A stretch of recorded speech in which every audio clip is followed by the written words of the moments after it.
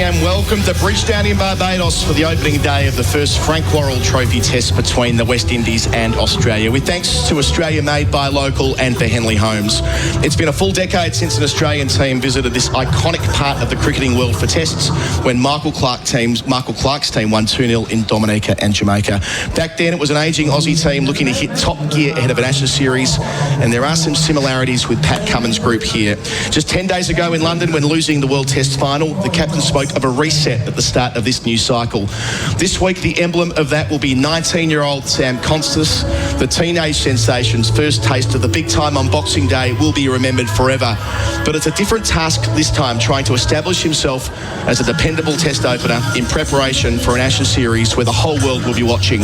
Josh Inglis also gets his second chance, having batted so beautifully on his way to a test century on debut in Gaul earlier this year. And as for Cam Green, after missing out twice in London, he's been backed in all the way by his skipper as the man they want to be in the vital number 3 slot. He'll fill it here in place of Marnus Labuschagne, dropped after 6 eventful years in the side. As for the Windies, they too are starting afresh this week with Roston Chase taking over as captain. Finishing 8th in the last World Test Championship, their mission is an obvious one: steady improvement. And the great news is that Shamar Joseph will be here on centre stage, the man who routed the Aussies at the Gabba in a fairy tale performance the last time they met. I'm Adam Collins, and with me to begin our coverage before we head downstairs for the toss, former Aussie leggy Bryce McGain, Bharat Sundaresan as well. Good morning, gents. Good morning, and wow, what an exciting start to a new cycle, a new cricket cycle, if you will, here at Bridgetown, and what a superb venue it is, Bharat. It certainly is. Good morning, guys, and good evening wherever you're listening to us back home in Australia. And also, probably the only part of the world where the party stand fills up first and then the rest of the stands. And yeah, it's a party. It starts at 8:30 a.m. The music's been pumping all morning. The players have gone through their rigors. It's hot, it's humid, it's balmy out there in the middle, and this will be exciting. So Pat Cummins is there in his blazer and his looks like his old baggy green. There was quite a bit of chat yesterday about the new Pat Cummins baggy green, but he's got the old one on at the moment anyway. And Roston Chase playing his 50th test match on his home ground, been appointed captain to replace Craig Brathwaite. So the two men gathered now for the formalities. Match referee Javagal Srinath has received the team sheets. We know both of the starting 11, so no mystery there. But looking down at the surface, you were there, Bryce. It feels like either side to be mad not to bat. Absolutely. There's no green grass on it at all. It's woolly enough. It's been rolled down into the surface, so you'd imagine the preparation being a bit of wet rolling that settled it down into the surface. But it does look a little patchy, so I wonder whether it might be a challenge just with maybe a bit too paced with some bare patches or some flatter areas and some woolly areas as well. So it's quite an interesting wicket. Just waiting to pick up the feed from television as they finish the photographs. And here we go. Here's the toss. World Trophy in this first test match between the West Indies and Australia. Of course, I've got both captains alongside me. The home captain, Roston Chase, the away captain, Pat Cummins, and Javagal Srinath, our match referee who will oversee proceedings. I think, Roston, home, you have the coin. Heads. Call is made. We'll have a bat. And it's a head, but Pat, could you just confirm your decision? We're going to have a bat first. And tell me, why is that? Well, it looks like a pretty good wicket. Sun's out. Maybe there's a little bit of spin later on in the game. We looked at the last Test Championship final. You went down against South Africa. This new one. I'm curious to get your views on this series in particular, in the context of it being the first of the cycle and you wanting a better outcome. Yeah, I mean, the first goal is to make that final, and that starts today. But I think, even more importantly in some respects, it's a 3-match series against West Indies. Away series, they're always tough to beat, so you need to get off to a good start. And could you give me a sneak peek into your 11 today, your batting bowling combinations? Yeah, it's pretty much the same as, a couple of weeks ago. 2 changes, though. Marnus misses out. Sam Constas comes in, and Josh Inglis comes in instead of Steve Smith. How big a loss is Steve Smith to this Australian side? He's always pretty hard to replace, Smithy. Not only his batting, he's him around the group and he's catching as well in the field. But Josh Inglis is coming off a great Sri Lankan series earlier on in the year, so we think he's well suited. Okay, go well. Thank you for your time. Let's get Roston in here. Roston, happy to bowl first? Yeah, we would have batted first as well, but we have to do whatever we have to do up front, so it's okay. How are you coping with all these significant moments? Of course, your first test as captain of the West Indies and your 50th test match, and again getting the chance to play in front of your home crowd. Yeah, I think playing at home is a good feeling, so I think that's calming me a bit. So, yeah, I just want to have a good performance at home. I mean, I have a good set of memories here at Kensington Oval, so I'm looking to add a new one. And your expectations for this 3-match series, and in particular, your message to your 11 for today's test? Yeah, well, obviously coming into any series, you're looking for a victory. So hopefully we can come out and play some good cricket over the 3 matches and come out victorious to start the Test Championship on a good note. And I just want my guys to play with passion, play with heart, and give the best effort. That's all I can ask. I understand there's a debutant in your 11. Give us a little bit about your team for today. Yeah, Brandon King, he's making his debut today. I mean, he's usually in the white ball setup, but this is his chance to play in the red ball. He has a good first-class record, so I'm looking forward to seeing how he goes in the Test arena. And our 11, yeah, Brandon, John Campbell, Craig Brathwaite, Casey Carty, Brandon King, myself, Shea Hope, Justin Graves, Warwick Khan, Jaden Seals, Azari Joseph, and the next Joseph Shamar. Good recall. Congratulations. All the very best to you. Thanks. Right, the toss decision. It's Australia winning and opting to bat first. Indeed they are. I always feel sorry for captains when they're asked to rattle off their team. Poor old Roston Chase on for the first time. He's like, right, what's my 11? But he did get through it. I can repeat it to you here as the team sheets have just been WhatsApp through. So Craig Brathwaite, the former skipper, he'll open with John Campbell, Kesey Carty at 3. Brandon King, the debutant, 31-year-old, batting at 4. We'll hear more about him through the week with Andrew Mason, who's on our commentary team, our West Indian voice throughout on SEN Test Cricket. Shea Hope back in the Windies side, Carter at 5, he'll wicket keep as well. The captain Chase at 6, the all-rounder, then Greaves at 7, Warwick Kane, the vice-captain left-arm spinner at 8, Azari Joseph and Shamar Joseph, the 2 right-arm seamers. Shamar Joseph, of course, we know what he's capable of at the top level, and Jaden Seals, a vastly improved bowler, has been carded at number 11. The toss seemed an obvious one. Yeah, win the toss and have a bat. He didn't hesitate one bit, and I'm sure Pat will be very pleased. I'm sure the whole team will be very pleased with the fact that they got to choose straight away. What'd you drop them, Bharat? Yeah, we're just getting our levels sorted out downstairs. Bit going on the effects mic. That'll and then when we're away from home, Bads, we're on a lot of tours now. We know how these things work. And the other thing that we heard from Roston Chase there, he wants them to play with passion and heart. We've spoken so much about what this new Test cycle represents for Australia, but the Windies in 8th spot last time around, it often feels like an existential crisis with them in Test cricket right now. Series like this at home to start again are vital. Yeah, and I think that's where the heart and passion comes from, not just the new captain, but more so the new coach in Darren Sammy, who brought a lot of heart and passion, someone who's questioned throughout his Test career about his credentials to be captain, but he led a very young West Indies team 14-15 years ago and got them to become better, and he's back now at the helm now, coach for across all formats, and he's someone who brings that, doesn't he? He brings a sense of belief to every team that he's captain or coach. So and he's been very realistic. I mean, they're not dreaming of getting to the WTC final next time, but just top even 5, right? Top 5 what between want. 4 and 6. Roston Chase said that yesterday as well. So and just a note on Sam Constis, we were all there at the MCG, Adam, when you could see the nerves of just being on debut and how everything was happening quickly for him. I think he's settled down for island time. I just saw him saunter up those steps like he's got all the time in the world. And that's what happens to you if you spend a week in Barbados. So much of today's story will be about the 19-year-old Sam Constis, who'll come back down the stairs of that beautiful Garfield Sobers Pavilion in about 23 minutes from now when this Test match begins, the first Frank Worrell Trophy Test of 2025. The news from the toss, Australia have won it. They'll be batting first. Back in a moment, we'll bring in Adam White, who's my co-caller on the series. He'll have with him Andrew Mason. We're about 15 minutes away from the first ball. It is SEN Test Cricket for Henley Holmes. Adam White with you as we welcome in Andrew Mason. This is his home. He's very excited to be here at the cricket. Andrew, welcome to SEN Test Cricket. Yes, my home. I love it. I love Kensington Oval. We call it the region's Mecca, and we've seen some brilliant Test matches over the years. There's no question about that. And we're really looking forward to the action on this, the first day. Now, the Australians, they've won the toss. Interestingly enough, when Pat Cummins spoke yesterday, he wasn't quite sure as to what's going to be happening in terms of the pitch. Now, there was a time in cricket in the Caribbean here at Kensington where the pitch was lush green. Malcolm Marshall and company bowled with tremendous fire. But in recent times, we're not quite sure what's going to happen. And I think that has influenced Australia having won the toss to decide to bat first. No, so no surprise? Not at all. I'm not at all surprised by that.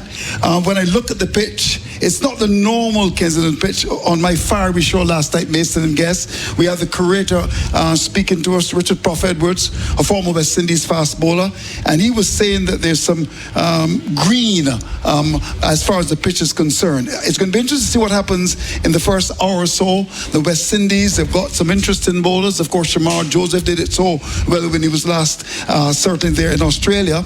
And Jaden Seals has come on brilliantly. There's no question about that. So I'm expecting an interesting first hour or so with Australia winning the toss and electing to bat. Absolutely. Now, we're going to hear from you throughout the three test matches, not just here in Barbados, but just a brief view on how you think the West Indies will go through this series. How competitive can they be? I'll tell you this. I mean, in the halcyon days of cricket, of course, between 1980 and 1995, we did not lose a test series. We were on a high from Kingston, Jamaica, right through to Bridgetown, Barbados.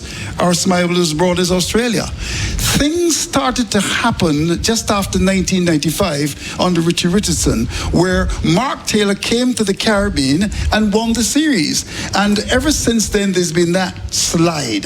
So, to be honest with you, my heart says I hope the West Indies can do well. Of course, in the last test match they played in Australia, they did well. But when you look at what has happened in the last 15 years or so, I'm not sure that the West Indies may even compete. Well, you're not meant to say that. I mean, truth is not always popular, but truth is always right. So before we take a break and come back with the anthems and Colo to call the first ball here of this test series, the weather. You're the local. Yes. It's sunny at the moment. It's very windy and quite humid. What are we going to get over the next 5 days? We're going to get brilliant weather. No question about that. Of course, Barbados is a country. We don't get a lot of rain here. In fact, the farmers are complaining. Had my early morning jog. I didn't see you. And to be honest with you, buffet breakfast. Indeed. I expect, in fact, the weather forecast is for brilliant weather today. A lovely breeze is coming across the St. George Valley as you look out towards the eastern side of the ground. So I expect good weather. In terms of the crowd, the ticket sales have been a bit slow, but let's encourage people to come to Kensington Oval.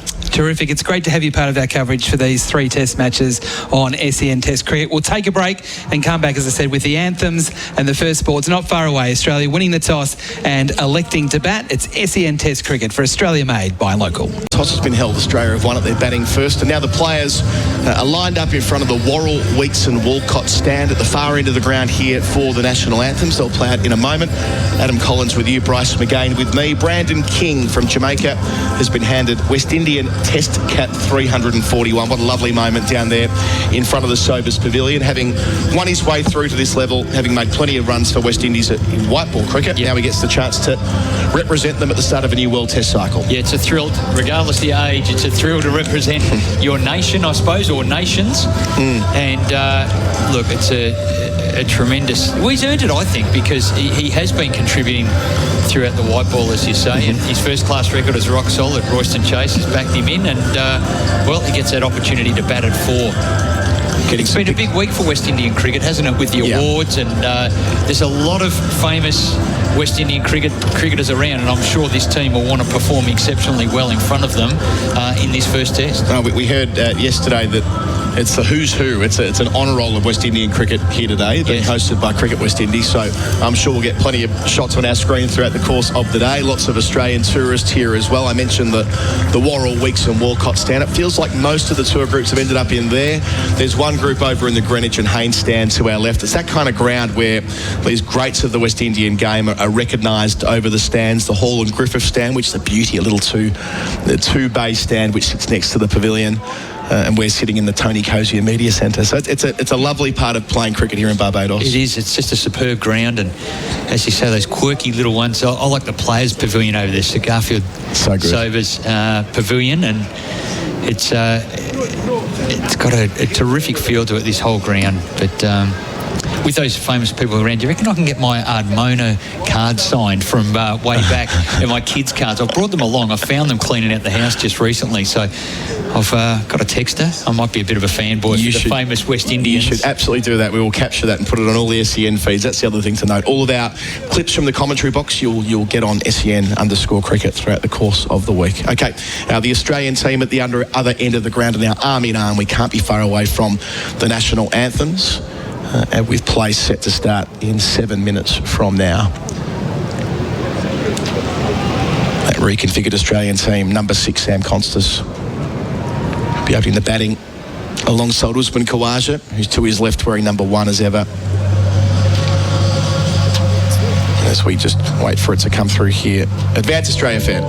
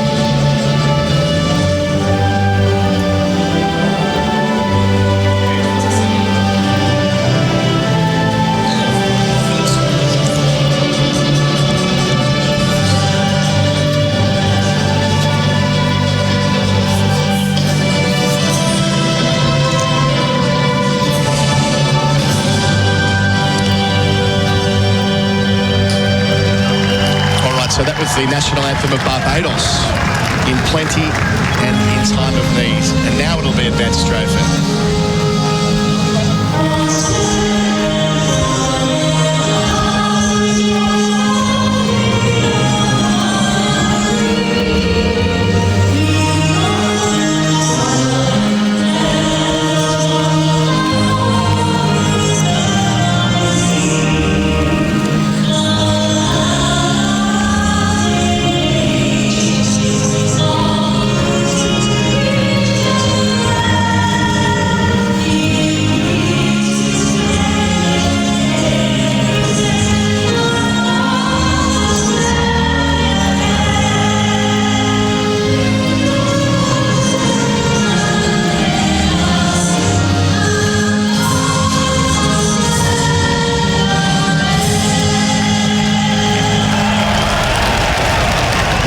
National anthem belted out by both the players and the tour groups around Kensington Oval. Now the anthem of West Indian cricket, rally round the West Indies.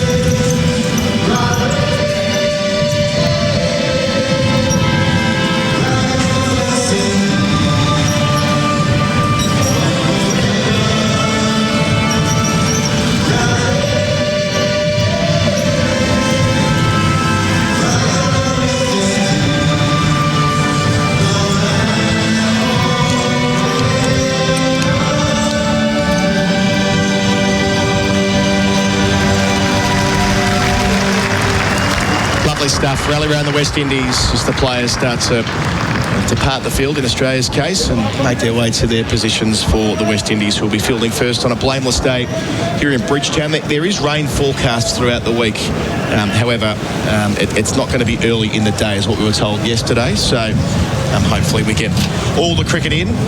And a gorgeous day for batting here at a ground where Australia have played 11 times before. Some brilliant test matches. 1999 here with Brian Lara on the final day. One of the finest test innings ever played. The Windies at 3 for 27 on that fourth evening before Lara made his majestic 153. That stands out for me. But cricket in Barbados, it's such a special hotspot. Over 100 test cricketers are from this small island nation.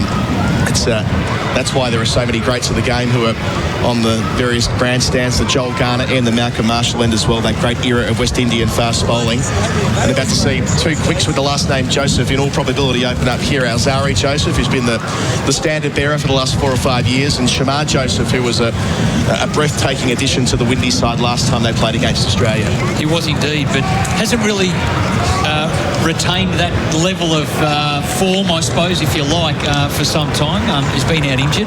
Last test in November last year, so a welcome return. And, well, I think cricket is stronger when the West Indies are great as well. So hopefully there's a really good showing in this first session by the West Indies. And Royston Chase, his wish for them to play with passion is certainly held and give their absolute best. So we're going to find out in the next 2 hours how that plan works. And for Sam Constance, well, he gets an opportunity here as he strolls out with the veteran a long, long way behind him. Of course, Constance charges his way out like he's John Cena going out to the wrestling, and Usman just sort of eases his way out, dragging the bat along, and stark contrast, the two of them. Yeah, we saw that on Boxing Day, didn't we, when he sprinted out to the middle of the MCG, and we all know what happened next on that day. However, a completely different vibe about what is required of Constance here. 3 test matches in the Caribbean. He's been backed in by the captain. He'll play in all of these, and they want him ready to roll for that first test in Perth against England. So it's all part of that bigger picture. So he was a disruptor on Boxing Day, but now as a 19-year-old, they want him to be a rock they can build around. And that's reassuring for him as well, to know that there are 3 tests. He's not playing for his life every time he walks out there. And it's been the Andrew McDonald way, really, is to back his players and give them that level of comfort, not to play on the edge of tension and doubt and wonder if that's their last innings. It certainly gives them a clear picture of what lies ahead. And it's a whole month in the Caribbean for Sam Constance at the top of the order. Potentially 6 innings, depending on how many times Australia do get the opportunity to bat. So it's going to be Jaden Seales to open the test match from our Malcolm Marshall end away from us. Constance has 3 slips behind him. Seales an excellent test record, averaging 22 with the ball. We're going to need some heavy bails, please. You can hear Richard Kettleborough there. Straight into the stump, Mike. We need heavy bails as soon as possible down these little walkie-talkie. Players called by umpire Kettleborough. We're away in the Frank Worrell Trophy of 2025. Seales in the Constance. Bowls here, Constance off his hip. Upish, round the corner for 1. So very much a loosener there. Help down to fine leg. Constance off the mark, first ball, none for 1. So Jaden Seales against Australia. A couple of test matches which have been unsuccessful back in the summer of 22-23. 1 wicket in 2 tests. So he was one of the West Indian bowlers who played a couple of years ago. They've been to Australia in 2 of the last 3 summers at home. Usman Khawaja marking his guard. Must be a lovely feeling. A brand new test strip and getting to get the boot stuck in straight away as an opening bat. There's a bit of pressure on that, because if you muck it up early, the rest of the game gets affected. So Seales will go around the wicket immediately, away from us into Khawaja. Missed out twice at Lord's. Bowls here, Khawaja leaves a swinging delivery. It's taken by Shohope, moving way to his right. That's Seales' great weapon. He's been playing county cricket for Sussex and hooping the ball around a vastly improved performer. Yeah, so that ball swinging into the left-hander. It started really wide, and then it took the breeze. It's coming from Khawaja's cover. or long off or mid off down to fine leg. So with the breeze swinging in, long way from the off stump though. Chase, the captain, standing next to Hope at first slip. Seals, third ball of the test match. In swinging delivery, wide of the crease. Angled in, full and pushed out to cover, no run. So this is exactly what Khawaja can expect early on, trying to make the most of that natural swing that he gets back towards the left-hander. And that was on target. Late movement in. Khawaja got a good side of the ball before. A good indicator of what's going on. A fuller delivery. Tried to knock him over with the full delivery. We know that Khawaja early in his innings sometimes struggles to get those feet moving. Plays from the crease. Can often square up a little bit as well. 3 slips and a fine gully. Ready to take that outside edge as well. Seals up, bowls, Khawaja whips behind square. One man was round the corner there for perhaps a glove, but he beat him, gets a single, both men off the mark, none for 2. Khawaja, of course, a career best 232 at Gaul, a test that you and I were doing together back in, what was the end of January when it started. Got runs, well, got starts in both innings of the second test, but missed out at Lord's. Norton 6, caught behind the wicket when Rabada was on a roll. Yeah. Gee, that was a good innings in Gaul, that test match. Just settled his way in. Australia could have been in a lot of difficulty, of course, had Sri Lanka taken those catches early and the chances they created, but he made them pay enormously. Seals back over the wicket to Constas. Bowls here, leg stump line, catches the call. It doesn't quite reach mid-wicket, or wideish mid-on. That's where Zari Joseph's fielding, but the 2 balls that Constas has faced have both been aerial on the onside, no run. That's a fuller delivery. The swing going away from the right-hander, and a bit of a leading edge. Leading edge-ish, playing outside the line of his pads. That ball was heading down leg, but some late movement, so that mid-on has moved up a little bit. And interestingly, it's a very forward square leg. Yeah, so more mid-wicket. More almost a catching man. Seals bowls here. Constas squared up. Soft enough hands to place it out to cover. It'll complete the first over of the test match. Australia none for 2. Constas and Khawaja both getting singles. Our coverage is for Henley Holmes, and that's all on the Tyre Power scoreboard, your trusted tyre experts. If you're in Australia, Bryce, and you want to sync up with us on the SEN app with the telly, so that's coverage on ESPN in Australia. The word on the street back in Melbourne, it's 33 seconds. So you can toggle on the app to get to 33 seconds, and then you'll be aligned with our SEN commentary. Live and free here at the famous Kensington Oval in Bridgetown, Barbados. Of interest here, it's not going to be our Zari Joseph taking the new ball from the Joel Garner end, away from the Worrell Weeks and Walcott stand. It'll be Shamar Joseph, who was the man of the hour at the Gabba last February on a monumental day for Test cricket, with the Windies rolling Australia, and then later on the same day, England beating India in a huge come-from-behind triumph at Hyderabad. Well, no need to hold him back. Lead with a trump card, and they're doing so. So Roston Chase, Justin Greaves, John Campbell and Brandon King are the 4 men in the cordon. Around the wicket, Shamar Joseph. What a presence he was the last time they played. Delivers to Khawaja, who leaves alone a ball that is back of a length and swings into the gloves in front of first slip from round the wicket. Yeah, the early movement away from the left-hander, and that's in line with how the wind is blowing across the ground. The call was for heavy bails, so it's quite a substantial breeze. Yeah.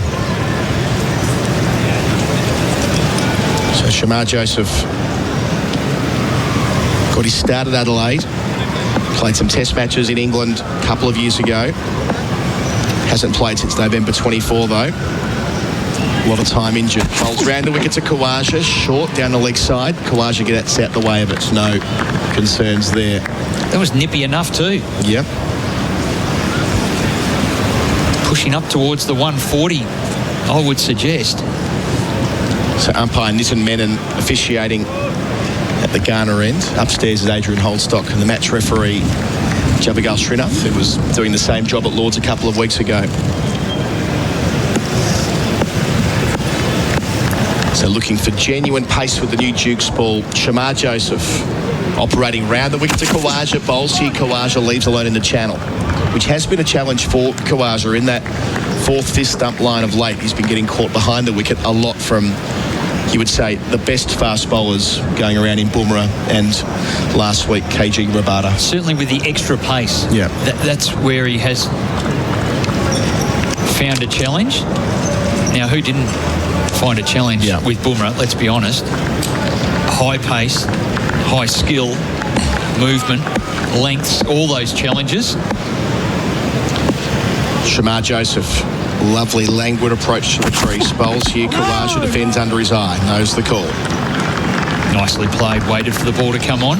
So I mentioned it's the Duke's ball here in the Caribbean, but it's not the same type of Duke's ball they use in England. Okay, tell me about that. My experience with them is the seam is wider, marginally, so it's less protruded up the top. And there's a front foot no ball called retrospectively by Adrian Holstock upstairs, so none for 3. Seeing it here back on our replay screen, the Chemist Warehouse replay screen, comfortably over. And it's a brighter red, so it's not the dark plummy Duke shred. It looks more like a kookaburra. How will it perform here this morning? Swinging a bit early on.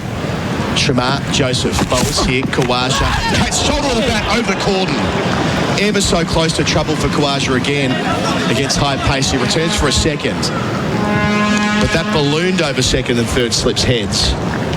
A couple for Khawaja, and it really took off from the surface, Bryce McGain. Oh, that's a seed. That's taken the shoulder of the bat. Oof. Yeah, he ripped his bottom hand off. It's taken his thumb as well, I'd imagine. Yow. And you can picture Khawaja just on the crease. He didn't go back in the crease to a back of a length delivery, just from the crease, squared up, and it really spat at him. Good bowling. Here we go. Shamar Joseph in the groove right away. Up to Khawaja, bowls here. Khawaja goes back, rides the bounce, pushing in front of square for 1. Well negotiated. He's 4. Moves Australia to none for 6. 1 left in the second over. That was a beauty. So umpire Kettleborough walking across to the other side of the ground at square leg in his 92nd test match. The music's come on, but they haven't clocked that it's a front foot no ball earlier in the over. So Constance will get 1 look here at Shamar Joseph, or maybe it's Joseph getting 1 crack at the 19-year-old opener. Yeah. Someone tell the cricket ground DJ there's a ball to go here. Yeah. He's good on the decks, not on the ball counting.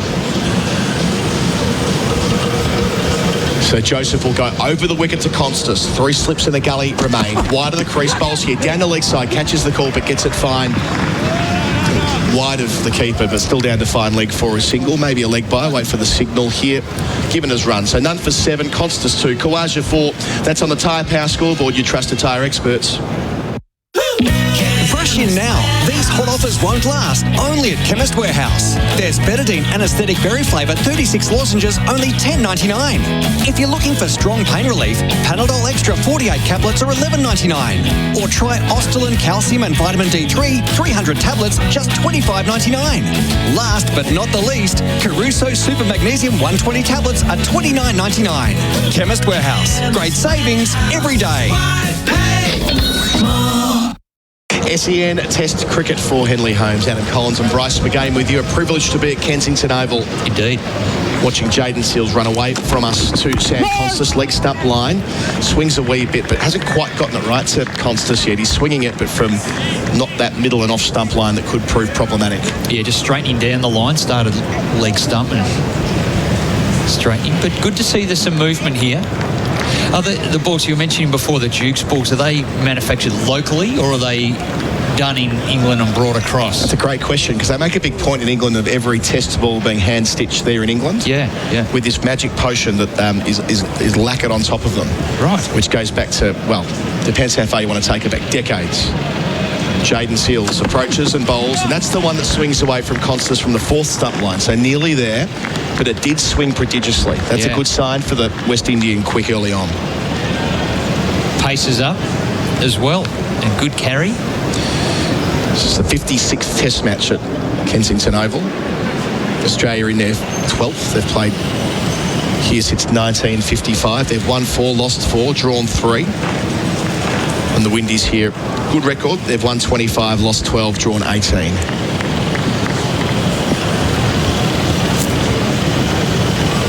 One of the truly great grounds here. Bit of cloud cover now for Seals to work with. Bowls here to Constance, leaves alone.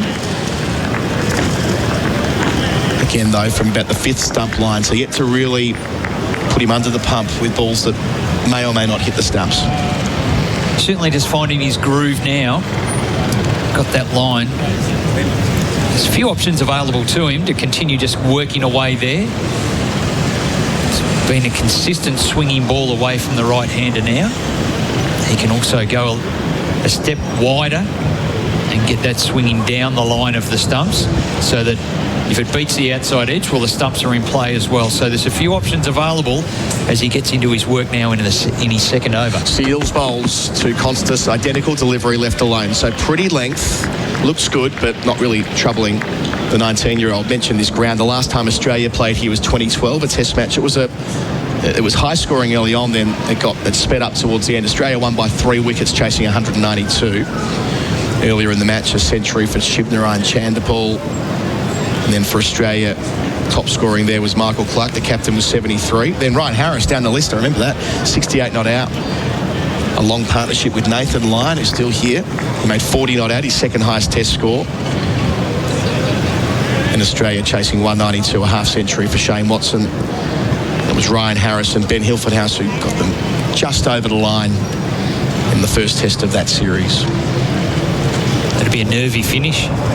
Yeah, for Hilf. And my recollection was they were playing in the dark at the end. It was one of those test matches where they decided to try and finish it. Well, that's one thing we noticed yesterday. The sun went down rapidly. Yeah, big time. Got to about 5:30 and it was lights out. 2 left in the over. Seals bowls here. Constance thinks about it. It was fuller, still wider, and at the last moment he pulled out of what it would have been a look through the covers. Yeah, big gap in the covers, enticing.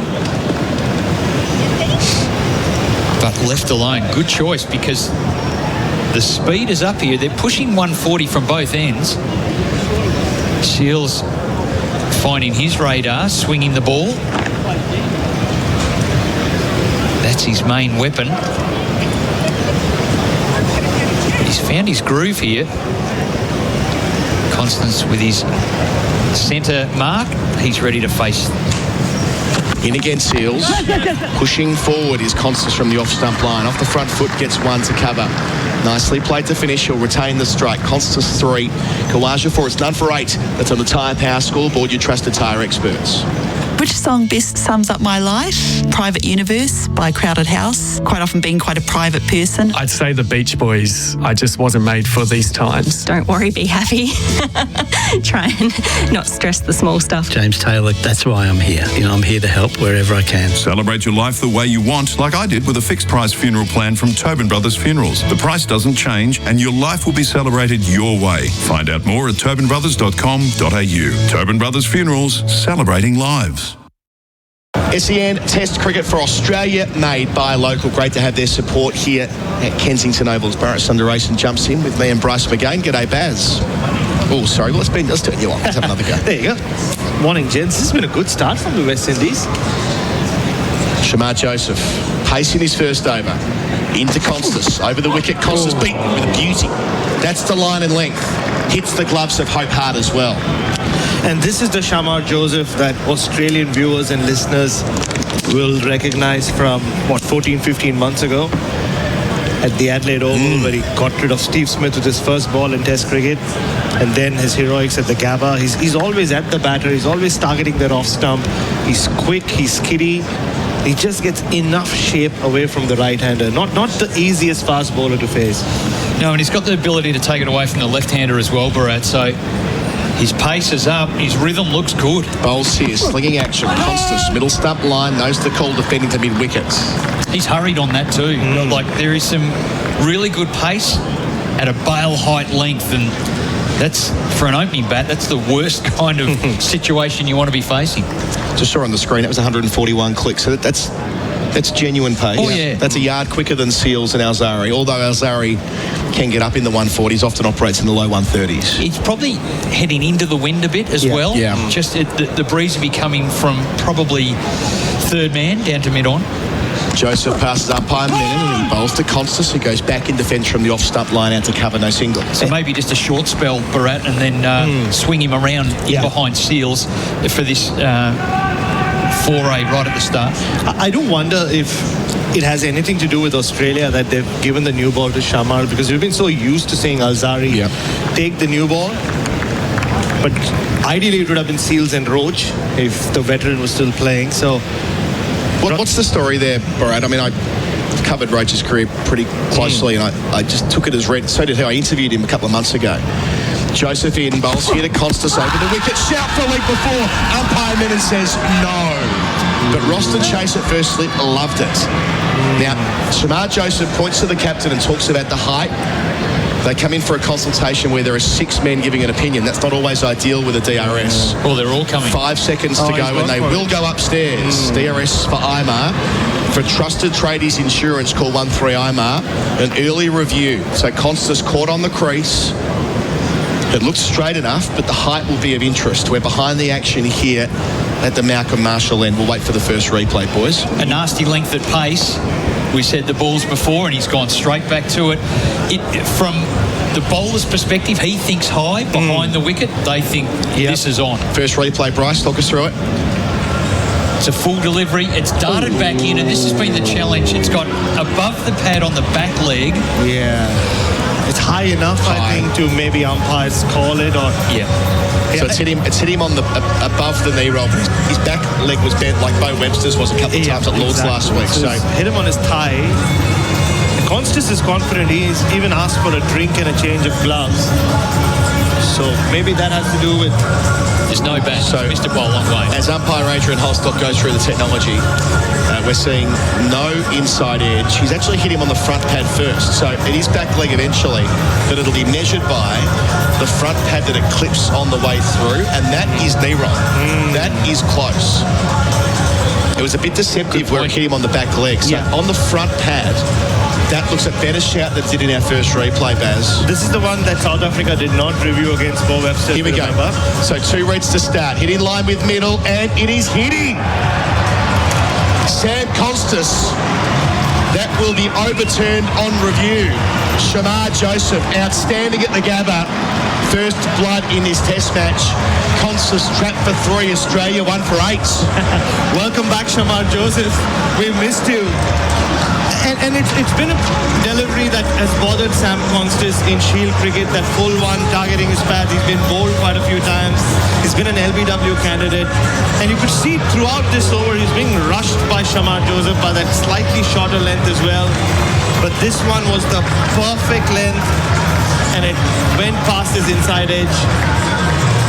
And, well, we were all excited about Sam Constas, but it's that other young superstar or emerging superstar anywhere in international cricket who struck first.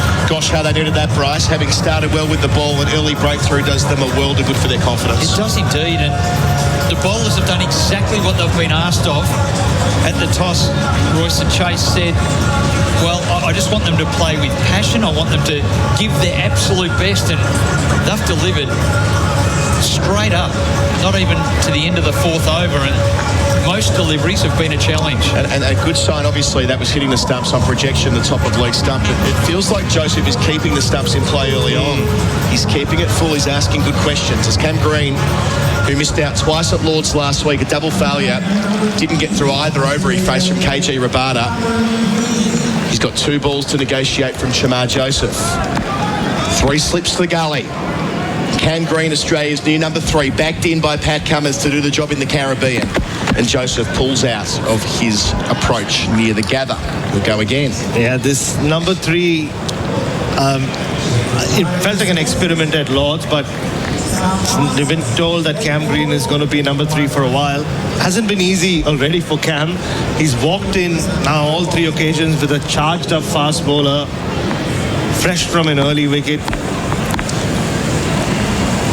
So over the wicket, Cam Green's first ball. Here he is, Shamar Joseph delivers, and he plays away from his body. A ball that comes off the inside part of the bat, out to cover. Clunky. Messy. No footwork to speak of. Nervy as well. Jittery. Nervy. No, it's jittery. That was an involuntary push of the hands at the ball. It would have been short and wide, and every right to let it go. It's a real push of the hands. He's going to have to settle here. You can see him jumping from one foot to the next. He didn't get out of either first over he faced in London. That's what he's trying to do. He's trying to get the feet moving and trigger all the right movements. So Joseph bowling under cloud cover now at Barbados. Close to the stumps, bowls here. Green, catch, dropped in the gully. Oh dear. In and out. It should be a second ball duck. They can't believe it. It's King on debut. His first moment in Test cricket is a dropped catch. There should have been 2 in the over. It's 1 for 8 instead. Tyre Power Scoreboard, your trusted tyre experts. Never trade his mate. That's Get ready for massive savings on all your favourite brands. Hurry into Chemist Warehouse now. There's everyone's favourite soother, Buttermenthol, now only $1.99. For relief, Pain Away Heat Patches regular 10-pack, just $7.49. Take your vitamins conveniently with Sanova's chewable vitamin range from $8.99 each. Get ahead of your symptoms with Betadine Sore Throat Ready-to-Use Gargle 120ml, only $11.99. Chemist Warehouse. Great savings every day.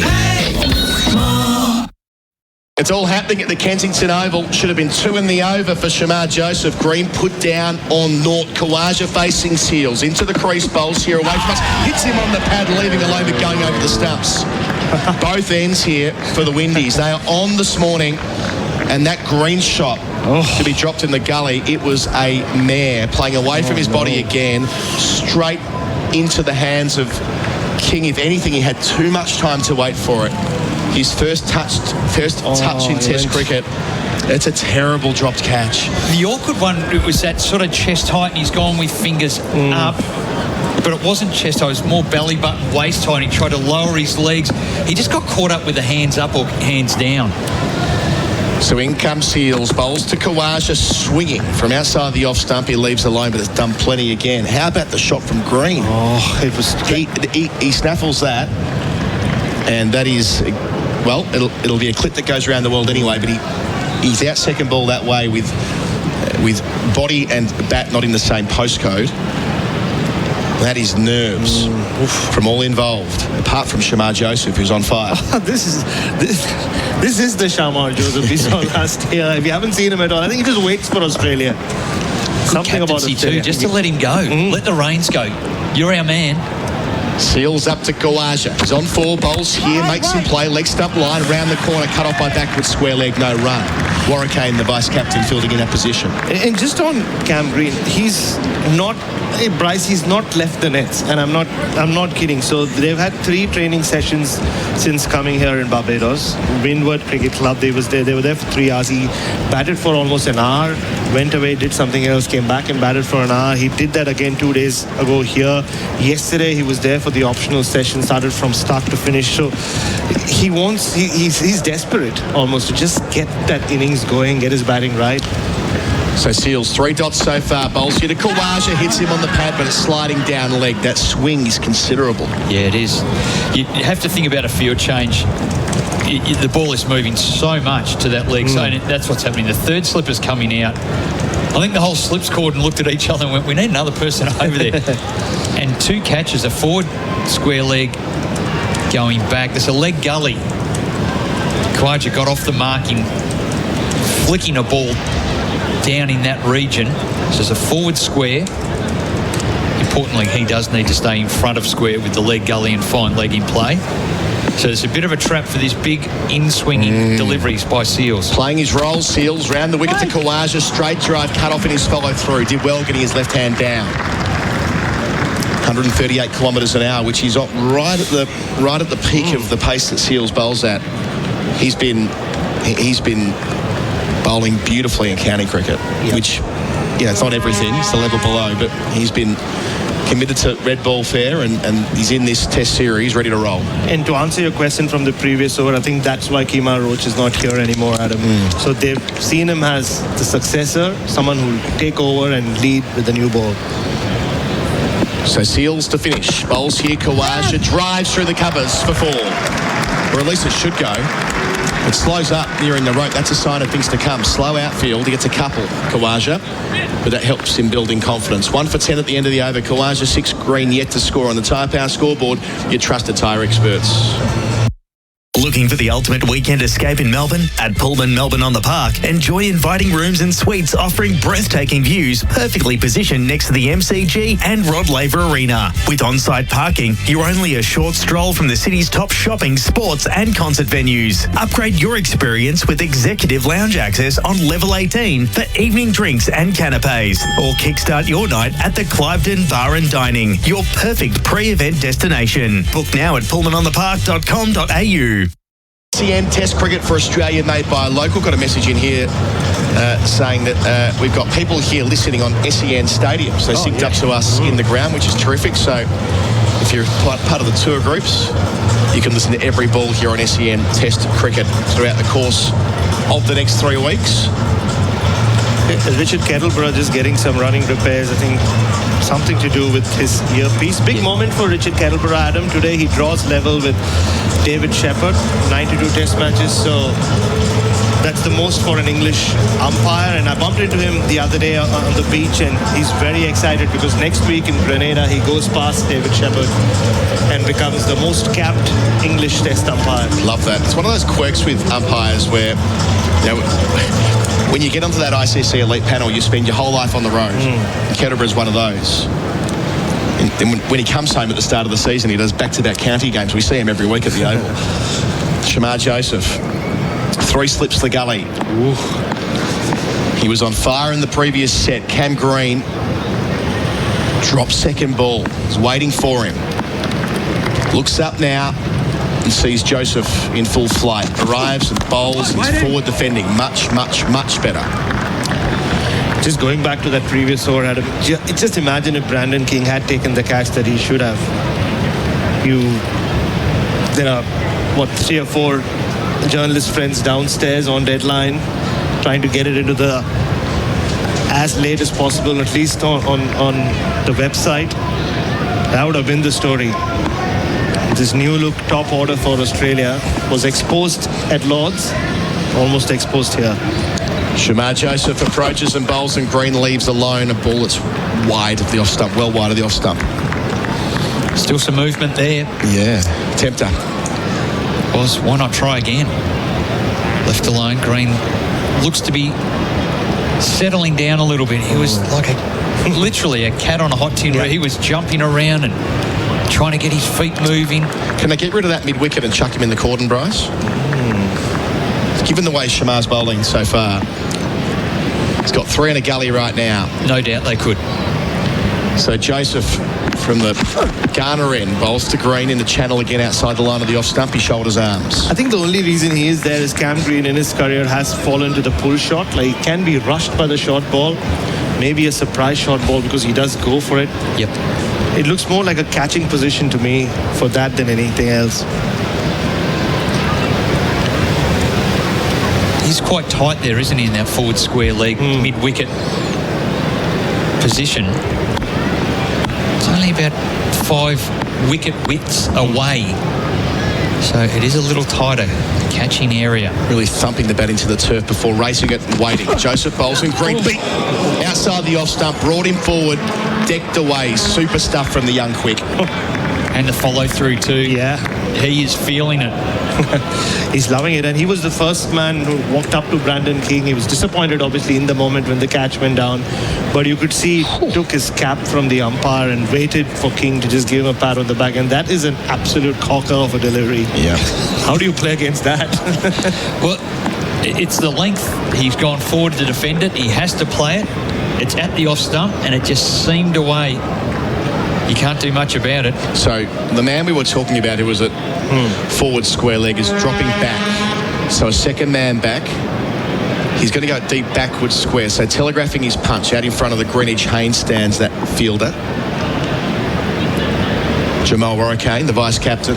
Joseph, 2 left in the over. To Green here. It's wide of the off stump and it's full and left alone. So is this the bluff or is this for real? Are we seeing a bounce at the finish? Well, we are in the West Indies. We get to see a proper bouncer. So we're into the 6th over now. And this ground over the years, some of the most fearsome spells ever bowled here at Barbados with that. I always explain this poorly, but the island is built on coral. Harder pitches and It's encouraged so many great fast bowlers to do their thing over the years.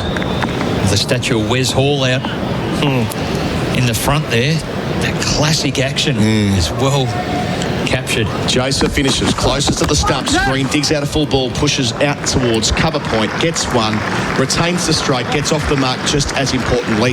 Kawaja down the other end on 6. It's 1 for 11. That's on the Tyre Power scoreboard. You trusted tyre experts. Adam White coming in for me. Hurry into Chemist Warehouse this week for huge savings on Thursday Plantation Patch Perfect Invisible Acne Control 42 patches, only $8.39. Hydrate Skin with Sukin Aqua Boost 3D Water Gel Cream 50ml, just $14.99 right now. But wait, there's more. Sukin Hydrating Hyaluronic Acid Body Scrub 240 gram is $8.99. Go bold with Clairol Colour Strong Kit Colour Range, just $17.99 each. Chemist Warehouse. Great savings every day.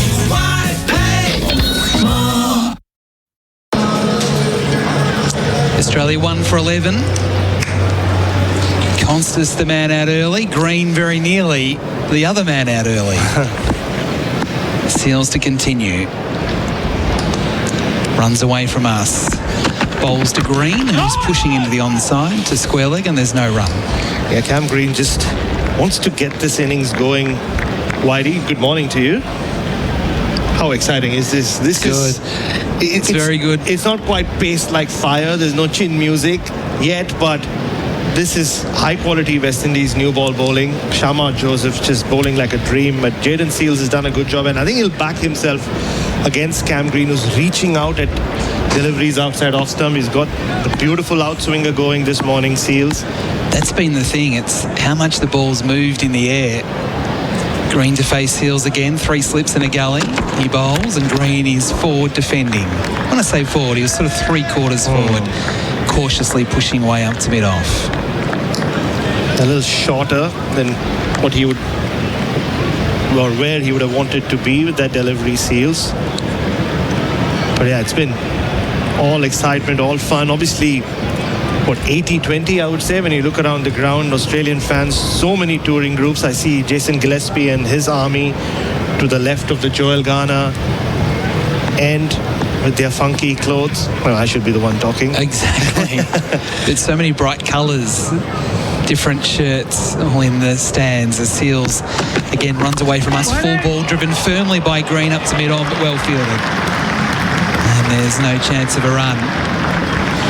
It's the best shot Green's played so far. And this is Green's great challenge, I think, to make it, not only as a top order player, Bharat, but just as a test cricketer, is actually battling his nerves because he takes 30-40 balls to feel comfortable. It doesn't matter whether he's playing for his country or for his state. It's the same issue. It's just and it doesn't matter what position he's batting in the order either. Yeah, it's just inherent nerves. And you forget we get swept away in how young Sam Constance is. Cam Green is still pretty young.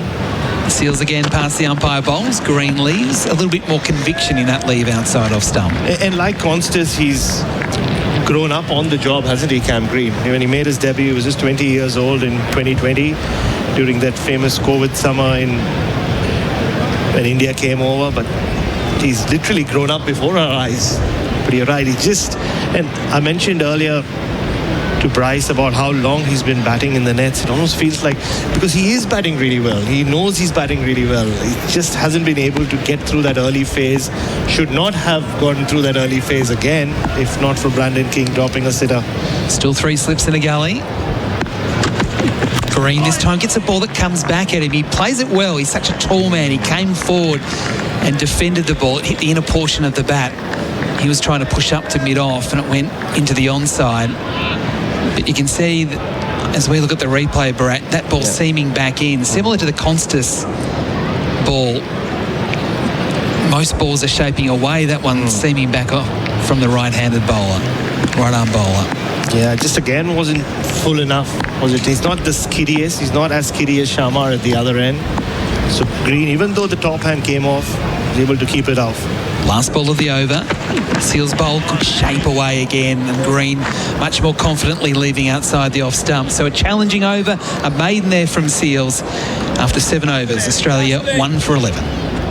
Belgravia Apparel, in partnership with New Balance, is the exclusive teamwear provider to Cricket Australia for all state and territory associations. And Belgravia Apparel give community cricket clubs the same treatment, offering high-quality New Balance playing, training and off-field teamwear. Plus, place a club order by June 30 and you'll enter the draw to win 20 GA tickets to take your team to a Big Bash game in your state. For all the details, follow Belgravia Apparel on socials. T's and C's apply. It is SEN Test Cricket for the Henley Breakthrough Collection, billed from only $227,900. As Shamar Joseph continues again, bowls to Khawaja, who pushes away on the offside in defence. There's one thing we saw about Shamar in those 2 tests he played in Australia. He can just bowl and bowl and bowl. Yeah. Obviously, he did it famously with a broken toe on the final day on painkillers or whatever pills he was given by the team doctor. As he famously said, the magic pills. But he's always at the batters, but he's also just running in ball after ball after ball. The intensity doesn't drop at all. He's at the top of his run again. At the Joel Garner end, bowling around the wicket to Khawaja on the runway. He bowls and Khawaja leaves. The ball that comes back at him, far enough outside the off stump. And Shea Hope sort of took that sort of ankle high. There wasn't a lot of carry through, but the ball still went through at 141.5 kilometres an hour. And speak of someone who's been thrown into the deep end. Shea Hope brought back into Test cricket after 3.5 years. Never kept before in Test cricket. Played just 4 first-class games between the last Test he played, November 2021, and this one. And he's kept wicket in the last couple of games. Played a couple of games for Yorkshire in 2023. So this is not easy for him either. Joseph again, past the umpire bowls, edging and dropped. Second one's down. This time the captain Chase. That should have been taken. Knee high, moving slightly to his right. 2 hands to it, and it went down. So Green and Khawaja getting lives in the first hour of play. That one moving away off the seam. Should have been caught, wasn't. Oh dear.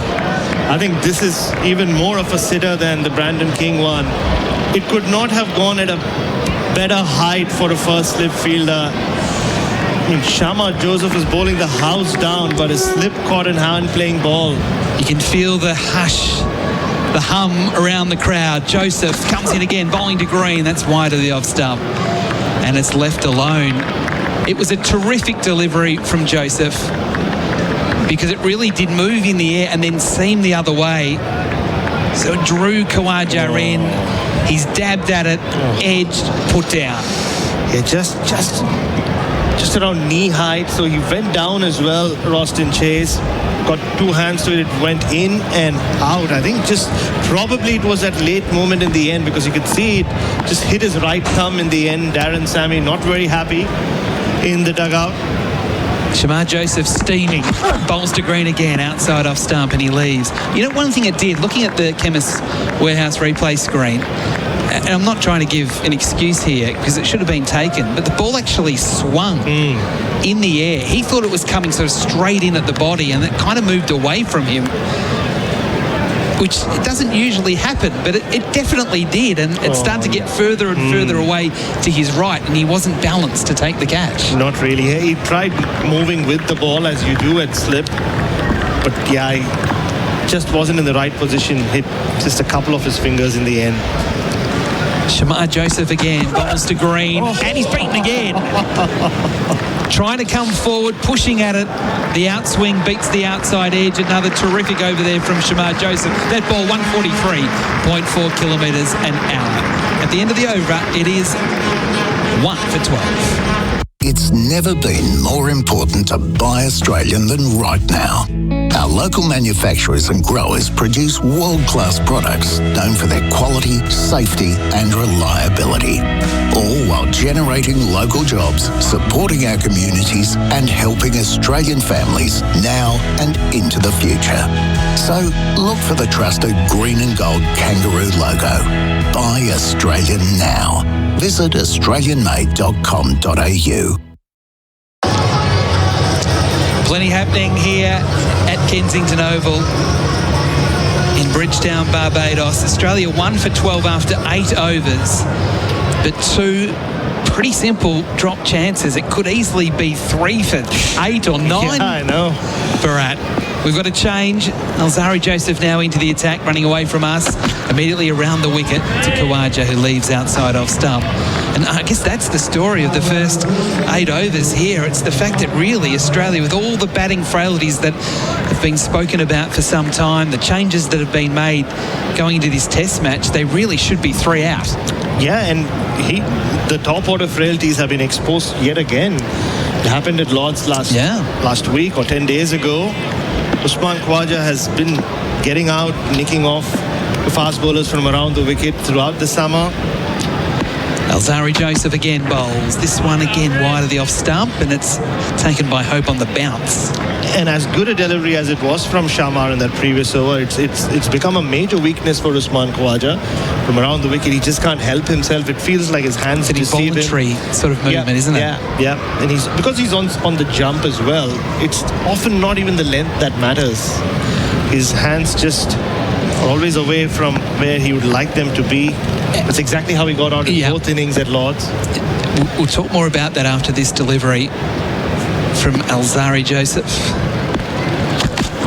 Khawaja leaves, and that there's been a lot of commentary, and I know that Uzi got a bit prickly about quality fast bowling is starting to find him out as he's getting closer to, or certainly closer to 40 than to 35. But this is the problem, is that it's almost like he's not picking up the ball as quickly as he normally would, and when the ball is bowled at that sort of pace. So, we're seeing Shamar Joseph into the mid-140s at the moment. That's when the involuntary sort of movement comes, because he's not setting time.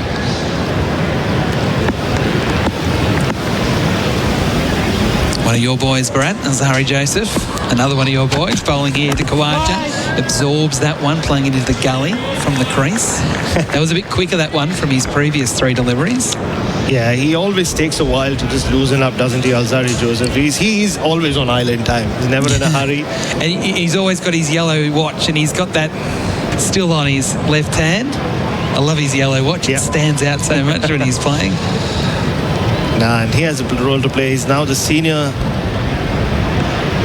most of the fast bowlers, leading the attack. He doesn't mind bowling first change. Alzari Joseph again bowls. Khawaja tries the pull shot, doesn't connect well at all. Bottom edge up to mid-on. And that, for me, the fact that Usman Khawaja against seam bowling and the pull shot, which for so long has been his great strength, he attempted a few at Lord's. Once again, he was early on the shot, got the bottom of the bat like he did here. A couple of times during the home summer, he got out playing the pull shot. You'll remember in Perth and in Melbourne after he got set. So, just needs one innings against this kind of bowling to probably get his confidence back. Alzari Joseph bowls again, and Khawaja shoulders arms, and that is the end of Alzari Joseph's first over. It is a maiden, so Australia's still 1 for 12. Green on 1, Khawaja on 7. If I asked you to go outside now, grab a shovel and hack through your internet or water connection, would you do it? Of course not. It'd cost you a fortune to fix, plus being without internet or water for hours or days would drive you mad. Yet digging without searching before you dig online first is a gamble. Or worse, if you strike a gas or electricity main. Before every job, search before you dig online every time. And never dig blind. Shamar Joseph to continue from the Joel Garner end here at Kensington Oval. He's bowling to Green, who's leaving a tight leave outside off stump. SEN Test Cricket for Henley Holmes. And off the text, 0433 98 11 16. This is from Tony, listening in bed with a hot cup of tea in a very chilly and damp Warrnambool in Victoria. SEN app on the sleep timer on the phone. Welcome, Tony, to our coverage here from Barbados. And after this ball, we're going to welcome in someone that knows very much all about Barbados. But Shamar Joseph, all eyes on him at the moment, continuing this spell. Bowls to Green, cuts, and he'll get runs. No timing in the shot into vacant territory forward of point. He's got 2, and that's all you'll get. You could hear, can make a great sound off his Grey Nichols bat. Been able to get a couple of runs to move to 3. Australia 1 for 14 on the Tyre Power scoreboard. Your trusted tyre experts. Andrew Mason, welcome to SEN Test Cricket. Thank you for the welcome. The first thing I observe is that Shamar Joseph is opening the bowling, because normally Alzari Joseph is the one to do that.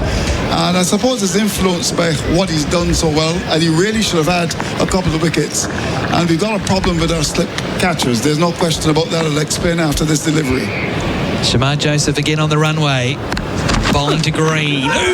Almost edges, almost feathers it through to the keeper. At the very last moment, he got the bat out of his way for the ball that bounced outside off stump.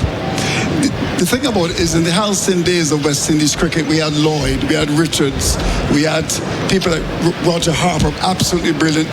In recent times, we've got people like Chase there, and King, who's normally not in that position, and those catches really should have been taken.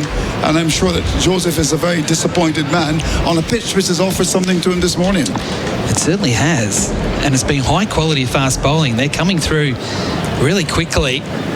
Shamar bowls again, edging, and this time it's caught. No problems this time. Cameron Green, he's actually standing his ground here, thinking that that ball might not have carried. Interesting here, the 2 umpires are coming together. All the West Indians are celebrating, and we are going to go upstairs. Well, the thing about it is that Justin Graves is the man who actually took the catch, and as you know, in Australia, he was brilliant. He's a very good slipper, there's no question about that. He's very confident. It was low, we shall see. There was no hesitation from the court, and they thought it carried. Graves certainly thought it carried. Green was not certain at all. And now all eyes go to the video screen again to determine whether Cameron Green is the second wicket to fall. We're looking at the replay. It's coming in low. 2 hands. And that has... That's a line ball. Line, you're right. That's very difficult to know. He certainly has controlled the catch. It's just a question of whether it hit the turf as he was completing it, low down. No hesitation at all from the man himself. Well, he seems very confident. Decision out. He's out. That's the decision. Yeah. So Cameron Green is out for 3. Australia 2 for 14. And Shamar Joseph does get his second wicket. The thing about Shamar Joseph is that here's a guy from Baracara, deep enrolled in Guyana, actually came into Georgetown to play a bit of cricket.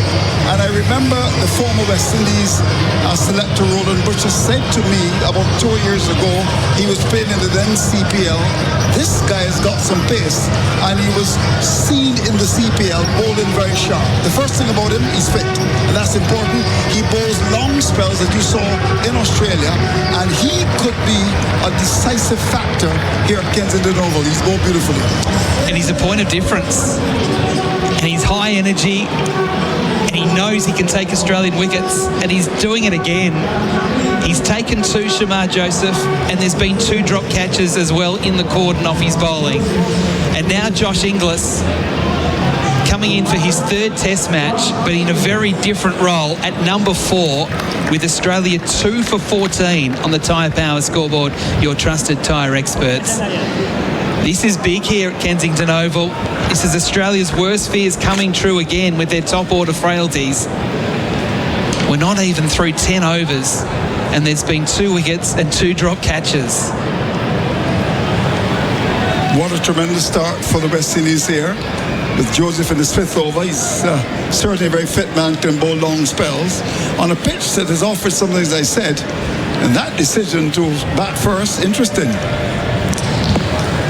Perhaps a little bit more in this pitch than everyone thought.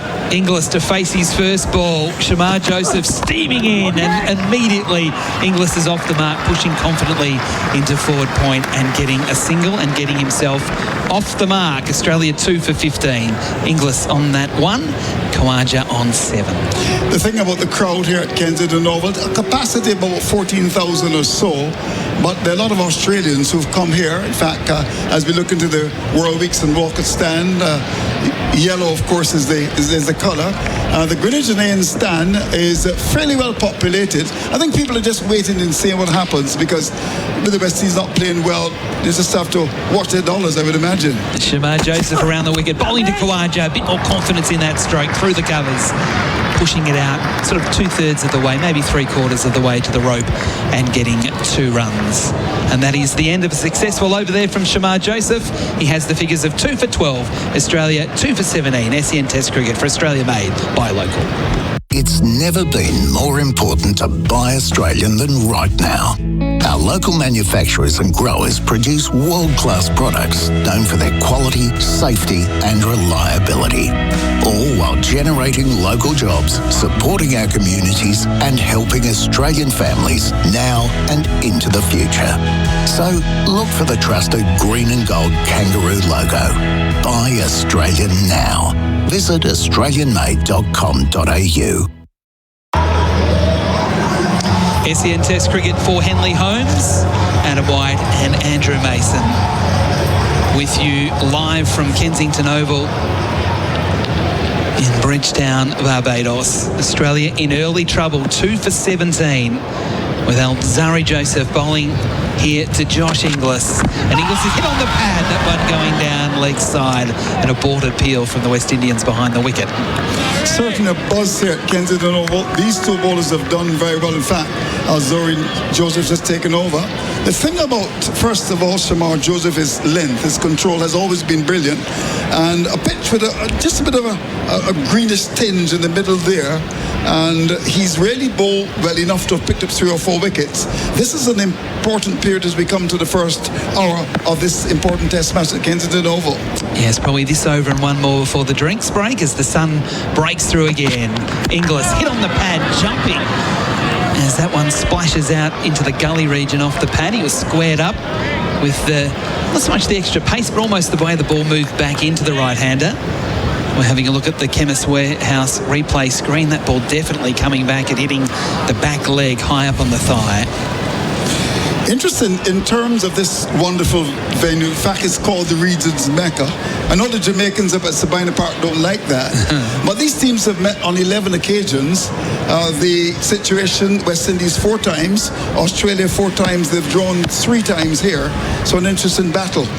Alzari Joseph bowls to Inglis. That one shapes away from the right-hander and Inglis leaves. The thing about Alzari Joseph is that he's had a challenge with his length.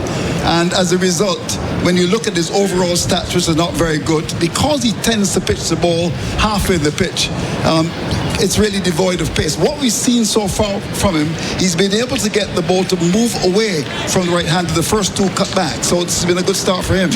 Andrew Mason on SEN Test cricket with us throughout the course of the 3 test matches here in the Caribbean. We're very lucky to have him part of our coverage. Alzari Joseph again bowls to Inglis, who's up on his toes, punching, wanting a single, sent back by Khawaja, slides to get back in. In the end, it didn't matter because Brathwaite fumbled the ball coming in from cover.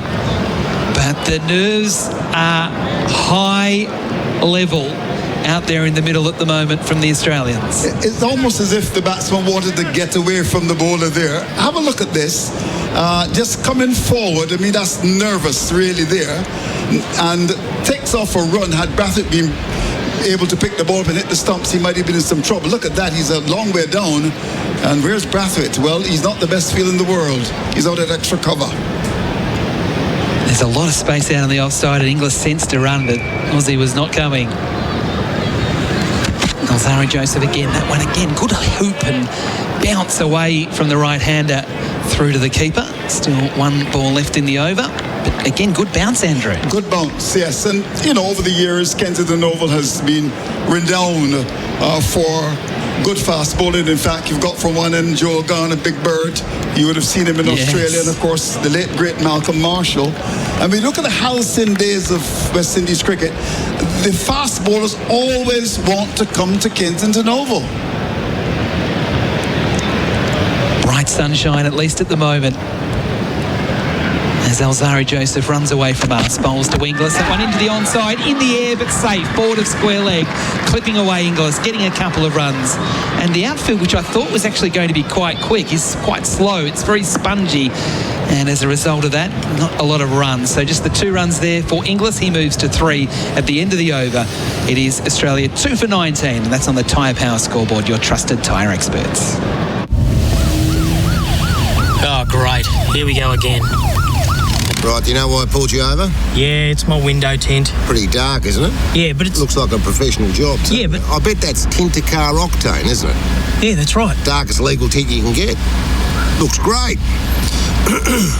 Oh, thanks, mate. Off you go. This month, get $100 off Octane Tint from Tintacar. Call 13Tint or visit tintacar.com.au. We also tint homes.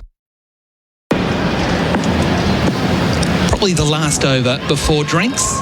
Shamar Joseph is going to continue bowling to Khawaja. That one down leg side. One of the first really bad balls that Shamar has bowled. So it means, Andrew, that Shamar Joseph is going to bowl through the entire first hour. Yeah, and he's known for that. In fact, playing for Guyana, he would bowl sometimes 8-9 overs in the trot, as you saw in Australia when he won that test match.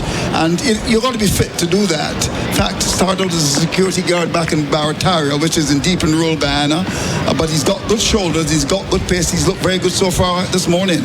2 for 12, his figures. Khawaja here leaving outside off stump, and maybe just starting to slow down a little bit. That one 135 kilometres an hour. He was up at sort of mid 140s a couple of overs ago. I mean, the over rate's always poor, but there are only going to be 12 overs in the first hour, so he's only into his 6th over. Got a text that's come in. Send the text. How are you listening? Where are you listening? 0433 98 11 16. Darren is listening from beautiful Geelong. I know it's very cold and wet in Geelong. Okay. As people are probably snuggled up in bed, got the electric blanket on. Indeed. Listening to the cricket. What time is it now in Australia? Well, on the eastern seaboard, it's coming up to 1 o'clock in the morning. Oh, okay. That's way past my bedtime. Shamar Joseph again past the umpire. Bowls to Khawaja. That's a nasty short one that was tracking down leg side, but Khawaja really didn't want to duck, and in the end it nearly hit him on the shoulder as it went through.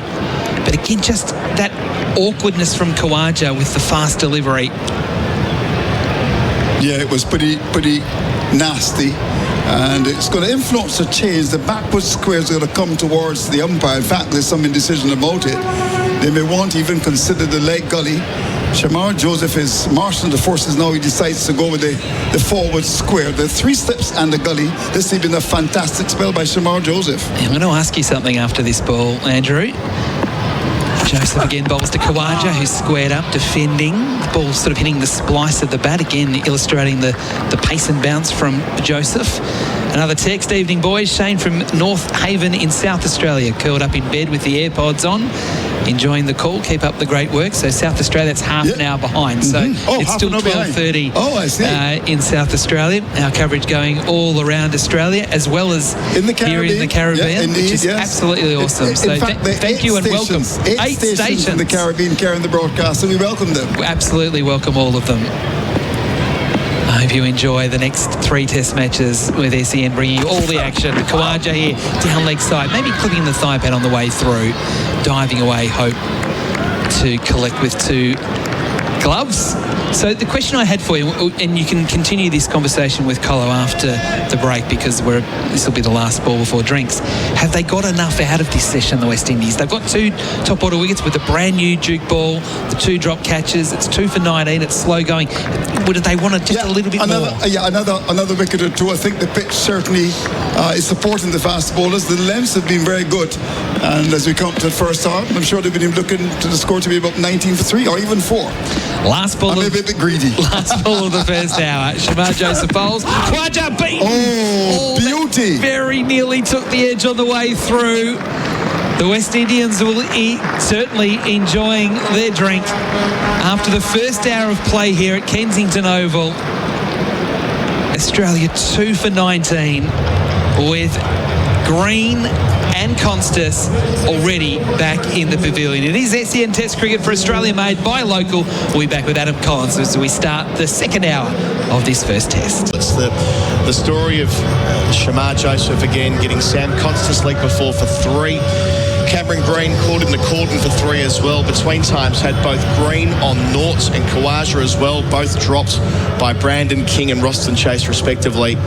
2 for 19, terrific start. Could have been better. And Khawaja still there, but far from convincing. Hello, Andrew. Oh, back on here. Yeah.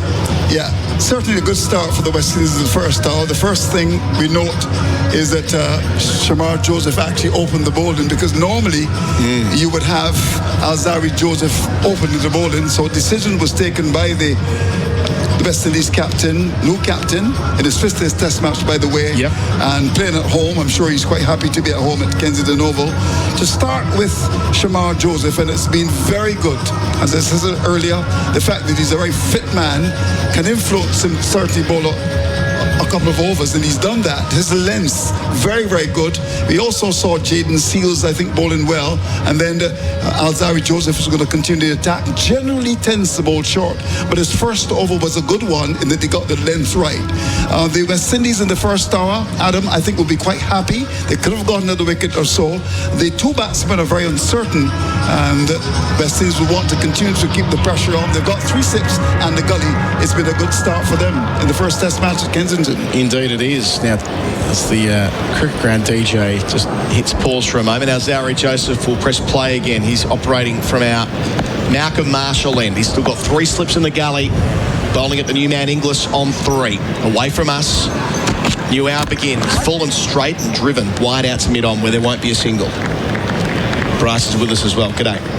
G'day, guys. And, well, it could have been an incredible start for the West Indies. The 2 drop catches of both Green, Khawaja, an important one at first slip, a ball that after it got edged, it swung a bit further in the air, and hence the miss. But boy, this could have been something dramatic in the first hour of play in the first test. All eyes on Alzari Joseph. Bowls here to Inglis, full and straight again, dug out from the middle stump line to extra cover. There won't be a single again. So trying to attack the stumps of Inglis early on. That's clearly their plan. The thing about Alzari Joseph is that his length has not been good, but what has happened in recent times, he now has a personal bowling coach. Okay. In Winston Benjamin. In fact, Winston Benjamin actually travelled here to Barbados to work with him, and we've seen already an improvement in his length. He's pitching the ball up. Alzari Joseph didn't get the new ball today on first change. Delivers here, and Inglis leaving alone an outswinger where the seam was beautifully positioned out towards first slip. Good stuff. Well, all 3 bowlers have shown their ability and skill to move the ball, move the new ball, and it doesn't matter if you what team you play for. That is difficult, and the lengths I've been bowling, particularly Shamar Joseph, coming up into the breeze a little bit, full of energy, but the length they've been bowling has been erring on the side of fuller, and they're getting the benefit from it and challenging all the Australian players. That bright red dukes in the hand of Joseph beneath us. Number 8 on his back. Bowls here, good line and length. Forces Inglis to defend from the off-stump line after shaping away from him. He's wearing a big yellow watch, Alzari Joseph. Don't often see that, wearing a watch when playing, but it does stand out. Is it a Swatch watch? Remember those? The coloured bands? The big yellow watch? I'm sure it's something a bit more modern than that. But it's the type of conditions with that ball swinging around and moving that if you're in the slips, you're edgy every ball, you're umming and erring because you're expecting every ball to come to you, and they're all there, the 3 slips and a gully, waiting. Joseph in, bowls here. Inglis hit on the thigh pad, the one that goes the other way off the seam. Yeah, indeed. You think about Brandon King, his first touch in Test cricket was a drop catch. And Roston Chase, his first touch as captain was a dropped catch. So Roston Chase, you got it right with the review, sending it upstairs with Sam Constas. He didn't judge that well with Khawaja and Green, who eventually edged off to third slip where Greaves is positioned. That was an unconvincing 21 balls day, to say the very least, Bryce. It was. He was nervous early, throwing the hands at the ball, and come back to this conversation. Last ball here, Joseph, outswinger, played well by Inglis. Under his eyes, played it late, out through point towards the Greenwich and Haynes stand. He gets a couple.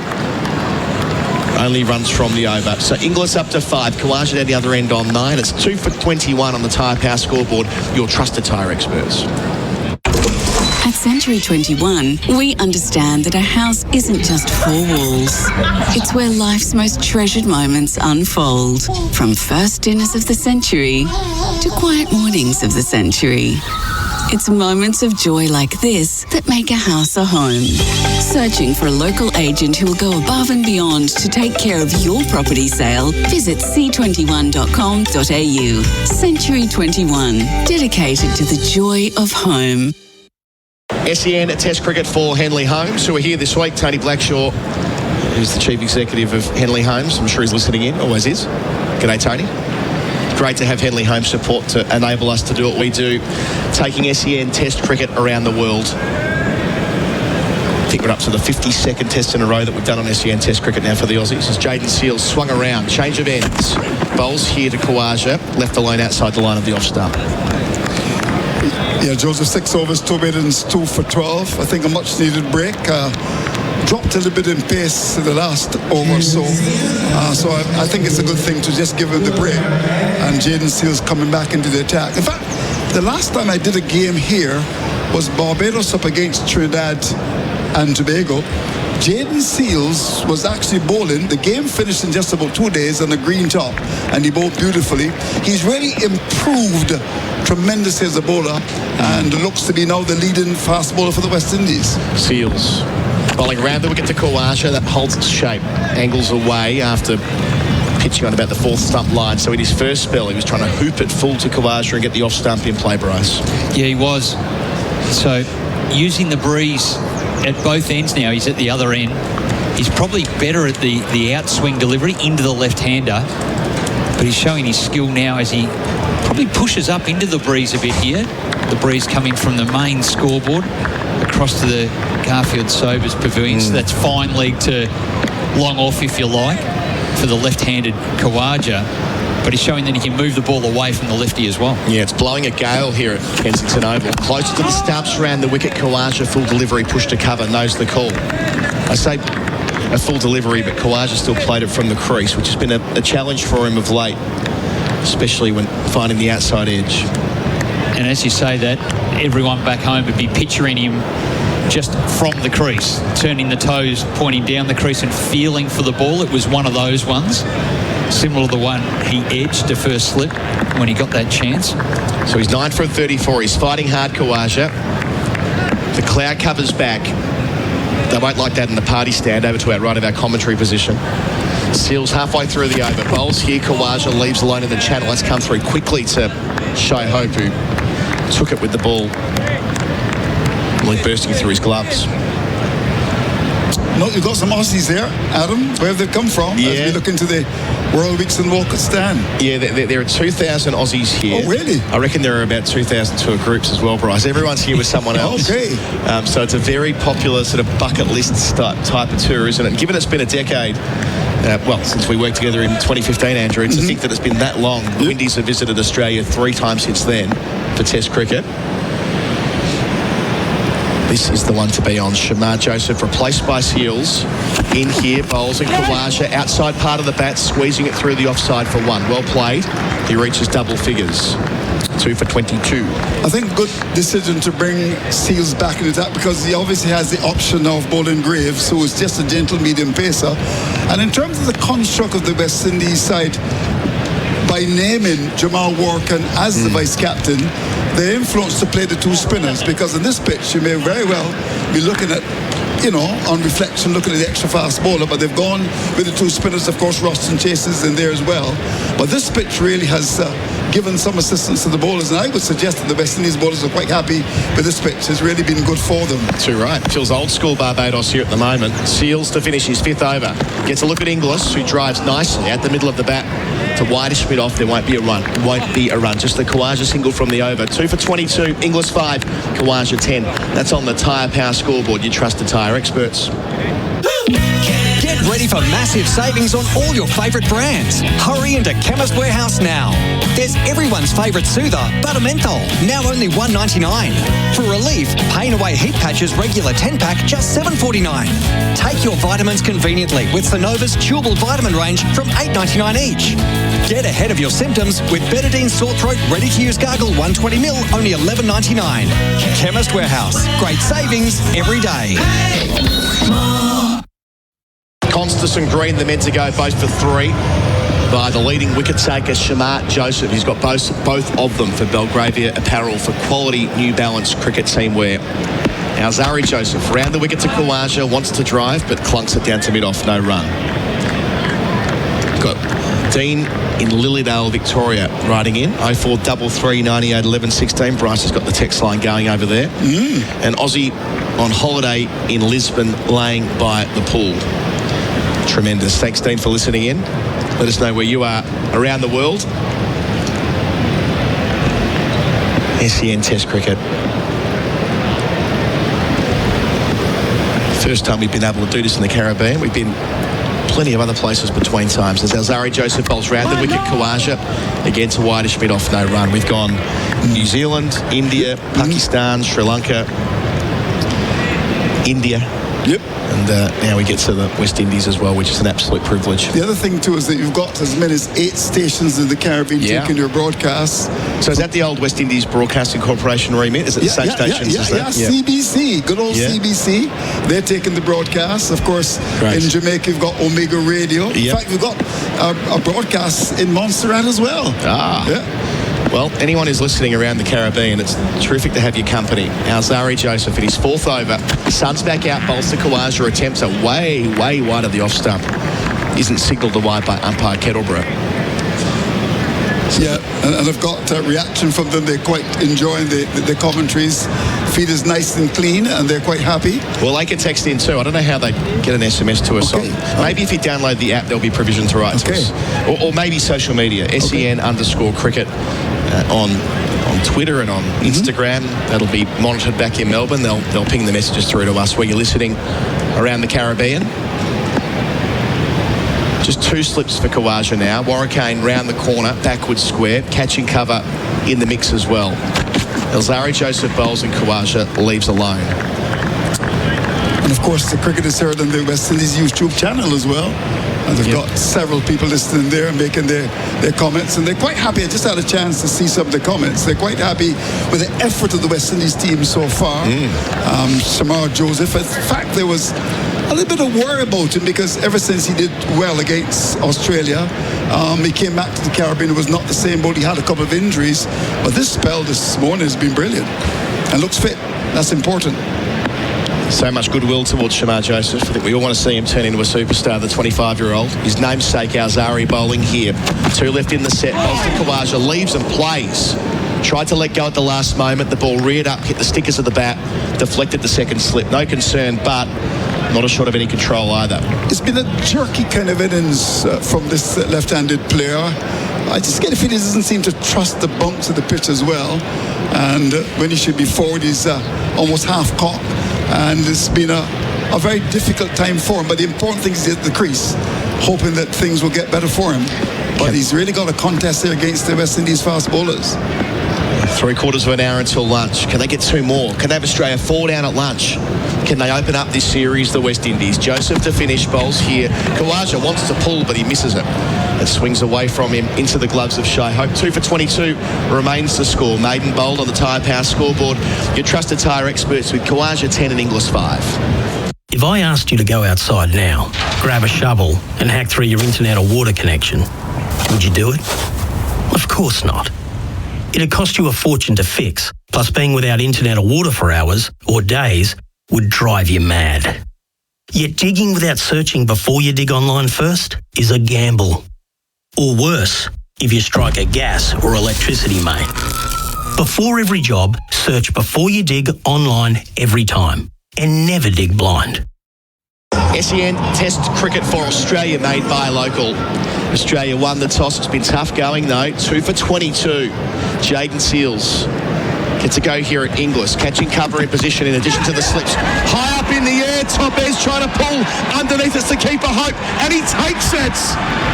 Jaden Seals gets a third wicket of the opening session for the Windies. Inglis not at all in control of his pull. That top edge, 3 for 22. The Windies on fire. Oh, extraordinary. Inglis went out there with a positive intent. We know that's how he plays. Wasn't that short, and they're looking for the scoring options because the bowling's been exceptional. They're creating chances, and Inglis, after not getting rewarded for a lovely drive before that picked out a fielder, that's Bale Hyde. He's went to Hoyer on the onside. Top edge, up she went. Not an easy catch because it is so windy, and that ball would have been spinning and moving around. Made it look easy. Did Hope, and the job is done. Australia in all sorts here. Ooh, yeah, the collapse may well be on. We saw at Lords Australia lose early wickets. That was against Kagiso Rabada on a pitch that was giving plenty. Well, the surface is lively enough here, and it's Seals and it's Shamar Joseph. They haven't got the same credentials as Kagiso Rabada or Jasprit Bumrah, but they're doing a similar thing to Australia that's been fairly routine over the last couple of years and getting them in early strife. As Travis Head, so often the match winner when Australia have been able to get themselves out of strife, walks in at number 5, but way too early. Still 40 minutes until lunch on day 1. So 2 left-handers now at the crease for Australia. Head, Khawaja.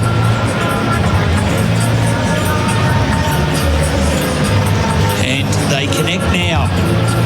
Khawaja meets him a couple of wickets away from the pitch, the strip. Giving him some feedback now is Khawaja. Head, I'm sure, had his ears open as he went down and just was looking at the pitch, tapping away. Takes his guard now, and well, the West Indies, they are right up on this.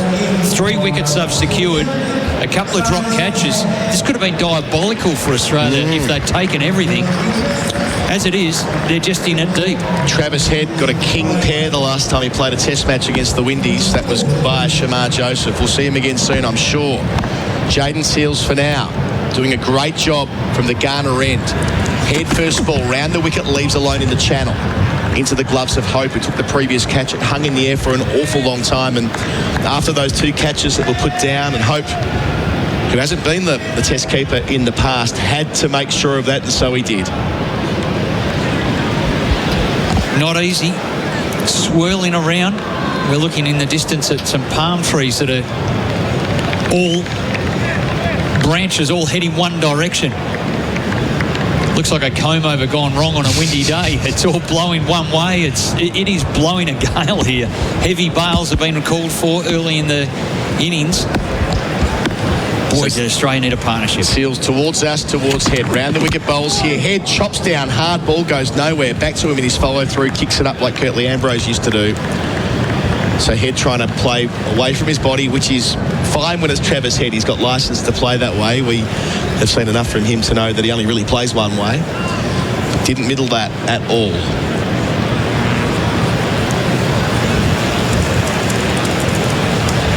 Travis Head, who made a glittering 100 in Adelaide, one in Brisbane against India. Got a century against the Windies a couple of years ago on his home ground, Adelaide Oval. He's facing Seals from round the wicket, up to the crease and bowls here, and Head leaves alone. Indeed, he got 100 in both of the test matches the Windies played at Adelaide across a couple of summers, in 22-23 and 23-24, so enjoys his opposition. Is he a more important player than Smith in the lineup? Yeah. It's an interesting question, because when Head gets going, he wins test matches. Yeah. That's his comparative advantage, is that he doesn't just get in, he gets in and buries you. Yeah, and in a hurry. He's gone out with the same intent, even leaving the ball positively. So a man who averages 86 against the Windies, facing Seals here, round the wicket, off the hip awkwardly to forward square leg, no run. Tried to free the front leg and go and turn it to fine leg, but I think it might have straightened down the line. We're just caught a little bit behind it. And Just a replay of Inglis there. It was a ball that was bail height well outside off stump that he just tried to drag around to the onside, and up she went. Sky ball, hit it straight up the chimney. Good catch by Hope. So that's what started the over. Seals finishes it here, bowling to Travis Head. He's off the mark with a lavish cover drive. Hello. Gosh, he loves that width. The South Australians away. A wicket in the over, though, that of Josh Inglis. Australia still in strife at 3 for 26. Kawaja 10, Head on 4 on the Tyre Power scoreboard. You trust the tyre experts. Hi, James McLeod, Managing Director of Tobin Brothers Funerals. In Australia, prepaid funeral funds are often exempt from the asset and income tests for government benefits, making them a viable option for many. So when you pre-plan your funeral with us, you can have peace of mind knowing it won't affect your pension. Your family won't be left with all the decisions and costs of planning your funeral, and you get to decide how your life is celebrated. Find out more and get to know the team at tobinbrothers.com.au. Tobin Brothers Funerals, celebrating lives. Plenty of people getting in touch where they're listening around the world. We've got Brian, who's listening on a very hot day in Philadelphia, enjoying the coverage. Hello, Brian Barish. And M.A. Ravinda in Bangalore in India, thanking us for the broadcast too. Here's our Zari Joseph, bowling to Kawaja, who drives through the covers as well. Thick outfield, especially that side of the ground, so it pulls up 5 metres inside the rope. They had a couple. Kawaja to 12, 3 for 28. It's quite a spongy outfield, quite thick and thatchy, and it's just holding up the ball. I noticed that yesterday. I was out there, and like most test grounds now don't retain a lot of water. It feels like here, different kind of drainage. And we were here later in the evening yesterday, and they were watering it quite heavily. Obviously, that's why it's so lush and green. It gets plenty of watering. The automatic system was underway in the evening. Joseph operating away from us. 2 slips. Kawaja drives again. That time square up. Had one man to beat. Gets a bit more on it, but the result will be the same. Collected 5 metres inside the rope. So positive start to the over from Kawaja. A couple of twos. He moves to 14, 3 for 30. Good by Kawaja. Having got that life early on, he's got to make the most of it now, especially. He's the senior man now in that Aussie top order. He's managed to somehow get to where he is right now. He's taken a lot of balls, 44 deliveries. But from a West Indies bowling perspective, they wouldn't be disappointed seeing him drive that in that manner, well away from his body. Still enough movement with this newish ball into its 17th over. It's 5th over here, our Zari Joseph bowls round the wicket. Kawaja, the chance to pull, and does so with purpose. Over square leg, gets plenty of it, and it goes all the way for 6 into the Greenwich and Haynes stand. So 3 times in the over now, Kawaja's been able to score. A couple of twos now, big 6. That's putting some scoreboard pressure back on the Windies, perhaps. Moves to 20 with it, 3 for 36. Oh, beautifully played. Balanced. Didn't go deep in the crease. Just transferred the weight to his back foot. And swiveled that, went low to high with the hands and got it for 6. Shot that he's always loved. Yeah, shot that he's loved, Kawaja, since he was a young man making his way a long time ago. Joseph to him here, and he leaves alone. So Kawaja was in and around the Aussie setup in 2012 and 2015, but he wasn't a tourist either time here in the Windies. Did, of course, play one-day cricket here in 2016. When Australia visited for a tri-series, and this is a ground where the Australians played a World Cup final back in 2010, the T20 World Cup against England, where they were runners-up in that tournament. That extraordinary T20 World Cup final last year here, where India got over the line in a thriller against South Africa. 2 left in the over. Joseph to Kawaja, inside edge to where short leg isn't. Interesting. Jamal Warrakane, the vice-captain, does the fielding, racing in from backward square. Nicely bowled, that really awkward length. Kawaja all hands at it. Looking just to bunt it down. Just feels now with this game opening up for the Windies, 2 slips in the gully, feels a sniff to defensive. Like, is there room for a short leg? Is there a room for a man round the corner? Little catching cover, squarish. Yeah, true catching cover is there, but this is the chance. If Australia are 4 or 5 down at lunch, it'll be a frenetic break. Joseph bowls here. Kawaja turns beautifully down towards fine leg. Completes the over with a single. 11 runs coming from it. It takes to Kawaja the 21. Head on 4. Australia 3 for 37. And that's all on the Chemist Warehouse screen.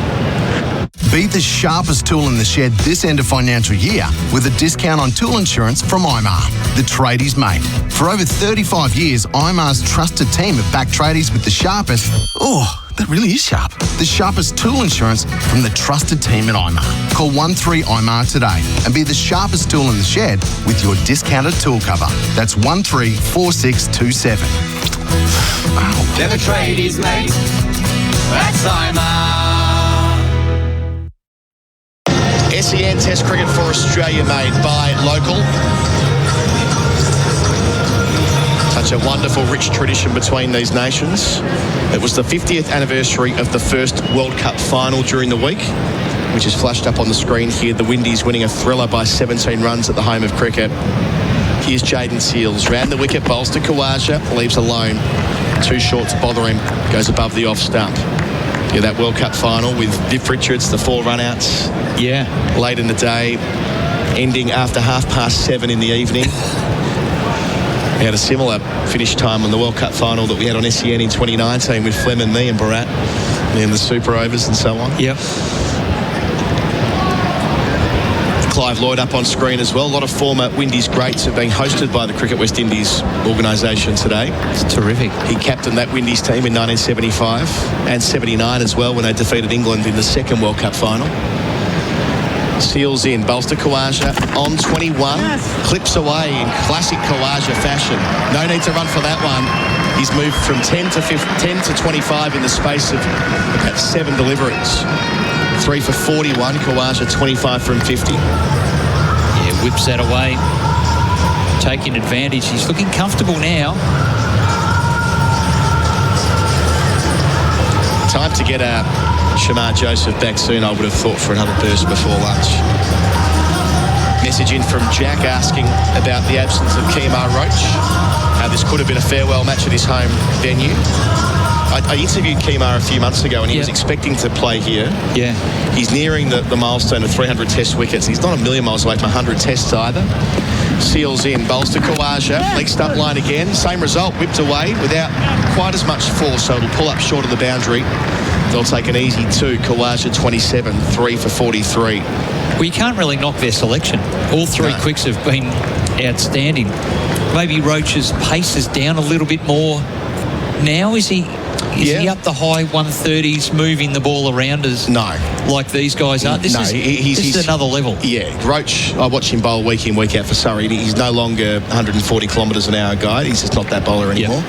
But he's still incredibly crafty. With new ball and old. Okay. So there would have been an argument for having his experience in the side. But I think you're right. Jaden Seals, as Andrew Mason pointed out earlier, he's the man now. Bowling to Kawaja, and he beats him in the channel right on cue. Beautifully bowled, the one that goes the other way. So his natural arc is to swing it back to Kawaja, but he's changed angles to over the wicket, now trying to straighten it up off the seam. It's an interesting change because they have had success around the wicket and just didn't get his bearings right with this over the wicket plan, being whipped away through square leg for a 4 and a 2, but they've stuck with it. And that's why the angle across the left-hander, good skill. So Seals running away from the Worrell, Weeks and Walcott stand. Up to the crease, over the wicket, Kawaja goes back and defends from the crease. Too short though to threaten the outside edge or anything like it. Getting these beautiful shots on our monitor of Barbados. What a privilege to be here, the Chemist Warehouse screen.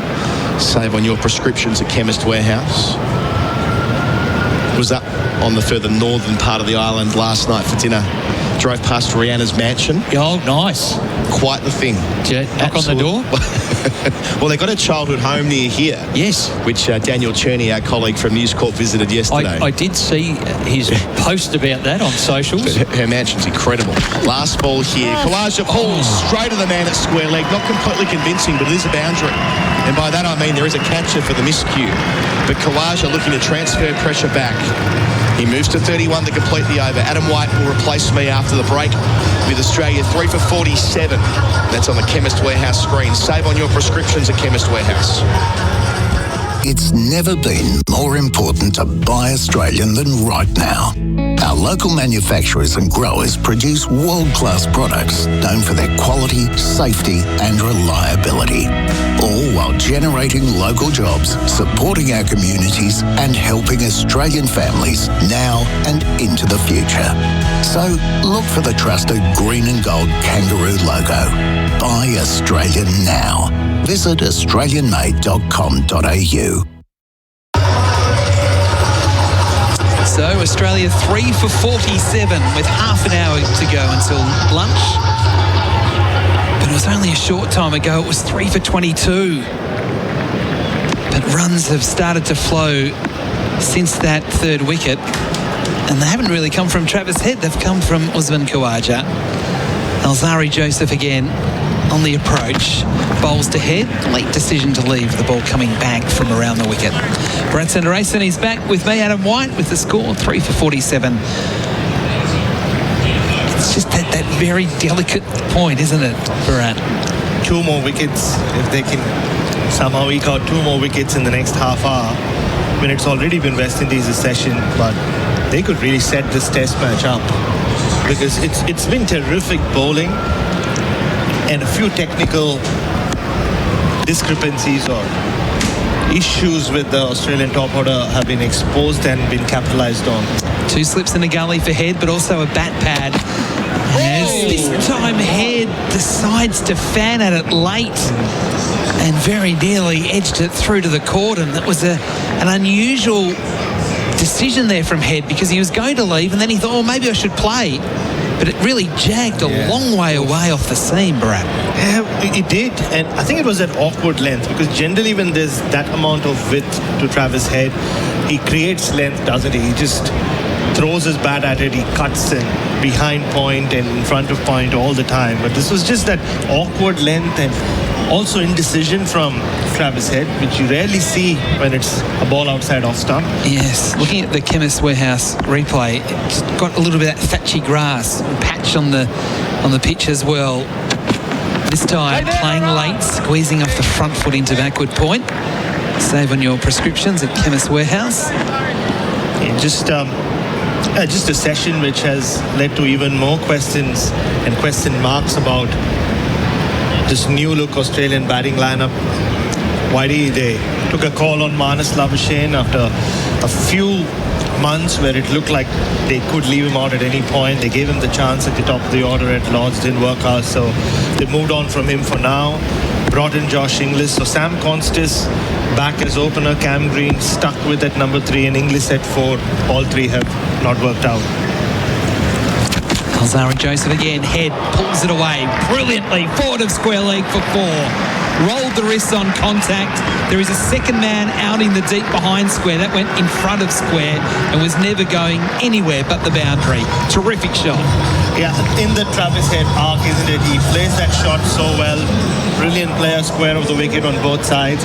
This one just sat up in comparison to the previous delivery, which was obviously a different line, which jumped at Travis Head. This sat up and all he had to do was swivel and get a chunky piece of bat on it. And he did it well. So most of the runs in the last 20 minutes have come via the pull shot for these 2 left-handers. Runs starting to flow. 3 for 51, Head on 8. Alzari Joseph bowls again, nursing it off his hip. Forward of square leg into a pocket of space and getting a single. Head to 9, 3 for 52. Yeah, I know it's the last ball of the over, but Whitey, but I think the issue is, all 3 batters have got out. But it's more the way they looked in the middle before they got out. Cam Green being the most glaring example of that. we were there on air when he was dropped in that of the second ball he faced, but even the first ball where he just reached out, he was a cat on a massive big cat on a hot tin roof, and just throughout that innings he just didn't look like he was settled at all. And Josh Inglis the same.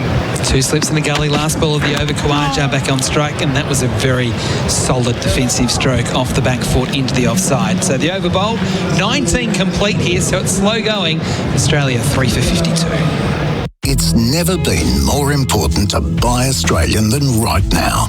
Our local manufacturers and growers produce world-class products known for their quality, safety and reliability, all while generating local jobs, supporting our communities and helping Australian families now and into the future. So look for the trusted green and gold kangaroo logo. Buy Australian now. Visit australianmade.com.au. SEN Test cricket for Australia made by local. We have a change at the Joel Garner end.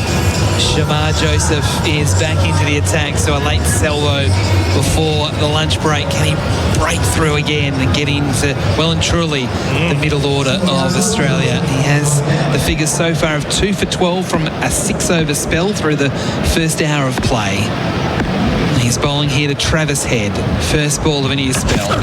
Head leaves. And you can tell straight away it's just a bit quicker than anyone else. It's quicker, it's kiddier, and from that first ball onwards, it's at the batter. There's no breathing room at all when you're facing Shamar Joseph and he's bowling this well. And what a spell. If anything, in my book, it was a better spell than what we saw at the Gabba. At the Gabba, the whole drama around what he was doing with the broken toe, kept targeting the stumps and just kept hitting the stumps. But here, the skill level he showed, the way he set batters up, he should have had Usman Khwaja out as well, of course. Bright sunshine. Shamar Joseph bowls to Head, taking the inside portion of the bat, trying to drive away on the offside. It goes out to mid-on. So it wasn't a half volley, but he tried to get on the front foot and dominate Shamar. Couldn't do so. And you just almost back him in to break this partnership. Just the way he's bowled this morning, and it's a very small sample size, but the way he seems to get things done against Australia. Well, it's also the body language. It's high energy. It's all positive and sort of come with me, boys, sort of way he goes about things. As he bustles in again to bowl to Head, who's up on his toes, and again, just that extra pace. He's high up on the bat. With Head going back and across, defending. And now he rehearses, well, I could have cut it, I could have pulled it. Not sure about that. But this morning also a reminder, or at least for a lot of people who often conflate conditions in the subcontinent to conditions in the Caribbean, just assume that it's low, slow, and spinners play a big role. There was a lot of talk of, could Travis Head open in the Caribbean? You've seen why that's not possible. Shamar Joseph again. Head tries to drive, takes the inside edge, and goes behind square leg. Head trying the expansive drive through the covers, and maybe an exchange of words, or certainly an exchange of looks between Head and Joseph as Joseph went past Travis at the non-striker's end, because he was able to get a single. He moves to 10, Khawaja 31, 3 for 53 the score. And just to finish on that, Whitey, it's not the Kensington Oval of yore, but still the fast bowlers do play a huge role here and around the Caribbean with the new ball. So very different to what you saw in Gaul earlier this year. Shamar Joseph to Khawaja, who plays nicely to forward square leg, sort of hip high. But he's looking a lot more comfortable, is he, at the crease at the moment. And we talked about this on the new ball yesterday, about with the Australians, you were talking about this in the last over, that they're going to be nervous because there's such an opportunity for them to be 10-year top order players for their country if they get it right in their sort of foundation test matches. If they don't get it right, then all of a sudden they go back to the back of the queue. So you can understand the nerves at the moment. It's almost like job interviews. Shamar Joseph loses his run, or something happened. Maybe Khawaja distracted by a spectator walking down the aisle behind him in the Warrell Weeks and Walcott stand, which is almost full, and it's such a spectacular sight with all the different colours of the tour groups. There's a big group of yellow, and there's a big group of maroon right above the sight screen, and then a big pocket of blue down at the lower level of the stand. Joseph again. Khawaja leaves a full ball this time outside off stump and taken it ankle high by Hope. End of the over. Australia 3 for 53. Head on 10. Khawaja 31. Here's another top tyre tip from Tyre Power. All Tyre Power owners are committed to the future of our planet for their kids and their kids' kids. That's why they're all part of local tyre recycling programs, which means at Tyre Power, your old tyres don't end up in landfill. Instead, old tyres are recycled and get a second life in a number of different industries. To learn more, visit tyrepower.com.au or call 13 21 91 for your local independent owner.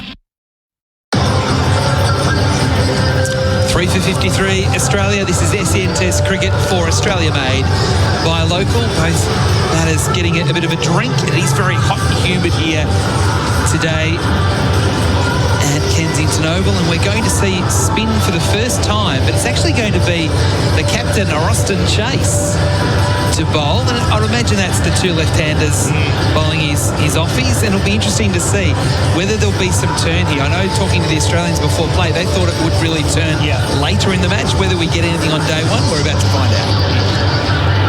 And Austin Chase, obviously a local, Beijing, they went to school not too far from here, a famous school which Rihanna went to as well. So the big smile came on your face when you just mentioned that. Oh, we are in Rihanna land. Yeah, wow. So Chase, his first ball to Head, who leaves. He wanted to come forward, was a bit short, so then he decided that might stay at home and let that one go through. Yeah, I'm not sure about your boys. Idea. I'm not my kind of music, but just what a great performer, and she's really put Barbados on the global map, she has, apparently. Chase bowls, Head. Catch him, no. Again, a late decision to leave. He wants to come forward to him. And speak about the 3 Ws, Waddle, Weeks and Walcott. They grew up not too far from here. Neither did Rihanna. She's just less than 500 meters away, the house she grew up in. Rihanna Drive, just down the road from the Kensington Oval. It's become a shrine now. Chase again. Head this time does drive, squeezing it out to cover point, the man on the fence. So just a single to Head to move to 11. Australia 3 for 54. And last night, Adam and I went for dinner with our very own Craig Hutchison, the big boss, and we were taken to this part of Barbados up the northwest coast where it felt like, according to our taxi driver, Rihanna owns everything there. every house we passed and every resort we passed, he said, is owned by her. She probably does own half the island. Chase bowls, and again it's fast through the air, and Khawaja now on strike. Lets that one go through. Yeah, I'm sure there are younger listeners going, oh, nobody calls her Rihanna, you old man. I think it's Riri or Queen Ree or Queen Ree. You're asking the wrong person. You have to have some other assistance on that one. A couple of changes to the field. So Chase is wanting quite a few little alterations to things. I think he wants a leg slip. So it's not... They certainly feel they've got a chance here.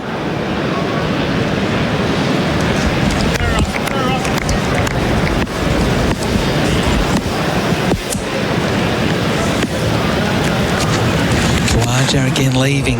So it's very quick, almost dart type bowling here from Chase. It's coming in at 88 k's. It feels faster than that, but it's very flat. There's not a lot of curvature on the ball.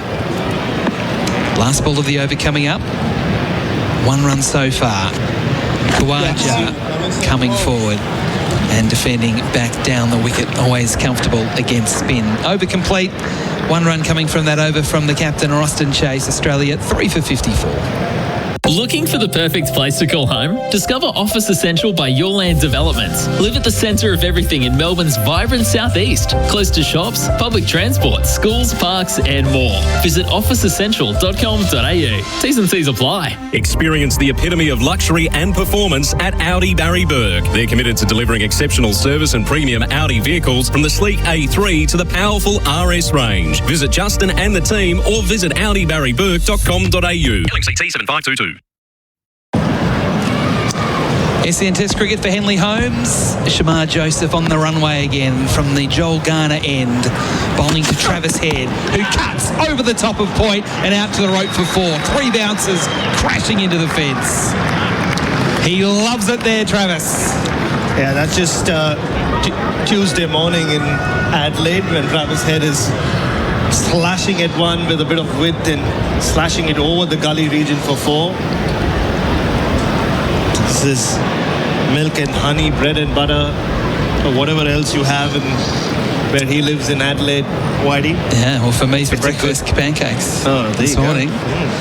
Good pancakes? Yeah, they're very good pancakes. they'll be had again tomorrow, Bharat.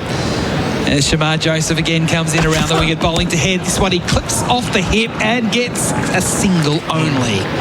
Thought he got it square enough that he might have been able to get consecutive boundaries. It was well played. It was almost a calypso shot the way he got up and swiveled on one leg to get it down to the deep for a single. So Head to 16, 3 for 59. Yeah, a bit of Desmond Haynes about it. Yeah, wasn't it? Lifted his back leg as well. And Shamar Joseph just so far in this spell a little shorter than what we saw in the first, where he was just at the stumps, ball after ball. 2 for 18 now for Shamar into his 8th over. Khawaja hit on the pad, maybe inside edge as well. It bobbled out on the onside, and was keen on a single, which to me shows that he's just a bit uncomfortable about facing Shamar Joseph and wanting to get down the other end, because he's not usually interested in that sort of run.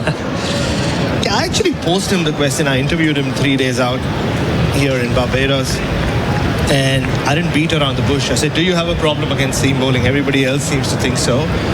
And he didn't agree, of course. Yeah. He said, look, I've been the top scorer in the last 2 World Test Championship cycles, and I've scored runs everywhere. Shield hundreds against Riley Meredith just after that Sri Lanka tour as well. I want to talk more about that. Shamar Joseph bowls here to Khawaja, who's up on his toes defending into the covers, because I think that last thing you just said was a reference that I've heard as well internally around the fact that, well, we don't think he is struggling against fast bowling, because when he's gone back and played Shield cricket against Australia's best, and, maybe they don't have the amount of fast bowling quality or speeds that some of the English can get to, or maybe even Shamar Joseph, but he looks so comfortable at that level whenever he goes back that they don't feel that there's an issue. Joseph again bowls. Khawaja was going the expansive drive and then changed his mind and just stroked the ball up to mid-off. And, well, he's got a chance now to make a statement with the bat. He shouldn't have, because he should not have been dropped the way Roston Chase dropped him. Yeah. And it was so similar to the way he was getting out to Bumrah. Well, this is the thing, Bumrah, Siraj, and obviously the South Africans at Lord's 10 days ago. It was just, we spoke about in our last stint, Whitey's hands deceiving him these days. He's on the hop very often. Just playing back to deliveries that probably he could maybe play forward to. Yeah. Or leave alone. No timing in the stroke here as he tries to play through the covers off the front foot, and that is the end of another Shamar Joseph over. He has the figures of 2 for 18 as the DJ winds things up here. Australia 3 for 59 at the end of the over. Hi, James McLeod, Managing Director of Tobin Brothers Funerals. A fixed price funeral plan with Tobin Brothers Funerals is a no-risk investment tailored to suit you and your family. It's based on your specific needs in the form of a contract. And you can rest easy knowing a prepaid funeral plan is not counted under the income and assets test, regardless of the prepaid amount. So it won't cause you any problems with the pension. Chat with your accountant or financial advisor first before making a decision. Visit tobinbrothers.com.au. Tobin Brothers Funerals, celebrating lives. SEN Test cricket for Australia made by local. Austin Chase is going to bowl again to Travis Head. And Head pushes forward. So we've just received a tweet, or an X post. If Rihanna is Queen Ree, then surely, Bharat, you're King B. Well, I accept it. Chase bowls again, head pushes forward into the covers. You've certainly got nails that Rihanna would be impressed with. Oh, superbly so, yeah. Got them done right here down the road in Bridgetown. Ocean Williams, if you're looking to get your nails down in Barbados, that's where you go. If you're a man, she might not let you in. Ruston Chase again, head, pushing. We'll get a single up to long off. We put a man back there for head. Felt like a zoo. 17, 3 for 60. Felt like a zoo attraction a couple of days ago, Whitey, when I went to Ocean, Jamaican lady who runs a parlor here. She never done it for a man before. And then I was there for 2 hours and she kept calling all her friends to come see this man getting his nails done.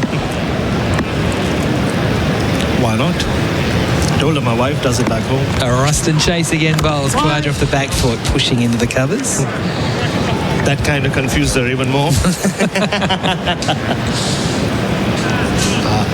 They love their colour here in this part of the world. Yeah, that's the one thing that was really noticeable. I'll explain more after this ball from Chase, who's at the top of his mark, bowling his offies to Khawaja, who squeezes out in the air. That was an inside edge, went past bat pad. So bat pad in front of square, that one went behind square, and they get a single. Khawaja to 32, 3 for 61. Yeah, they had a fielder there in the last over for Khawaja. He had a leg slip, but would not have gone to hand either. They have thick inside edge. Just poked at that one.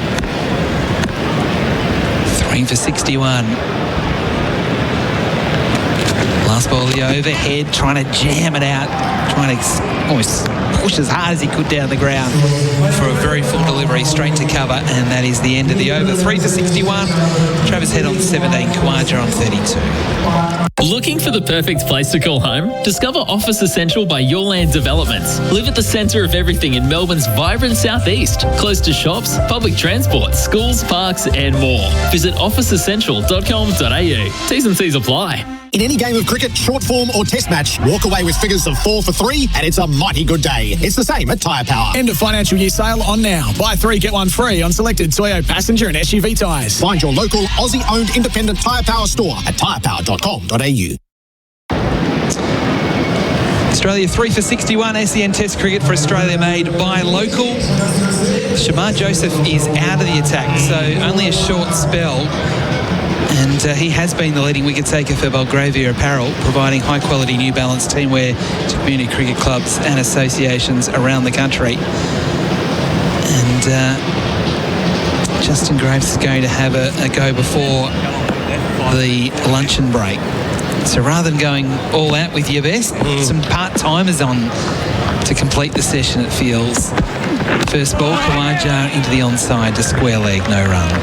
Yes, just looked a little short on pace, didn't he, Shamar Joseph? Started off really well with that first delivery in his 2-over burst, and just a little short and cut and pulled by Travis Head a couple of times. So probably just giving him a break. I mean, you don't want to overdo. He's coming off injuries, not been regularly on the field for the last few months. So already 8 overs on what is a hot and humid day. Ruston Chase instead turning to the other Bajan in the time. Bowls again, Khawaja trying to hook it and he didn't make contact. It hit the thigh pad and ballooned behind him and retrieved by Hope. Justin Graves is just the kind of bowler that we grew up on when the West Indies would play. There'd be all the big fast bowlers and then Phil Simmons would come on. Yeah, that's right. That's exactly right. He's got a very Phil Simmons feel to him. Yep. Obviously made his debut in Adelaide alongside many other debutants, including Shamar Joseph last year. But yes, it's a good call. He's got that athletic build as well, like Phil Simmons. Very Reeves again bowls to Khawaja, who's squared up but pushing into the covers. It's the way he normally plays. What you were talking about, the colours of here in Barbados, and one thing that's really noticeable when you sort of drive along is just all the different coloured buildings. You know, there's pink buildings, there's magenta buildings, there's a green building, and then all of a sudden there's a bright yellow and orange building. And I took a video to send back to my mum who loves colour, and that's all she could talk about was all the different coloured buildings and how spectacular it looked. I asked someone, a local, not Andrew Mason, about it very recently. Greaves again bowling to Khawaja, who's in defence again, pushing into the offside. You can imagine the coloured houses. That's right. Exactly. It looked like my wardrobe.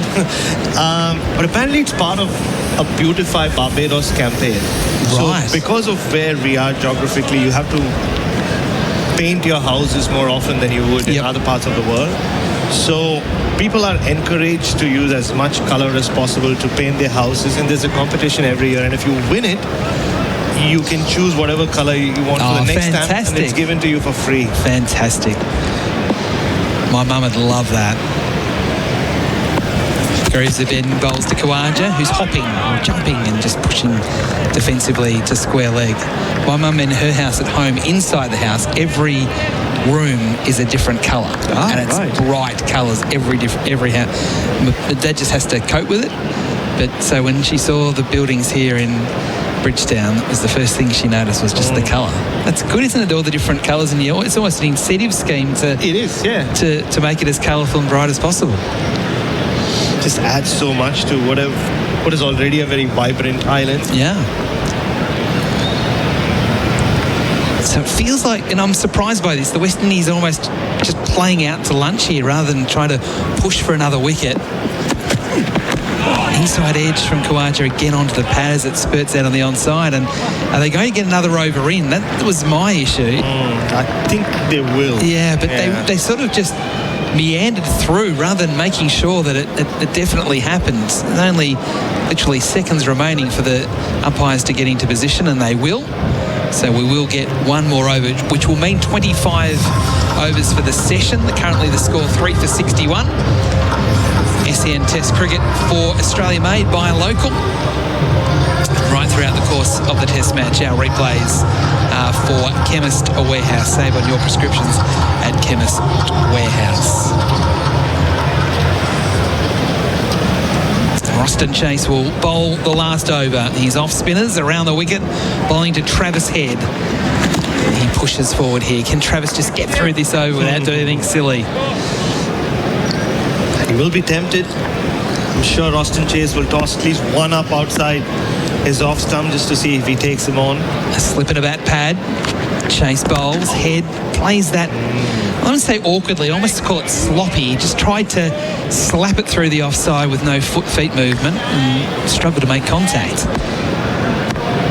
He remains on 17. Khawaja on 32. And Chase mucks up his run up, so he's going to go back and do it again.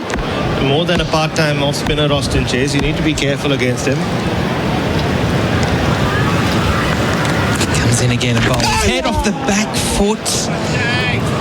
Shea Hope was very excited behind the stumps. Almost gave me a fright the way he yelled out there. It was almost like I thought it did miss the bat and hit the stumps. He opened himself right up. He played into the offside, did Travis Head. This time, tries to cut and misses. Straight into the gloves of Hope. What a moment that No was. feather, unfortunately, Bharat. That one went, it sort of kept low and Head made the adjustment, but it just went over the edge. 2 balls left before lunch. 3 for 61. Chase again bowls. It's darted in off the back foot. Head, as he always does, he squares up, he exposes the stumps and backs his eye. He defended into the covers. Getting a bit of drift as well, Roston Chase. So the worst spell just before lunch from the captain. Last ball of the session. It's down leg side. It's tickled fine. Down towards the rope. That might get there. It will get there.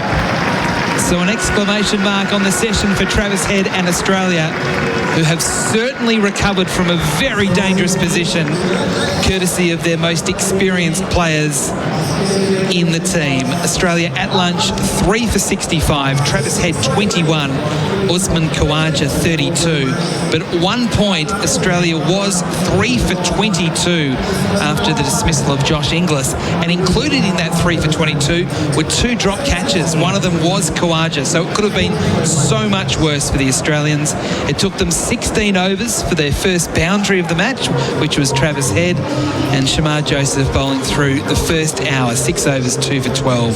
Some of the highlights of that first session. Constas went for 3, Green 3, Inglis 5. So the newbies, none of them really able to fire at all. Bharat Sundaresan, what did you make of that first session? Well, it felt like this Australia-West Indies test finished where the last Australia-West Indies test finished, or started where that one finished, with Shamar Joseph all over Australia, bowling like the wind. It was one of those spells which you'll remember for a long time. Why he should have had 4 or 5. He 2 drop catches you mentioned, Green and Khawaja, but he was challenged the stumps, challenged the edge. It was outstanding bowling, and Australia were in all sorts. A pretty ordinary start for them, not just because they lost the wicket. Some of those innings, Cam Green looked all over the place. Josh Inglis looked troubled by Alzari Joseph for the brief period he was in there. Usman Khawaja, luck on his side with the dropped catch, but I think if anything, the dropped catch after that, he came off it and it seemed to wake him up, and then he's played a lot more shots. The pull shot has come back. He's troubled him in the last few months, and Australia finish, I wouldn't say strong, but in a slightly better position where they were at 3 for 22. That's right. So Australia at lunch, 3 for 65 with Head on 21, Khawaja on 32. So these two have put on 43 for the 4th wicket. Constas out for 3, Green 3, Inglis 5. And Shamar Joseph taking 2 of the 3 wickets. SEN Test Cricket for Australia, made by local. We'll be back in just over half an hour for the second session, live here from Kensington Oval in Bridgetown, Barbados. Where at one stage Australia were 3 for 22 in the 16th over. That was after Sam Constas was leg before wicket from the bowling of Shamar Joseph for 3. Green was caught in the cordon also from that man, Shamar Joseph, for 3 as well. And then Josh Inglis, a pull shot that wasn't quite, fat top edge, and swirling around into Barbados air. The wicketkeeper, Shai Hope, held his nerve, held the ball, and that got Jaden Seals in the book for 5. Since then, though, pretty smooth sailing for Australia. Usman Khawaja, who did get a life early on, he moved from 10 to 25 very quickly. He's reached 32 by lunch, and Travis Head's with him, 21 from 29, doing as Travis Head does, striking 4 boundaries en route to that score. A partnership unbroken of 43 for the 4th wicket. And they went to lunch at 3 for 65. Adam Collins with you. Andrew Mason, our West Indian correspondent, with me. A local to Barbados, knows every inch of this ground here at Kensington Oval. Famous old ground. A ground where oftentimes that pitch has been most enjoyable for fast bowlers, and that's what the Windies want. Can they get one more session of genuine assistance out of the surface and get another 3 or 4 wickets in this session and win the day? Hello. Hello to you. Yeah, some early morning moisture was exploited beautifully by Shamar Joseph, and certainly good support from Jaden Seals, who got a wicket as well. And this second session is going to be of great importance, despite the fact that Head has had 1 or 2 challenges, and Khawaja, they've battled courageously in adversity, and they've been able to move the score from 22 for a loss of 3 to 65 for 3, and we want to continue a partnership that is building. As far as the West Indies are concerned, they're going to start with Graves, the medium pacer. I'm a little bit surprised that they started with him. One would have thought that with the rest, they would have looked to a Jaden Seals. That has not happened. I mean, what's the thinking here? Normally you try and start your session with your best possible wicket-taking option, and again to their 4th seamer, Justin Greaves. Well, Adam, is the defensive mindset that is creeping in to Caribbean cricket, which I'm very concerned about, because we would have thought you would have started with a Jaden Seal.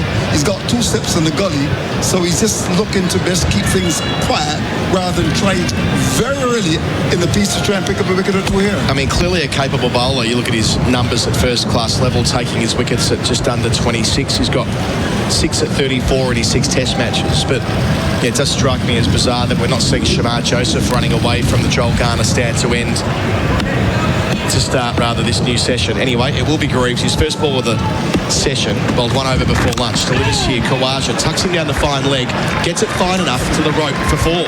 So a great restart from Usman Kawaja, who advances to 36, 3 for 69. So, I kind of get the over before lunch, but it's the staying in the attack after that's bewildering to me. Yeah, the first ball is meat and drink real, and the legs had to get back into that. Once he did, it was fine. The back was square, didn't have a chance to get across to stop it. But you got to rate Kawaja's innings so far. It's some challenges at the start of the innings, but towards the break, he looked much better. Has picked up Usman Khawaja in Test cricket before, it's worth noting, at Adelaide in January 2024. Greaves bowls here. Khawaja inside edge here through the effects, Mike. They're about to get up and appeal. So yeah, Greaves picked up Khawaja, Carey and Labuschagne in that series. So some pretty good Test wickets there. A word on Justin Greaves. He's a St. James guy, of course, deep in rural Barbados. Attended the Combermere School, which is a famous school of Sir Frank World. But he's also got some teammates who are also Combermerians. The captain and the former captain. Right. Brathwaite and Chase around the wicket. Greaves bowls here. Khawaja. Edges it off his thigh pad. Nearly runs into the leg stump. Unusual series of events there, and as far as you thought Khawaja was going to access deep backward square there, but it barely trickled beyond the stumps. Yeah, just talking about the Combermere School, I mean, it's such rich history. If you drive from here, maybe about 10 minutes or so. Of course, at this time of the year now, next week or so, schools will be on break, but it's produced Bess Hall's, the great Bess Hall. Right. Of course, Frankie Worrell, the great late, would have come from there as well. And a lot of cricketers want to go to that school as youngsters. Proper pedigree. Graves in here, bowls to Khawaja, who leaves alone on length, a lot made of Barbados. And now, 343 Test cricketers for the West Indies as of today, more than 100 from this island, where it's not as though it's a massive population or anything quite like it. I mean, I've done some research into it before, but I'm keen for your views on what is it about Barbados that's made it such a hot spot over the decades, not over a short period of time, but a long time. Why is Barbados such a remarkable place for producing excellent Test cricketers? I'll tell you after this delivery about what is happening in Barbados, although general cricket in Barbados and the Caribbean is not as its greatest. Graves bowls here, and Khawaja drives straight back to it, collects in his follow-through.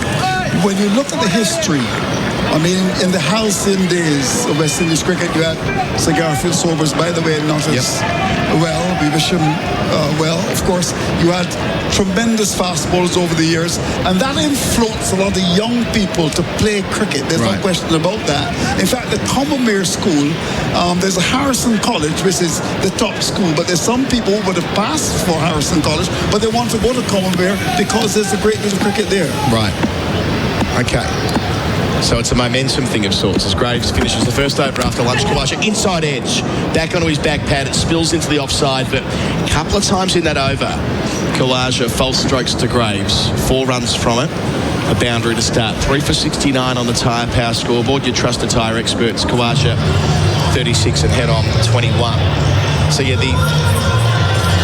that idea of Barbados being a hotspot. So your perception is that... Yeah, of course. And of course, that was the only thing that youngsters did. I mean, Sir Garfield Sobers comes from an area called the Bayland, which is about 10 minutes away from here. And all he did was play cricket. Cricket, in fact, Professor Beckles, who is the head honcho up at the university, calls it the Natural Academy, where boys would just naturally get together and play cricket, and they were influenced by some great cricketers. It is true the standard is not as it used to be. So away from us, our Zari Joseph starts the session, bowls here, head onto his knees to thrash it through the offside, or at least it looked that way. Doesn't get it beyond wideish mid-off. Cricket is so big in Barbados that at the junior level, every Saturday, the actual broadcast of cricket is on radio, and that started back in 1978. Amazing. You can go to any cricket ground on a Saturday in Barbados, and the radio stations in Barbados are carrying the cricket at that level. I wrote an article about this years ago for the 50th anniversary of Barbados independence in 2016. Just pulled it up here to pull out some of the numbers. Alzari Joseph bowls and head pushes the mid-on. Bit awkward. Leave it to guess there in the end.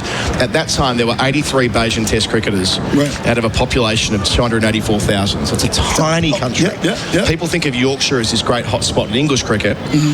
A population of 5.3 million for just one more Test cricketer at the time. 84. And then Wagga Wagga, which is an Australian hotspot, if you like, 55,000 population, 4 Test cricketers. So it just outstrips any of them. Amazing. One Test player for every 3,500 head of population here. It's wild. You look at some of these names as well. You can put together a best of Barbados. Now Zari Joseph bowls and head through point, as he does so well when there's any width on offer. Got down to greet it, caught it on the half volley. His first boundary of the session, 25 for him, 3 for 73. Yeah, lovely shot. Ball pitched up full, meat and drink really, and once he got back into that, it was so very well timed. He went through that point area for 4. But he's looked good. As we said, 1 or 2 challenges at the start, but generally these two have settled quite nicely. And from that position of 22 for loss of 3, Australia recovering to 73 for 3. So Joseph regroups after conceding a boundary halfway through his first over after lunch. Joseph from the Malcolm Marshall end, our end as well, bowls to head, he goes back and plays under his eyes for another single, going very nicely here. He's up to 26, 3 for 74. And the gaps are beginning to open now, Adam. You got the backward point of the boundary. Before there were 3 slips, now they're down to 2. And you just have to hang on in there. And it's the West Indies side generally, once they're not getting wickets, they're going to find plenty of real estate. We can just work the ball around and pick up singles, and already we're seeing that. And the pitch is also playing a little bit better. There was obviously the moist at the start, but it's flattened up quite nicely now. Yeah, and it is to make the most of that shaping ball, and they absolutely did early on, but his partnership's now swelled to 52. Joseph bowls and Khawaja plays defensively under his eye to cover. So I've got a Barbados best 11 here at Play Test Cricket. Please. I'd love to hear that. Shiel Berry did this in one of his books at the time. Desmond Haynes, Gordon Greenidge, Seymour Nurse, Frank Worrell, captain, Everton Weeks, Clyde Walcott keeping, then Sobers, Marshall, Wes Hall, Sylvester Clark, Joel Garner. Pretty useful team. Yeah, and look at that, Conrad Hunt. Conrad Hunt's 12th man. And he was one of the greatest in the 60s. Can you imagine that? So, I mean, and there are lots of... I'll go through a few of these bits and bobs, what I pulled out at the time, trying to explain why Barbados, why not other islands in the Caribbean in quite the same way. Joseph finishes here and leaving alone is Khawaja outside the line. 36 for him, head 26 at 3 for 74 on the Tyre Power scoreboard, your trusted tyre experts. It's never been more important to buy Australian than right now. Our local manufacturers and growers produce world-class products known for their quality, safety and reliability, all while generating local jobs, supporting our communities and helping Australian families now and into the future. So look for the trusted green and gold kangaroo logo. Buy Australian now. Visit australianmade.com.au. SEN Test Cricket for Henley Holmes. Adam Collins, Andrew Mason with you, talking about Barbados, where Andrew is from. Such a remarkable hotbed of Test cricket. Plenty of people in today. Graves operating over the wicket to Travis Head, and Roston Chase calls it off. First slip, he's not happy with the field. So a few notes here I've got here. It's a very, very small country. It's, as we mentioned before, the population, but it's condensed. An hour to drive. About 280,000, they say. An hour to drive from one side to the other. So there's that concentration of people. It's one of only 2 countries in the region where it's set on coral. That allows the rain to drain through the soil to underground aquifers. And that means there's a harder surface for balls to consistently bounce through at a greater speed. Thus the fast bowlers. That explains that, kind of. Bowling here is Graves. Leg stump, line, spills away to find leg via Travis Head's front pad. Gets a leg by, 3 for 75. The temperate climate, it doesn't have the same dramatic schisms of other countries in the Caribbean. So it's set to the east of the Atlantic hurricane belt. It's the most easterly of them. That's helpful. A very old age is common to live to here. Now, what have we got here? The UN have found that it has the greatest life expectancy in the region. a prosperous economy, a stable government. The World Bank classified Barbados as one of the 80 high-income economies in the world. So it's stable here, and it's been obviously an independent country since 1966. Graves bowls, Khawaja defends. So there are lots of different inputs as to why it's here, why it's Barbados and it's not other parts of the Caribbean. Yeah, and when you get back to cricket in terms of the heavy investment, the Barbados Cricket Association that runs cricket in Barbados, they put thousands of dollars in cricket. You've got various academies very much here as well.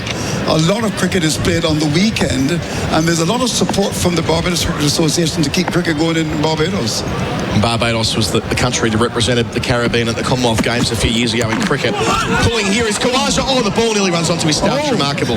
He's a lucky man. Khawaja swung his bat, had a second dart at it. It hit him in the midriff. It spilled down. The ball's going nowhere. Nothing delivery. And as the ball was going back towards the stumps, we'll need a second look at this to clarify the sequence here, but hits him on the back pad off the boot, and as it was heading towards the stumps, Khawaja was savvy enough to use his bat like a hockey stick, like a backhander in hockey. There we go, and right there.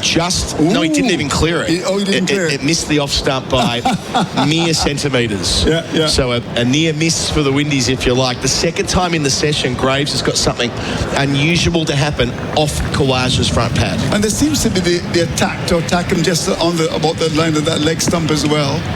So he's 36, Khawaja. Round the wicket, Graves to him here. Khawaja drives, but not convincingly, to cover no run. Yeah, there was a big gap between bat and pad when he played that, the ball at the bottom of the mat. But Graves, is the type that will be just thereabouts. Does a bit with the ball, an honest performer, not one that will give you 4 or 5 wickets. He's a type that will come in bowl 20 overs, 2 batters, and pick up 1 for 50. And that's the role that he's been made to do now with 2 slips and a gully. But so far after the break, he hasn't been all that bad. So Graves playing a role here. Just 1 boundary off him in his 3rd over. 2 slips to gully. Round the wicket to Khawaja, change of angle behind it defensively. Down the pitch it goes.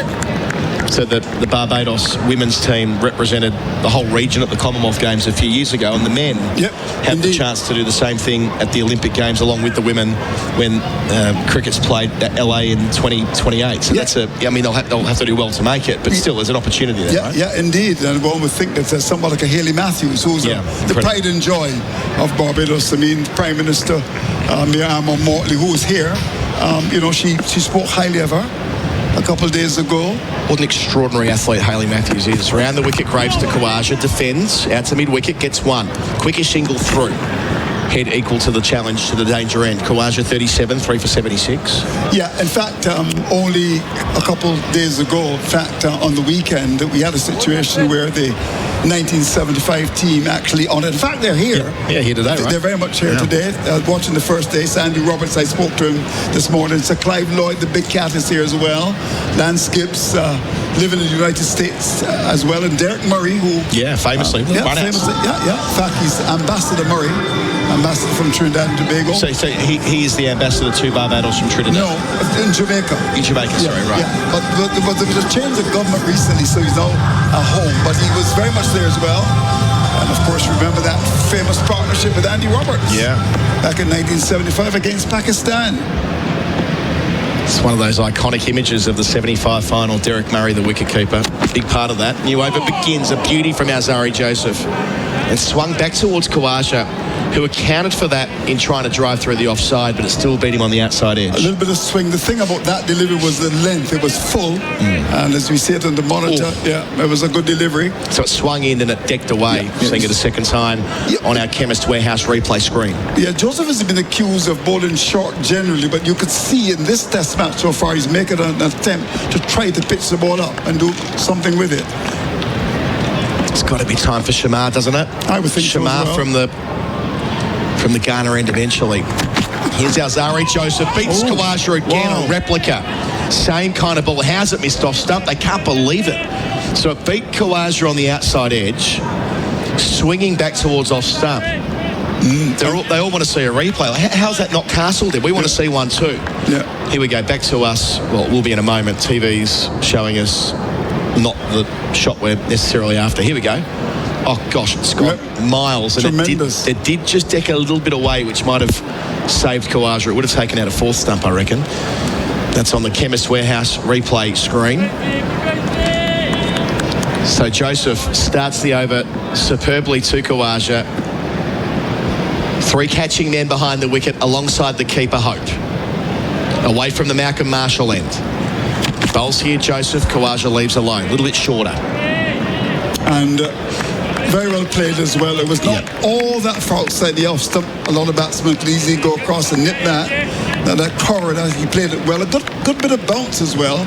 As you know, this pitch over the years has been regarded as the fastest in the Caribbean. Although I remember when Richie Richardson played, he said it was getting slower and slower. But if you put that effort in, you can see it. I'm not convinced that the pitches in the Caribbean are as slow as some people make it out to be. If you get that effort in, you will certainly get some of the pitch that we're seeing here from Joseph. Yeah, you hear that a lot, don't you? People speak of the Windies like it's a subcontinent. Well, not today, it's not. Joseph bowls here. Khawaja edging through the cordon for 4. Yeah. So 2 slips in the gully. It went through about 4th slip. I doubt it would have carried to a catching man there. Khawaja, with the boundary, moves into the 40s. He's 41 at 3 for 80. Keep talking about the length here of Aldari Joseph. He must be very happy. As we said earlier, Winston Benjamin is now his personal bowling coach. He actually travelled to Barbados with him. And Winston Benjamin comes from Antigua, country that was produced Sir Andy Roberts and Sir Curtly Ambrose. 4 nights, right? Yeah, of course. Yeah. And of course, Kenny Benjamin, don't forget him. He was pretty sharp as well with a play for the West Indies in the late 80s, 90s. So in addition to having Antigua, the greats in terms of battings, Richie Richardson, of course, and Saviv, the best of them all, they've got some fine fast bowlers as well. And this commentary is also going to Antigua on 3 stations. Ah, terrific.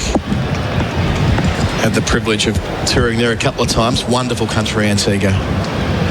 Away from us, Joseph. Up here to Khawaja once more, leaving alone in the channel. Was this the ground where Holding bowled that over to Boycott? 1981. Was that here? Yeah. I'll never forget it. A little boy coming into the set. But this has changed tremendously the ground. There's no question about that. Because of the World Cup in 2007, tremendous changes. But that was an over that you would always want to see time and time again. It was perhaps the best over in cricket. Yeah, gets said that way. Bryce McGain's jumping in as well. Hello, Bryce. G'day, Colo. We're reflecting on what a great place this is to be covering a test match in the Frank Worrell Trophy Series. Joseph, great over so far. Finishing to Khawaja, keeping him honest. Middle stump line, angling in, defended to mid-on. End of the over, Khawaja 41, head 26, Australia 3 for 80 on the Tyre Power scoreboard. Your trusted tyre experts. Looking for the perfect place to call home? Discover Office Essential by Your Land Developments. Live at the centre of everything in Melbourne's vibrant southeast, close to shops, public transport, schools, parks and more. Visit officeessential.com.au. T's and C's apply. This end of financial year, don't just get your tax done, get your backyard done with Australian Outdoor Living's end of financial year sale. Enjoy huge savings off our range of custom classic and smart track outdoor blinds. Save a bundle in your backyard at Australian Outdoor Living. Test cricket for Australian made by a local. Graves to continue. He'll go over the wicket to head. He's 26. Bowls here and head down again. Out to deep backward point and it misses the fielder and gets to the rope. But that was aerial and that is exactly why that fielder is there, Bryce. 4 runs for head. He moves to 30, 3 for 84, but not without risk. And it wouldn't be the first time he's been caught out in that trap that has been set. He's back on the boundary and sometimes it's set as a 3/4 range. In that backward point, he flays that away, and as that back knee drops down, that's where he gets the elevation on the ball. Now, he's a close observer there as Travis Head, as he watched the screen and had a look at it technically and thought, oh, it was probably a bit closer than I needed to be. Went away for 4. That fielder just needs to be a bit further backward, maybe up about 10 as well.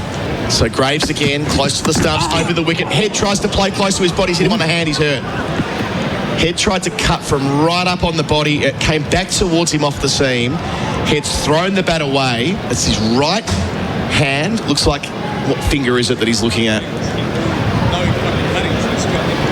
And he's lamenting the lack of padding. You might have heard an expletive or two there from the South Australian it's as raw as it gets. As the Aussie medical staff come down the stairs of the pavilion. Second look here for Chemist Warehouse on the screen. And that's his top hand. Like right up on the top end of the handle. It darted back and stood up sharply. Yuck. And jammed his finger in the glove. Good skills to bring it back off the seam from over the wicket to a left-hander. So Head sends the medical staff away. He sets up again. 2 slips the gully. Graves bowls here and Head goes back and this time doesn't cut. So the previous ball, his setup was to fly it away again, despite the fact that it was basically an off-stump line. Talk about no margin for error. No. That's what makes him so devastating, Travis Head, because he does that. You know, it can be off-stump. If it comes back to him, generally he can just sway his body back and still make his own room, if you like, rather than be dictated to by the line of the bowler. But that one did come back and surprise him. So it's Graves over the wicket. Bowls to Head, down the leg side, doesn't catch up with it through to the gloves of hope. So I think you both had a query whether Graves was the right option from the Joel Garner end, given that the success they had early with probably both Josephs, really. Shamar Joseph was outstanding in his first spell and Seals as well, but Graves is doing a pretty good job. He's getting the ball to move around here. So Stepped up. It gives them extra flexibility when they're operating a genuine 4-prong seam attack. And his pace isn't just medium, it's above medium. It's a medium fast. He's underrated actually as a bowler. Very underrated. Yeah. So Graves, 2 to go in the over. Delivers to Head. Down the leg side. Is it back? Is he strangled again like he was at Lord's? Umpire Menon says no. They're not going to send it upstairs. I tell you what, for a moment there, the way Graves was appealing, he thought he had Travis Head, just as it was on morning 1 at Lord's a couple of weeks ago. Not to be, no review. Now, it may very well have hit him on the leg, and it probably did. All probability says it did. Travis Head was indicating, oh, that just brushed through there. I'll touch my leg. Yeah, front leg. He could have nearly looked guilty. If he knew that, he could have looked guilty, because the umpire had said not out, and they could have burnt a review. So he didn't play his poker cards too well there. Last ball here, Graves to Head, who turns it into the onside. Good flick. Got it wide of the man at wide mid-on. They'll return for a couple. So 6 runs from the over, but Graves having the better of Head in some respects. He's 32, Khawaja's 41, 3 for 86 the score. On the Tyre Power scoreboard, your trusted tyre experts. My tips for kicking goals in life: getting up early and making your bed. Just go for it. Reach for the stars. Eyes on the goal, eyes on what you want, and everything you do, go about it with integrity. Plan, and plan. It's important to set an achievable goalpost. Kick goals with a fixed price funeral plan with Tobin Brothers Funerals. The price doesn't change and your life will be celebrated your way. Get to know the team at tobinbrothers.com.au. Tobin Brothers Funerals, celebrating lives. SEN Test cricket for Australia made by local and for Henley Homes as well. This middle session has brought 21 runs in 24 minutes. No wickets as yet. Australia stabilising. Partnership that's now worth 64. Khawaja in the 40s, facing Alzari Joseph. His 9th over begins. 3 slips, leaves alone in the channel, well wide of the off stump actually. Still waiting for Shamar. Feels like there is so much expectation when Shamar Joseph gets the ball against Australia. Watching back on the technology from that shout for the catch down the leg side, there was no spike on ultra edge, so as we imagined it was the right decision to give it not out and not to review. The selection of Shamar Joseph and the West Indies team actually caught many by surprise. They weren't expecting that. And Roland Butcher, he was selected and he picked him based on what he saw in the CPL. He bowled pretty quickly. Here's Alzari Joseph, bowls to Khawaja and beats him. That's not quite as full as the 2 in the previous over. It just held its line off the seam. So good skills again from Alzari Joseph from our end. And you could hear Khawaja, that exclamation, ooh, hang on. Yep. The pitch is starting to liven up here a bit up and down, different bounce. So maybe the early rolling is sort of freeing up and the seam is getting into that grass. And that has been Khawaja's mode of dismissal. Both feet in the air. Yep. That a long way from the body. So That's a good spot for Joseph to be. He bowls again and Kawaja leaves alone. That's better. Can he leave as many balls out there as he can? And the way he's bowling now, he's actually influenced the captain to have the 3 slips in the gully. I think that's a good move. Bowling round the wicket, just on or about the line of the off stump. He's certainly done a fantastic job and really has looked good. But you have Sandy Roberts there on the screen. Of course, he was part of that 1975 World Cup team. And he's here at Kensington Oval in the President's Box, along with Sir Clive Lloyd. Where is Lance Gibbs. Where is the President's Box? Just above the Week's World World Cup, right there. Have a look. Spot. Above where all the Aussie fans are? Right, above. Right indeed. Perfect. And it's the President's Box. Now, Zari Joseph from our Malcolm Marshall, another one of these legends, going back and defending his Kawaja out to the offside, no single. Joe Garner was there as well. That 50 years, of course, tremendous. There's no question about that. I mean, Lloyd 102 and 85, Ron Canning 55, 105. But Keith Boyce, well, he's gone to the great beyond now. Comes from deep and rural Barbados. Remember that fantastic game when Murray ran out the last batsman. Gilmore got 5 for 48. Jeff Thompson, what's the come of him? 2 for 44, and Dennis Lee 1 for 55. And that batting partnership, Thompson-Lilly at the end, Ian Chappell top scoring before Viv ran him out. Lance Gibbs. Yep. Tremendous off spinner. One of the great nicknames ever in world cricket as well. Joseph bowls and pulling, not that convincingly, as Kawaja gets it too straight to mid-on. The electrified tarantula, was that what it was?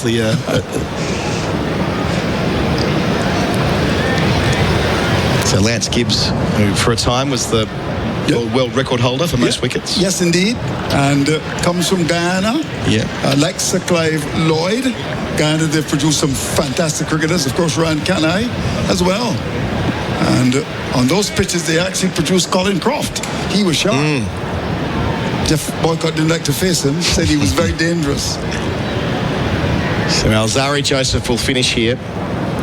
Up to Kawaja on 41, bowls and Kawaja defends. So it'll complete the over with Australia 3 for 86 on the Tyre Power scoreboard. Your trusted tyre experts.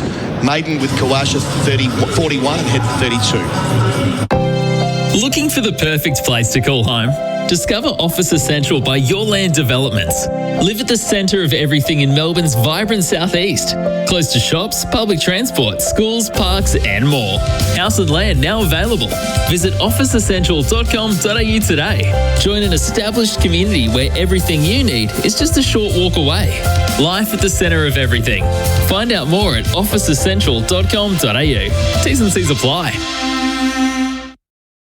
I've got Bryce McGain and Andrew Mason with me on SEN Test Cricket for Australia Made by Local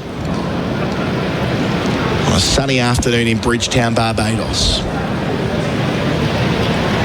It's going to be Graves to continue. Done for 11 so far. Bowls to head. Hits him on the pad with a ball that jags back towards him from over the wicket. Bryce, we've seen that a couple of times now. He's giving Head a real working over. Oh, he is. He jammed his top hand on the bat. Now he's licked a part that wasn't covered by a thigh pad. That leaves a bruise. Yeah, it does. Not afraid to give it a rub with his hand on the leg, but he's hanging in there. It's been good by Graves.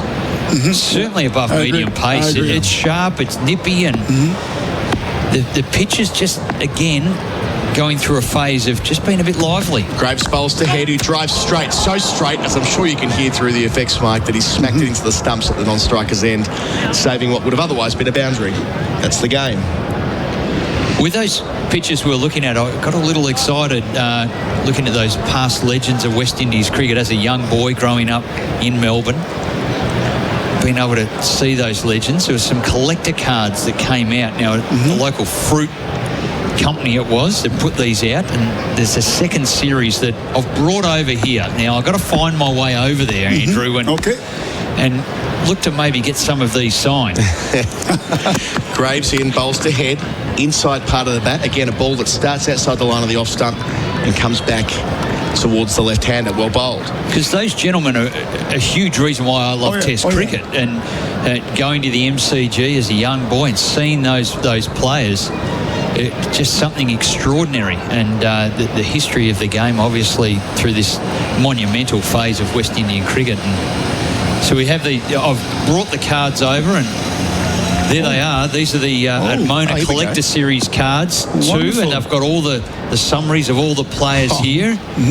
Class. Graves to head through the cordon 4. Wow. So Head went back again, looking to access that region behind point, and I suppose he eventually did, but it's gone through third slip where there isn't a catcher. Yeah, 2 slips in the gully, went through that gap. No dive came from second slip either. We'll see it a second time. Didn't even move in the cordon there at second slip. John Campbell. I reckon had he moved to his left and moved forward, he would have been half a chance to have reached that, Bryce. Well, it's one of those... He's hard to pick up those edges, and if you're watching the bat, you're thinking it's going square. There was a ball in line with middle and off that he's tried to hit through the offside. Graves in the game to Head, squeezes him up, but he works it in front of square to get himself a single. Man comes in off the rope at deep square leg as well. So Head 37, 3 for 91, 1 left in the over. I think Graves is ball well enough, and you made a point to pick up a wicket or two. He actually started out playing for Barbados, opening the bowling, but I think he's much better with the old ball. Yeah, okay. He gets the ball to move around, good length, and it's been a very good spell, actually. No, I've been impressed. Yeah, it'll to see it live, it's been impressive, Colo. He'll be a factor in this series, I reckon. Partnership's now worth 100 balls for 69 runs, going at a decent clip. Australia, not quite safe harbour, but 3 for 91, a lot better than earlier. Khawaja last ball defended. The score remains that. 37 for Head. Khawaja 41 on the Tyre Power scoreboard. Your trusted tyre experts after the break. Adam White in for me. There's never been a better time to snuggle up to big savings. It's the 40 Winks end of financial year sale. Get cosy with up to 50% off mattresses and up to 30% off furniture, featuring our range of trusted and leading brands. Plus an extra 20% off selected floor stock, in-store only for a limited time. This end of financial year, we are serious about savings on everything you need for a better sleep. Shop in store and speak to your local 40 Winks team today. Hurry, sale ends June 30. Terms, conditions and exclusions apply. 40 Winks, serious about sleep. SEN Test Cricket for Australia made by local Adam White, Bryce McGain and Bharat Sundaresan. Part of the coverage. What are you laughing at, Bharat? There's something to be consumed finally downstairs. I've worked the last 10 minutes while keeping an eye on the cricket. I've ensured that the kettle is working. Okay. There wasn't a kettle up there. There was Australia equipment. Australia 3 for 91. Seals bowls here, and it's cut away by Head out into the deep. It's been hit extremely hard. Sweeper having to do a lot just to be able to make sure it doesn't go for 4. And they just get a single. And then the kettle did come out, only for them to realize that it had the wrong plug. And then we had to find ways. And then suddenly, right below the little platform there's one plug where you could kind of plug it in. However, the wire was not long enough. So it was in the cupboard. Yeah. The plug was actually in the cupboard, not on top of the bench top. No. And then finally we had to put the kettle in the cupboard? Yeah, sort of. It's there, it's working. Seals again, past the umpire, bowls to Khawaja, who drives, no timing in the shot, and Seals fields on his follow-through. So Khawaja 41, Head 38, Australia 3 for 92, half an hour after lunch on day one here in Barbados. I've been a little disappointed with the West Indies. I mean, they've still created opportunities. Usman Khawaja still not looked 100% out there in the middle, couple of chancy shots through slips and that ball which could have easily rolled onto stumps, but there's been a bit of flatness, maybe because Justin Greaves has bowled this longish spell.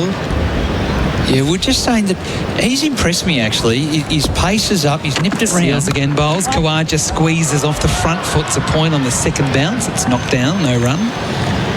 So I agree, and as a collective before with Colo and Andrew, we sort of thought, could they have been a bit more aggressive, gone to a, certainly, Shamar Joseph, you'd want to start the second session and really put that in. But having said that, Justin Greaves has bowled pretty well. He's been able to nip the ball back. Head's had some difficulty. although he has been able to get him away for a couple of boundaries, and you often see that with Travis Head. Even though he's struggled a bit and it's got a bit tough, he's still able to score and punish. Seals again around the wicket. Khawaja leaves outside off stump. And I think it's also a sign of why generally test matches in the Caribbean, like, you know, it's a cliche, it's a new ball pitch, but most wickets end up being new ball pitches. And also the way this Duke's ball behaves, from, if you've seen a lot of cricket here, is it does a lot more than the Duke's ball in England. Just the color is different and all that, but it also dies a lot sooner. Yeah. So what I'm really intrigued to see, because the square is quite abrasive, if there's a bit of reverse swing in the next 15-20 minutes. Yeah. 33rd over with the ball, so yeah, maybe possible. Seals again, bowling to Khawaja, edging and getting runs. Played late, so it was a controlled edge, just with soft hands down to the vacant third man region. That won't go to the rope, but they'll come back for 2. So Khawaja to 43, the score 3 for 94. And just the sound of ball on bat, that time I know it didn't come off the middle of the bat, it's just become a little clonky. It's just, in the ball becomes soft as well a lot sooner. So I wonder if that has played a role in just the way this holding pattern West Indies are trying to establish and not attack too much. Yeah, it is interesting because that, I agree with you, Bharat, and that kind of started before lunch. Even when they were on top, that they went into that holding sort of strategy. Last ball of the over, Seals bowls full toss. It's hit very firmly off the front foot, but straight to cover. And there is no run. Was he missing out there and frustrated at the result of it? 3 for 94 the score. Head 38, Khawaja 43. Don't miss the world's best netballers every Saturday and Sunday in Suncorp Super Netball. What a brilliant intercept! Can the Adelaide Thunderbirds achieve greatness with a three-peat, or will the Melbourne Vixens take the next step to premiership glory? The pressure will be on with the Firebirds, Fever and Swifts' new look shooting ends in the spotlight. Who is up for the challenge? Tickets are on sale now, or watch every game live and on demand on KO Sports, Foxtel, and for the first time, Binge. SEN Test Cricket for the Henley Breakthrough Collection, billed from only $227,900. As again Graves on his way, bowling to Head, who slashes through the covers for 4. No footwork, but fast hands and 4 runs. That's what he does. And he does it well. He does it really well. He just finds a way. He's up to 42. Australia 3 for 98. It was all angle, wasn't it? There wasn't a lot of width. Just the angle from over the wicket that he used, and he's got probably the fastest hands in this Australian batting lineup. And it made a much better sound this time. The ball just raced away through covers. It did. He doesn't feel there's a slow outfield to worry about. This time Head forcing off the thigh pad down to fine leg, just taking the single. It's usually a deflection when you play it down there, but the way that Travis goes about it, he really tries to just manoeuvre it with real ferocity wherever he plays. There's no subtleties in Travis Head's game. He's up to 43, 3 for 99. I don't think there's subtleties in anything about Travis Head. From who he likes to what he does and what he likes to do, the way he speaks about the game. You see what you get. And that's why he's become such a lovable cult hero around Australia. Khawaja leaves the next ball outside off stump from Graham. And I'd say our most important batter in the lineup. He really is the key player.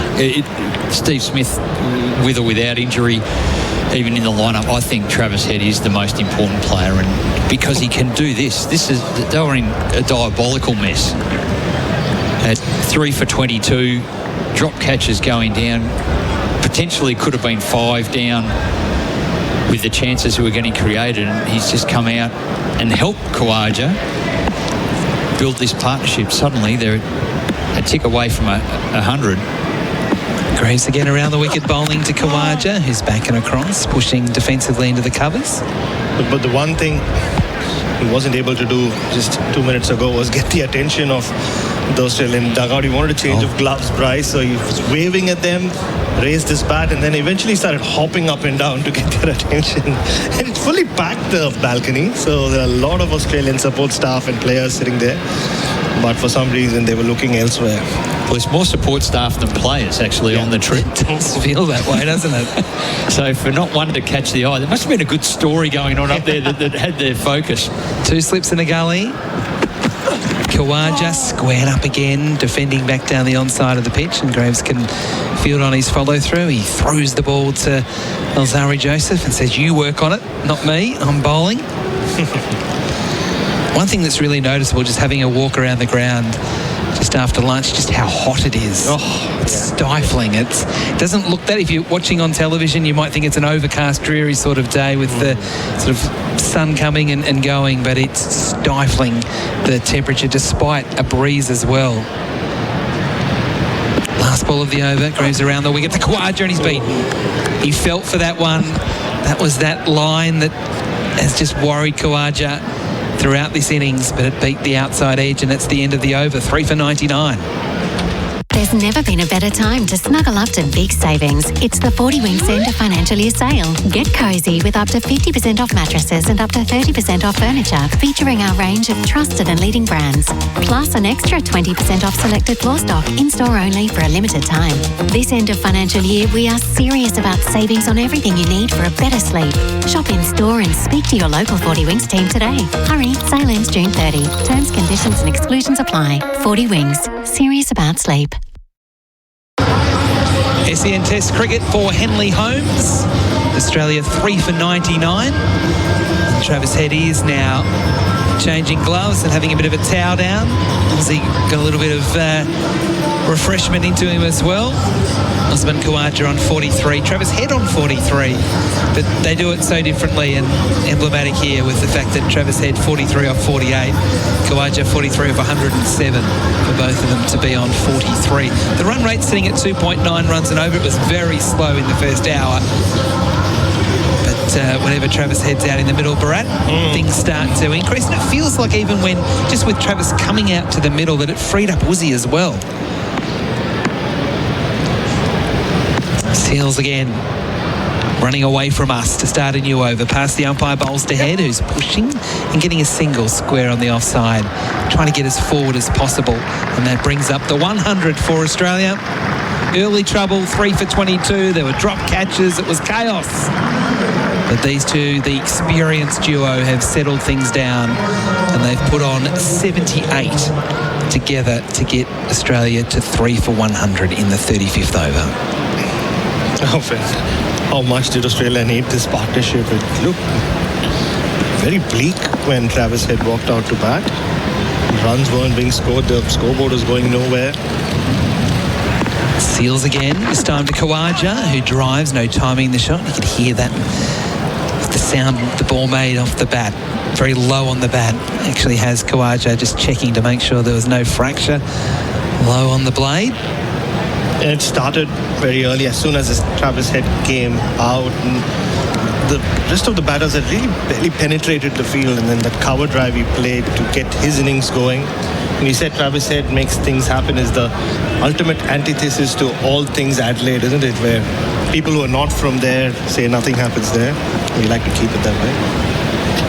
Seals again, running away from us with a 33 on his back, bowling to Khawaja, who pushes off the front foot, just opening the blade and guiding it into the gully. There's no run. Score remains 3 for 100. SEN Test cricket for Australia, made by local. Over in Australia at the moment, it's in most parts the middle of the night. We've still got plenty listening. A lot of the night shifters. The boys working on the docks, they've been messaging in.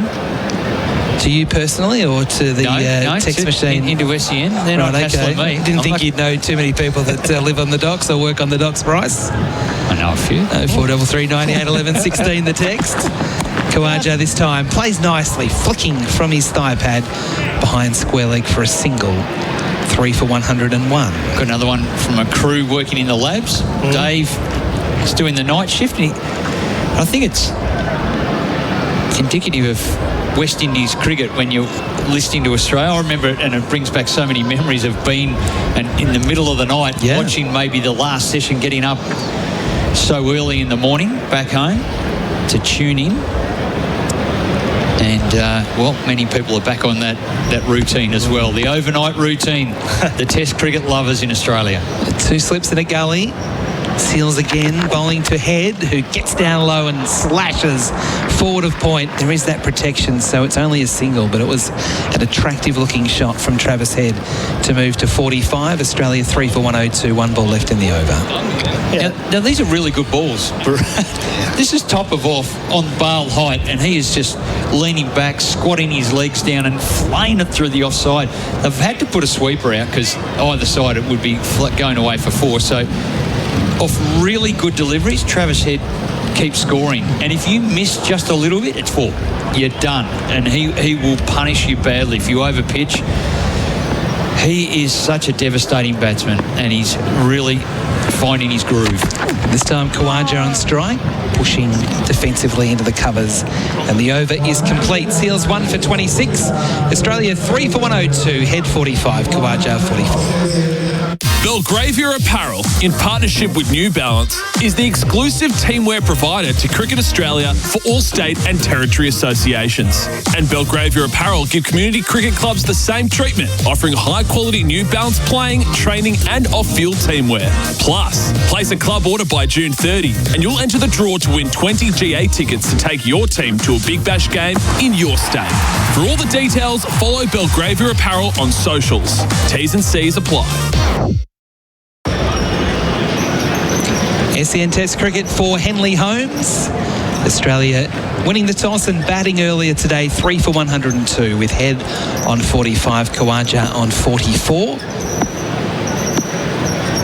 As Travis Head taps away, waiting for the first ball of a new over that's just seeing him push back down the wicket defensively.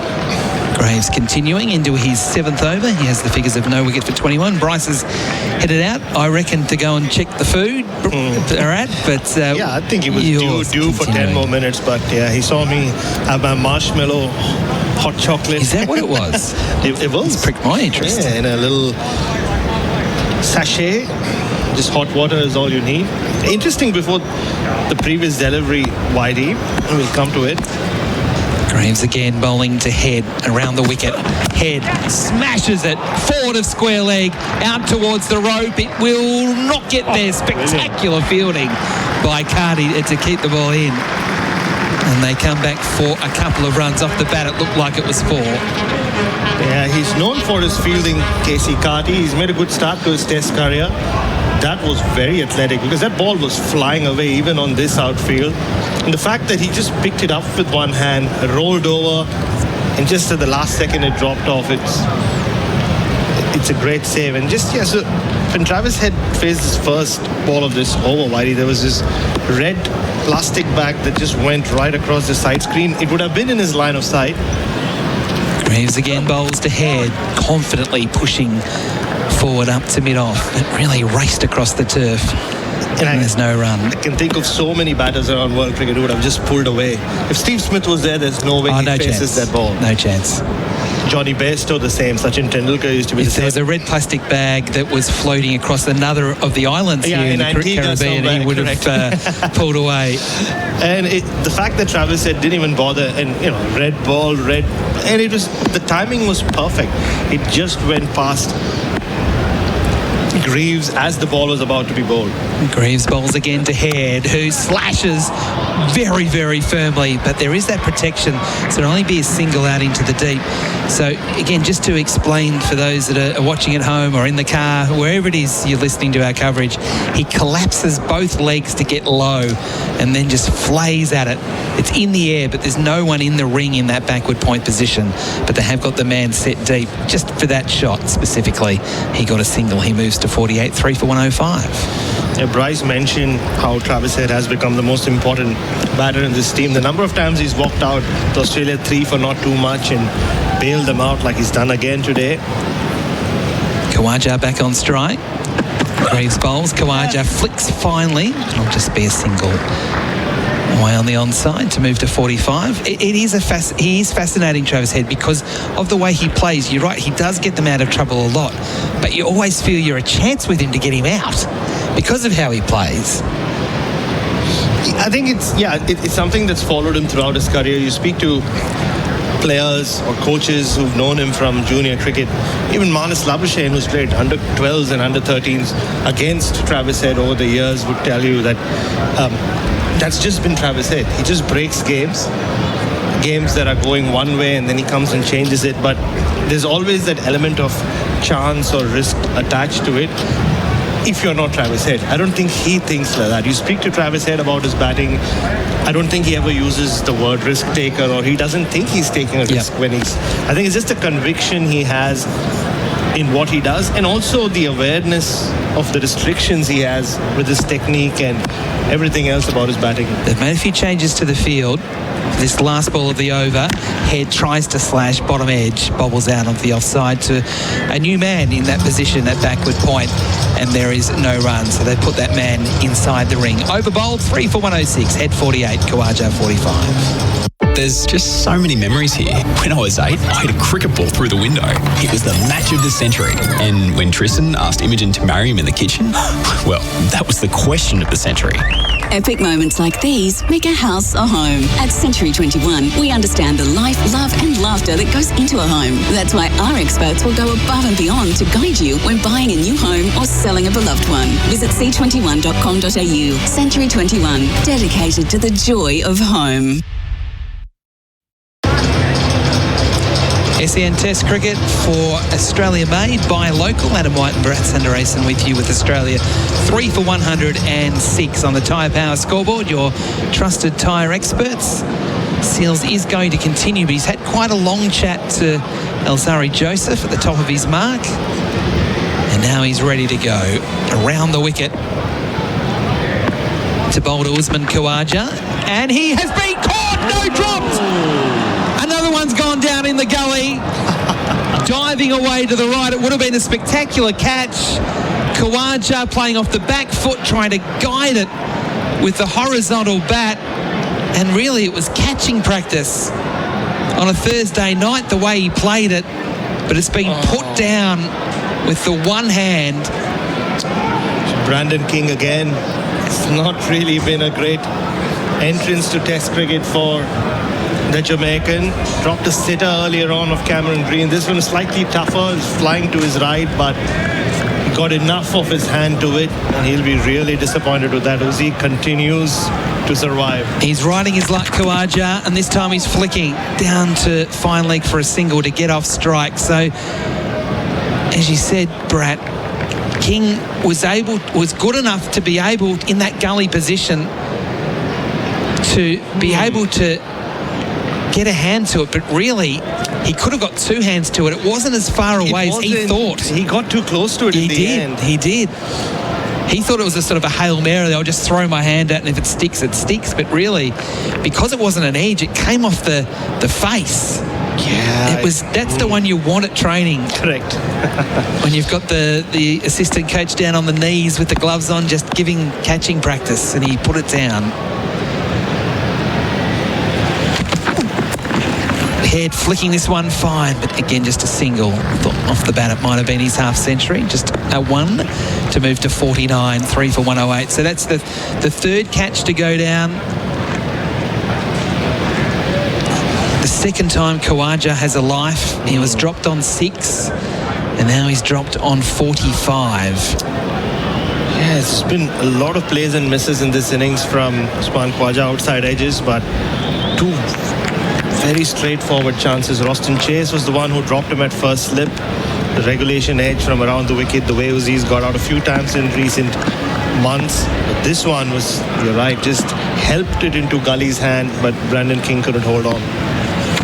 Seals bowls again. Very similar ball to the one that Khawaja did play into the gully. This time he leaves alone. So just looking at the chemist the Chemist Warehouse replay screen. Save on your prescriptions at Chemist Warehouse. That was a classic example of, as you said, Bharat, that he dived too far. It looked spectacular, but looking at it, the replay, and you've got the benefit of slow-mo and all those sorts of things. I won't say he made a hash of it, but he made it look a lot more difficult than what it actually was. And it's so unfortunate on debut that Brandon King now has put down 2 in that gully position.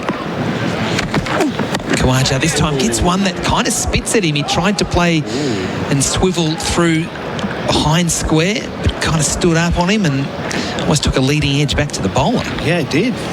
Like, he's surprised in the first over from Shamar Joseph earlier today. The ball jumped at him. This one just stopped at him. He just, it's been a chancy innings in comparison to Travis Head at the other end, but like you do as a veteran opener, he's just ridden his luck. And that's right, a wily old man that just knows how to get the luck. 2 slips in a gully, last ball of the over from Seals. He bowled full toss and it's stroked firmly but straight into the covers, and there is no run. So the completion of that Seals over, so he has 1 for 28. Australia, bit of luck in that over, 3 for 108. Looking for the perfect place to call home? Discover Office Essential by Your Land Developments. Live at the centre of everything in Melbourne's vibrant southeast. Close to shops, public transport, schools, parks and more. House and land now available. Visit officeessential.com.au today. Join an established community where everything you need is just a short walk away. Life at the centre of everything. Find out more at officeessential.com.au. T's and C's apply.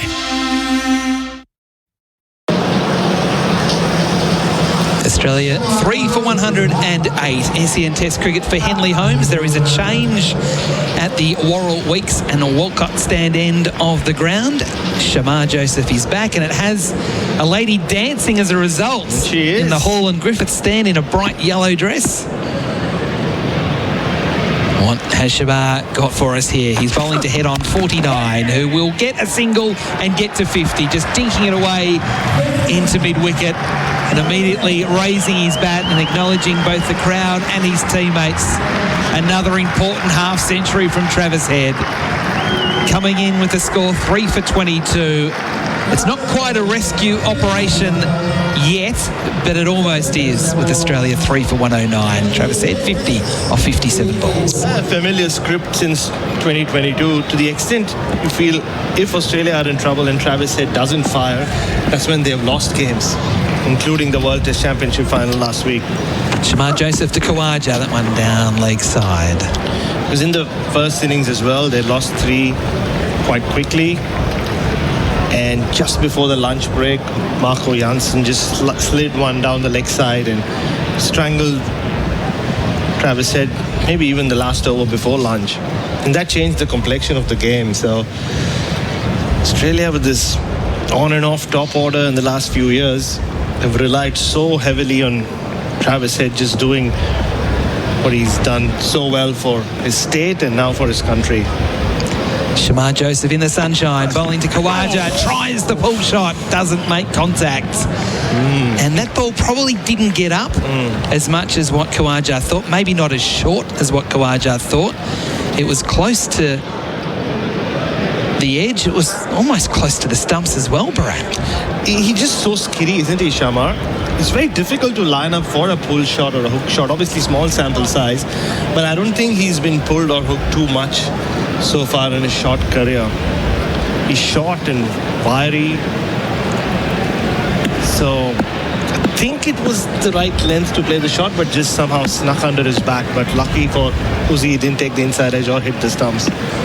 Joseph again bowls this one down leg side, and Khawaja tried to catch up with it and didn't. And it's probably lucky he didn't, because it could have easily been another one of those strangles down leg side. So this is going to be the last over before drinks. Adam Collins isn't too far away from rejoining you. I wonder whether he's had food, Colo. He hasn't. Oh dear, this is going to be interesting, this next half hour. Hungry commentators coming to you from far, far away.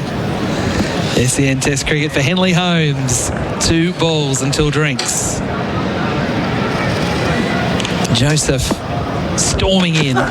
Bowls, and that one spits at Khawaja, and he did very well to keep that out of the hands of the cordon. Yeah, that one dropped it at his feet. Very similar to that first over delivery I just described a while back. That one got the splice of Uzi's bat, maybe even the glove, and ballooned over the gully region. This time, somehow got on top of it. A lot more control this time, but yeah, Shamar Joseph just on and off gets that extra bit from the pitch, doesn't he? That the others haven't been able to do. He's got the airspeed that the others don't have. Last ball before drinks. And it's the leave from Khawaja, a late decision to leave, as he often does, taking a hand off the bat and waving it as it goes past the line of the off stump. So that is the over, and it is drinks here at Kensington Oval. And Bridgetown, Barbados, Australia 3 for 109. Travis Head on 50. Usman Khawaja on 46. So no wickets in that hour of play, but a couple of anxious moments, and particularly just a short time ago, that drop catch. Khawaja surviving again. We'll take a break and be back with more after this. I'm afraid to say it's been the story of the West Indies day so far. 3 chances going down. The last of them the most complex, with Brandon King. He's had 2 touches in Test cricket. Both have been dropped catches. That means that Travis Head still there on 50 with Usman Khawaja on 46, a partnership that's taken Australia, well, from the depths of despair at 3 for 22 to 3 for 109 as we reach the middle stage of the day. Not by overs, 38 gone, but in terms of the time, in theory, allocated. Khawaja's been the beneficiary of 2 of those lives, Baz, and Travis Head just letting the good times roll in the best traditions of the South Australian when playing against the West Indies. Oh, loves it, doesn't he? Yeah. He's back-to-back hundreds at the Adelaide Oval. Got a 99 at Perth against them as well. He did, yeah. He got that king pair, which kind of rather ruined his average. But and then 3 zeros in. Remember, he was out of 3 straight balls. Yeah, that's right. Yeah. Yes. So the Gabba wasn't to be, but it's all happening around the Kensington Oval. It's still pretty like semi-empty. The stands, a lot of Australian fans, but we're getting a preview of what we'll get to see in Oistins on Friday night. Adam Collins. Yeah, I saw that. It's great. Bit of a performance there with a woman wearing a yellow outfit. Yeah, flame outfit, 3 drummers, and she's been entertaining the 8 people who are sat there. It's funny, isn't it? Like, there are probably more people here than you think. The seats are a bit like the Gabba, in that they're multiple different colours, and it can be a bit hard to work out who's a person and who's a seat. It must have been in fashion in the 90s when they redid the Gabba in between 92 and 95 when those new seats went in. I know it's a bit later here in 2007 where they got this done up for the 50 over World Cup. Here's the spin of the captain, Chase. Away from us. Bowls to head on an even 50. He goes back and it nearly sneaks through. Ever so close to skidding through with the arm. Good bowling. Good restart after drinks. Yeah, there was one that almost did the same in the last over before lunch. I said it before, he's much more than a part-time spinner, Mr. Austin Chase. He's played as the sole spinner quite a bit in Test cricket when the Windies have wanted to go with that configuration. Chase bowls here, Head gets forward, finds long off through the back. 1 of 2 men back on the offside, Head to 51. And that takes Australia to 3 for 110. Yeah, bowled West Indies famously to victory against England with an 8 for a few years ago. So uses the drift, not someone who will bowl a big off break, but he's always targeting the pads and the stumps while bowling to the lefties. Playing his 50th Test match, Roston Chase. Bowls here to Khawaja nearing 50 himself, but defends on 46 back to the bowler. Field's really been brought in for Khawaja, isn't it? The mid-off and mid-on were both back for Travis Head. Almost telling Usman Khawaja, why don't you take a chance? Maybe he tossed one up as well. 4 catches on the round the bat. Well, 2 round the bat, sorry. 4 men back on the onside. Flick to deep fine for a single here. Takes Khawaja to 47, 3 for 111. And going back to the seats, they're all coloured in the Barbados flag colours, so the blue and yellow. I loved the Barbados national anthem this morning. It was unexpected. The Australian team were all arm in arm waiting for Advanced Australia Fair. The TV cameras were trained on the Aussies. We were looking at each other. Always heads blazing out towards cover, that familiar posture where he bends the knees and crunches but picks out the one fielder on that side in that gap. But yeah, the Barbadian or Bayesian national anthem was an absolute belter. Had a really good name as well. I'll come back to it in the next day, but there'll be a break after this ball. Chase bowls and head defends to the same man at cover. 3 for 111. He's there on 51. Heads on, Kawaja's on 47 on the tyre power scoreboard. Your trusted tyre experts. Hurry into Chemist Warehouse this week for huge savings on Thursday Plantation Patch Perfect Invisible Acne Control 42 patches, only $8.39.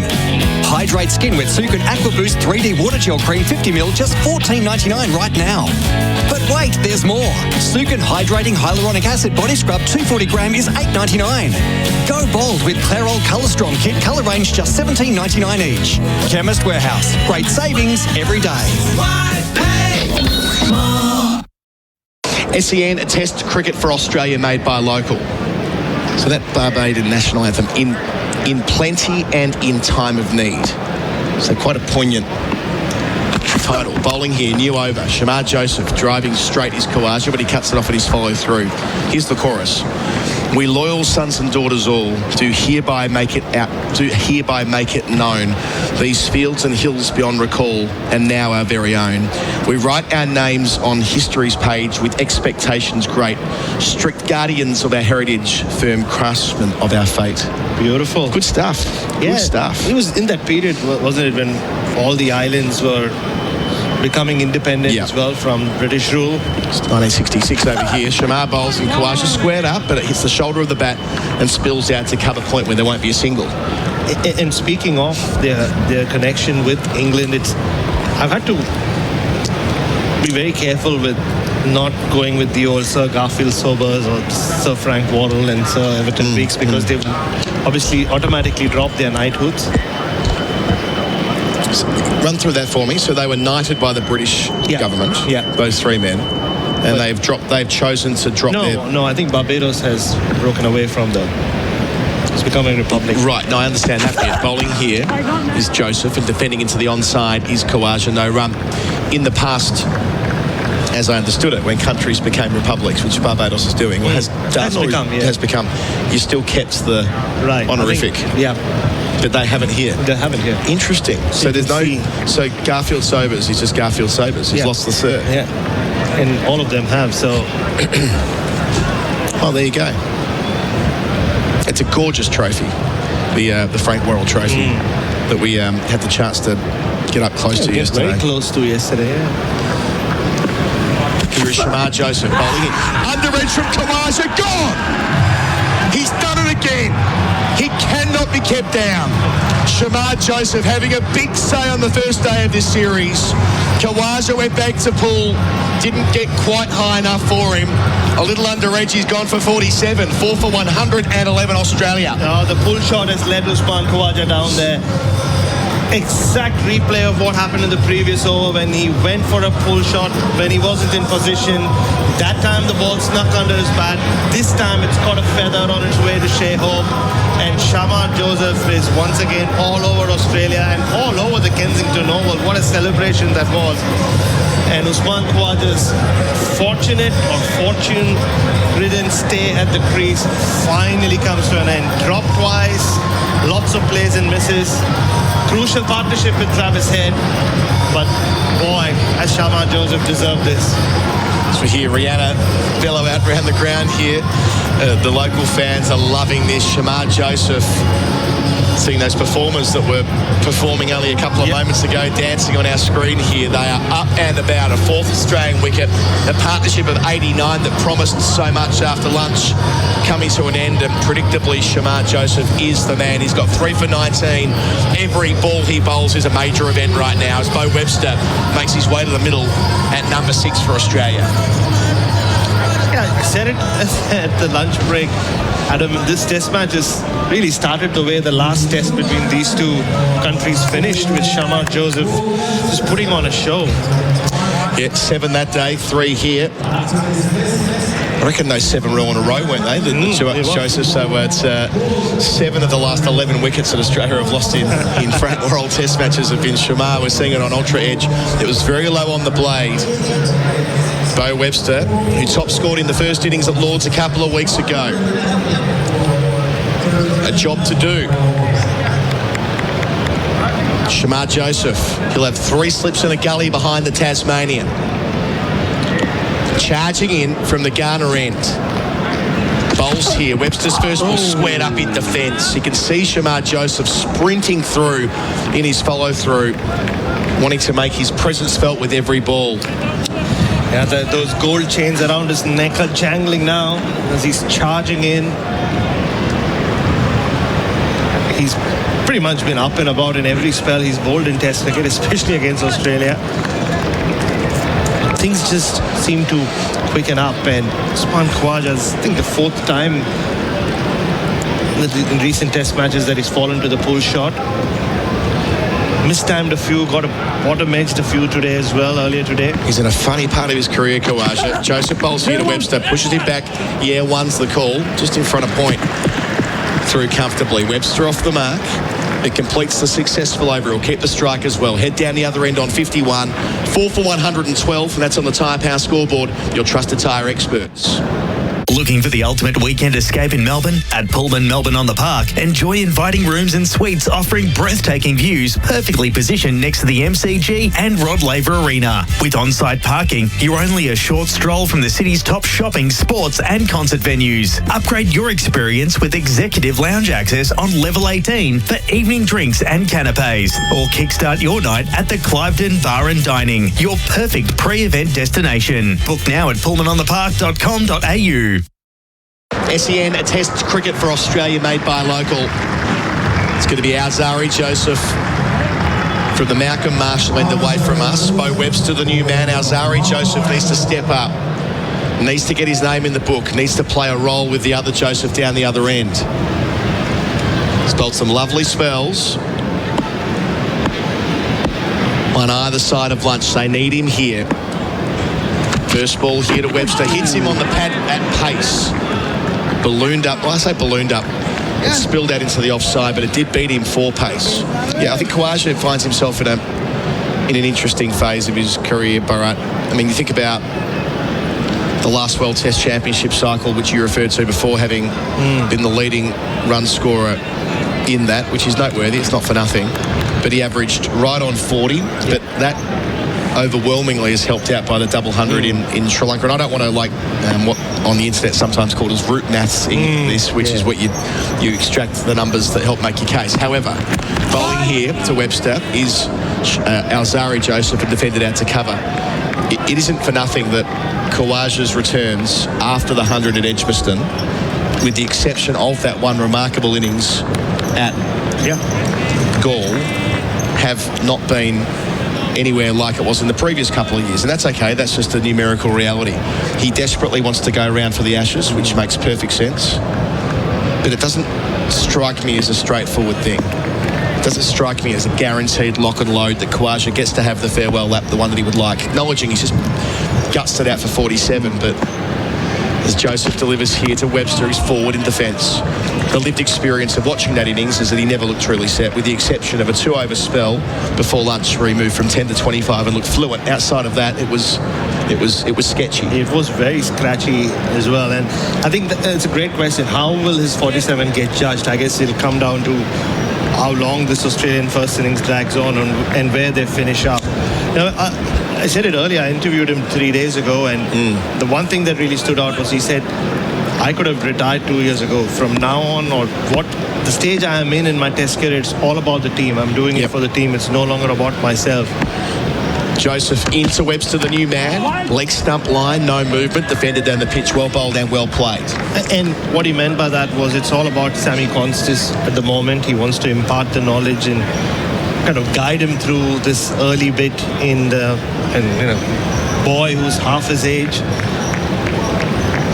I guess at a time where Australia have just had, after the retirement of David Warner, that opening slot has just not looked settled at all. They started with Nathan McSweeney, then Constis, and obviously Head in Sri Lanka was a different story, and then they ended up with Marnus at Lords 10 days ago. Alzari Joseph bowls to Webster. Inside edge onto the pad, not far away from sneaking through again. Back off the seam.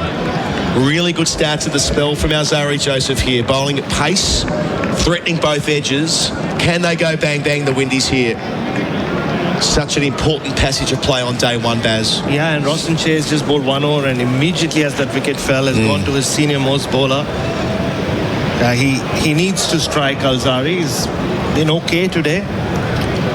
With a few decent deliveries, but he needs to back up his fellow Joseph at the other end. So last ball from Joseph. Up to the crease. Wider on it. Bowls to Webster. Plays comfortably out to cover. Retaining the strike from the final ball for a second time. He's 2, heads 51. Australia 4 for 113 on the Tyre Power scoreboard. Your trusted tyre experts. Looking for the perfect place to call home? Discover Office Essential by Your Land Developments. Live at the centre of everything in Melbourne's vibrant southeast. Close to shops, public transport, schools, parks and more. House and land now available. Visit officeessential.com.au today. Join an established community where everything you need is just a short walk away. Life at the centre of everything. Find out more at officeessential.com.au. T's and C's apply. The leading wicket taker in the match so far is Shamar Joseph. 3 for 23 of the 4 to fall for Belgravia Apparel for quality New Balance cricket teamwear. He will continue from the Joel Garner end in front of the Worrell, Weeks and Walcott stand. Webster. He's the new man there. 3 slips behind him. Joseph bowls and beats him with a jam. That's quick. That's hitting the seam. That's moving away. He's got it all going on today, Shamar Joseph. Yeah, that's how you open up a slug. He just opened him up like, he had no idea. Bo Webster and the West Indian slip cord, and you can see very chatty. I mean, he doesn't look like a brutish fast bowler, does he? No. He's on the shorter side for a quick. He's slingy. You could argue that there are similarities between him and Malcolm Marshall with respect to the body type. Don't want to say that he's the next Malcolm Marshall. That might be overplaying it, but we'll see. Joseph delivers here, going forward, just about going forward. Is Webster playing out to cover point, no single. Especially while we're sat at the Malcolm Marshall end. So, no, he is. And we saw that on Australian pitches where he had the ability to hit the stumps more than any other bowler we saw in that series. It's a skiddiness. He rarely bowls a bad ball. He rarely misses his mark. Which makes it incongruous that his time as a professional player since the 7-fer has been fairly sketchy. Both with white ball and red. But he's bang on today. Loves these clashes against Australia. We know that much for sure. Delivers to Webster here. And Webster, pad and bat close together, squeezing it out to mid-on. But that's the gap he's trying to go through with the ball angling back towards the stumps wide on the crease. Just life as Bo Webster hasn't been easy of late, has it? And I mean, what a story for Bo Webster as well. 7 months ago, I wonder if he thought he'd play Test cricket. Now he's played Test cricket in 4 different countries. Sri Lanka, England, and... Good point. So it's his... So Webster played, 1 in Australia, 2 in Sri Lanka, 1 in England and 1 here. That's an unusual start to a career. There can't be many people who in their first 5 Test matches done it in 4 different countries. We'll check that. Joseph bowls here to Webster, plays out to mid-on forcefully. There won't be a single though. And maybe there's someone who can text in 0433 98 11 16. It's nearing 4 a.m. Just ticked over, 4 a.m. on the eastern seaboard of Australia. Have you got the tools to work out whether anyone has played their first 5 Test matches in 4 different countries? Is that the type of thing you can work out? If it is, 0433 98 11 16. We've got some correspondence filtering in. Mostly from North America, I see. Okay. Tell us all about it. Yeah. Shamar Joseph. Sun beating down. Bowls to Webster. Webster forward for the 3rd time placed to cover point. 2 of them got singles, but they've tightened that gap. No run there. Well bowled and good captaincy from Ross and Chase. Good fielding as well. You need to keep Webster on strike. So here we go. Someone's listening to us from Sunnyside, Queens, New York. It's 35 degrees and day 5 of a heat wave. So sitting in the AC watching cricket. I think I went out there last year to Sunnyside when we were doing the World Cup. We had a beer at after the India-Pakistan game. We ended up going to I do remember. Up to Queens. That's Great right. experience. Yeah, that's good. Shamar Joseph to finish his 11th over. 3 wickets so far. Into Webster, doesn't make it. The second slip off the outside edge of the bat. Passes through the cordon, they get a single. Shamar Joseph is everywhere. Ends the over. Head hasn't faced a ball since Webster arrived. He's 3 from 14. It's 4 for 114. That's all on the Chemist Warehouse replay screen. So, did you do the dishes? Yes. Did you walk the dog? Yes. And you took the bins out? Yes. What? I just won a TV on Grays. Did you listen to anything I just said? What? Experience the thrill of an online auction on Grays.com. Find great deals on everything from wine, electronics and cars to machinery and transport equipment and everything in between. Get it on Grays. Start bidding today on Grays.com. SEN Test cricket for Henley Holmes, seeing a replay. Last ball of the previous over, it landed a foot in front of Justin Graves at second slip. It was a big booming drive from Webster that didn't quite go right. Surprised it didn't carry with the pace Joseph's bowling at. The other Joseph here, new over. Webster, leg stump line, turned down to fine leg. He will give head some strike. Hasn't faced a ball since the fourth wicket fell. 4 for 115. Second session of this first day. Speaking of people listening to us, here's one. 4:01 a.m. somewhere in Sydney or Melbourne. Shamar Joseph, 10 for 88 in the last 22 overs he's bowled against Australia. Love it. It is sensational. Also, someone accusing us of whinging about the humidity. They are watching it from Victoria. It's 3 a.m., 2 degrees. At least they have a couple of whiskies in their hand. We definitely cannot complain about our humidity situation in this air-conditioned box. On the roof of Gaul in the hot house, different story. But we've migrated away from that tent into the lovely facility here in the Tony Cozier Media Centre. So just one slip now. I would call it a floating second. Set back, a gully as well. 2 back for the short ball on the onside and a deep point for head as well. Alzari round the wicket, fillets it out to that deep point, but it was in the air. Not for the first time in this session where Head's pinned the ears back, got down near enough to his knees and tried to thrash it through the offside without control. 4 for 115. Make that 4 for 116. Head's 52. I mean, it's the kind of shot we're accustomed to seeing him play in white ball cricket. Yes, he does flare a lot of deliveries through the offside, but when he goes down and tries to go from down to up, that's generally a very one-day or T20 shot, but he's probably the pace of the pitch as well. He's tried it a few times, especially off Alzari Joseph. Seeing back on the Chemist Warehouse replay screen, save on your prescriptions at Chemist Warehouse, that he did look up towards that deep backward point. Bowling as Alzari Joseph steered into the gully region by Webster, who went back and tried to find the gap. Not quite. Good bit of fielding there from Brandon King. Gets a couple of pats on the bum from his teammates after putting down 2 catches so far today on his first day as a Test cricketer. I think that's the first time he's held on to a ball as a Test cricketer. No wonder. Also listening to us, Ray from Vero Beach in Florida, USA. So, g'day, Ray. In Florida, so presumably same time zone as here. Near enough? More or less. Now Alzari Joseph away from us, bowls here. Webster behind it, defends to point, no single. Getting a lot right here, Alzari Joseph is being brought back into the attack.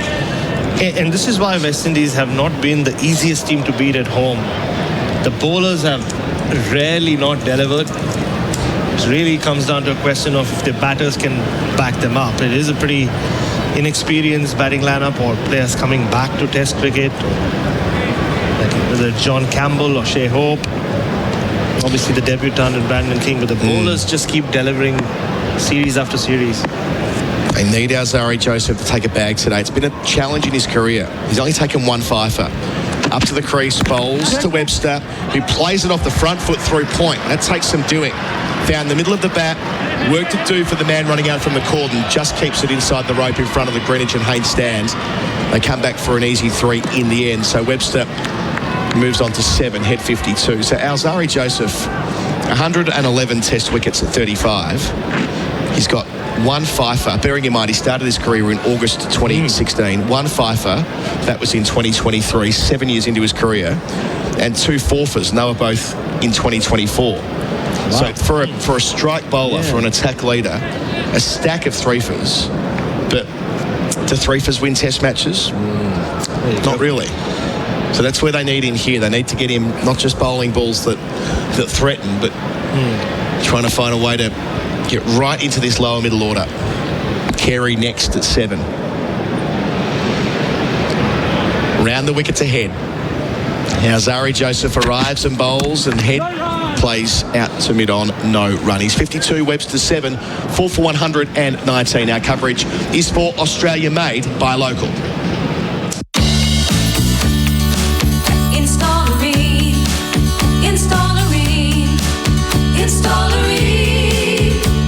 For the hottest of hot water you've ever seen. Rain comes on steady, hot and strong. It just keeps on and on. Get the best in heat pump and solar hot water and government rebates. Install a ring.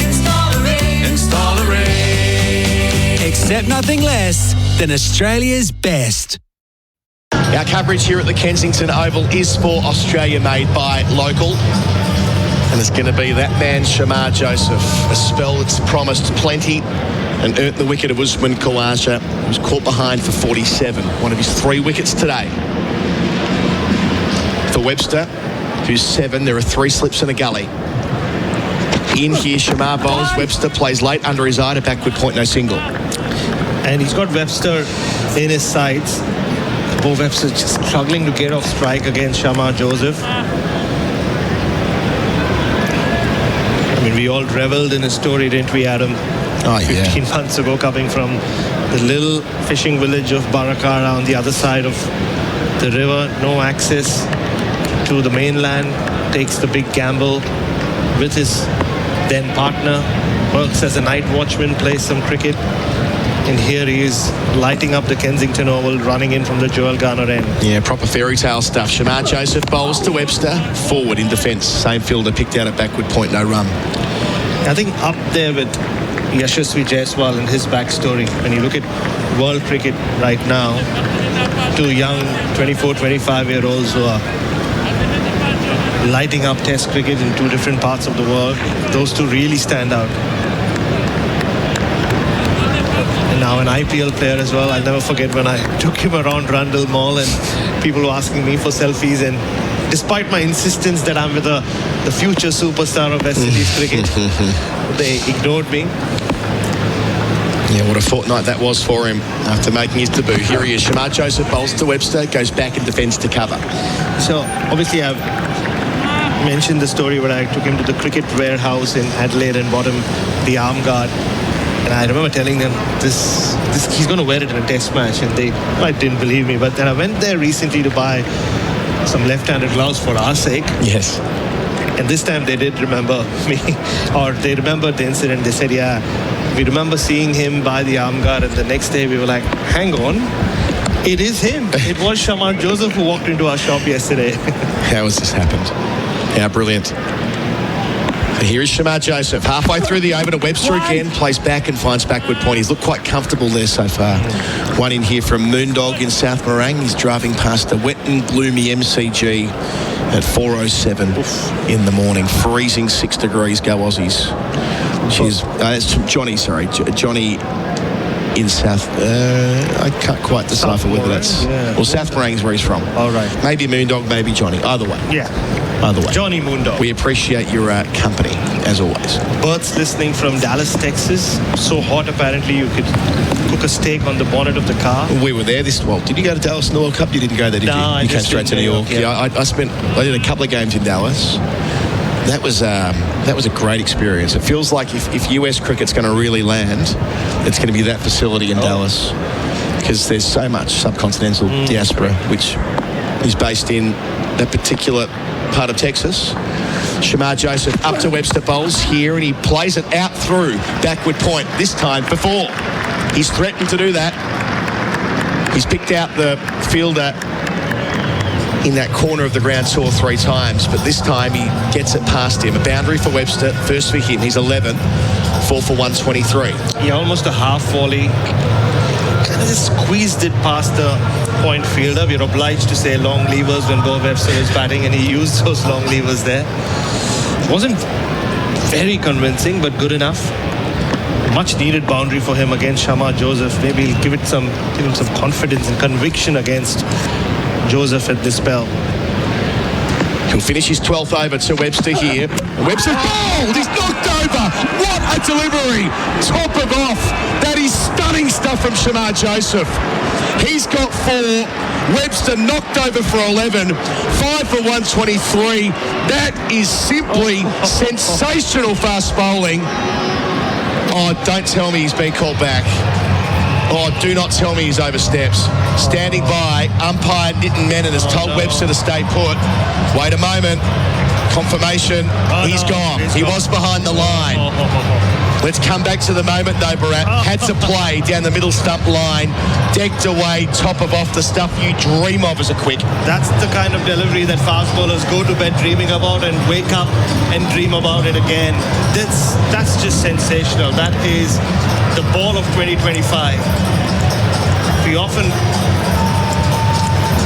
write songs about Pat Cummins and Josh Hazelwood, the way they can angle the ball in and hit top of off. There's absolutely nothing Bo Webster could have done. He played the line of the ball and the ball just went past his outside edge, and what a moment.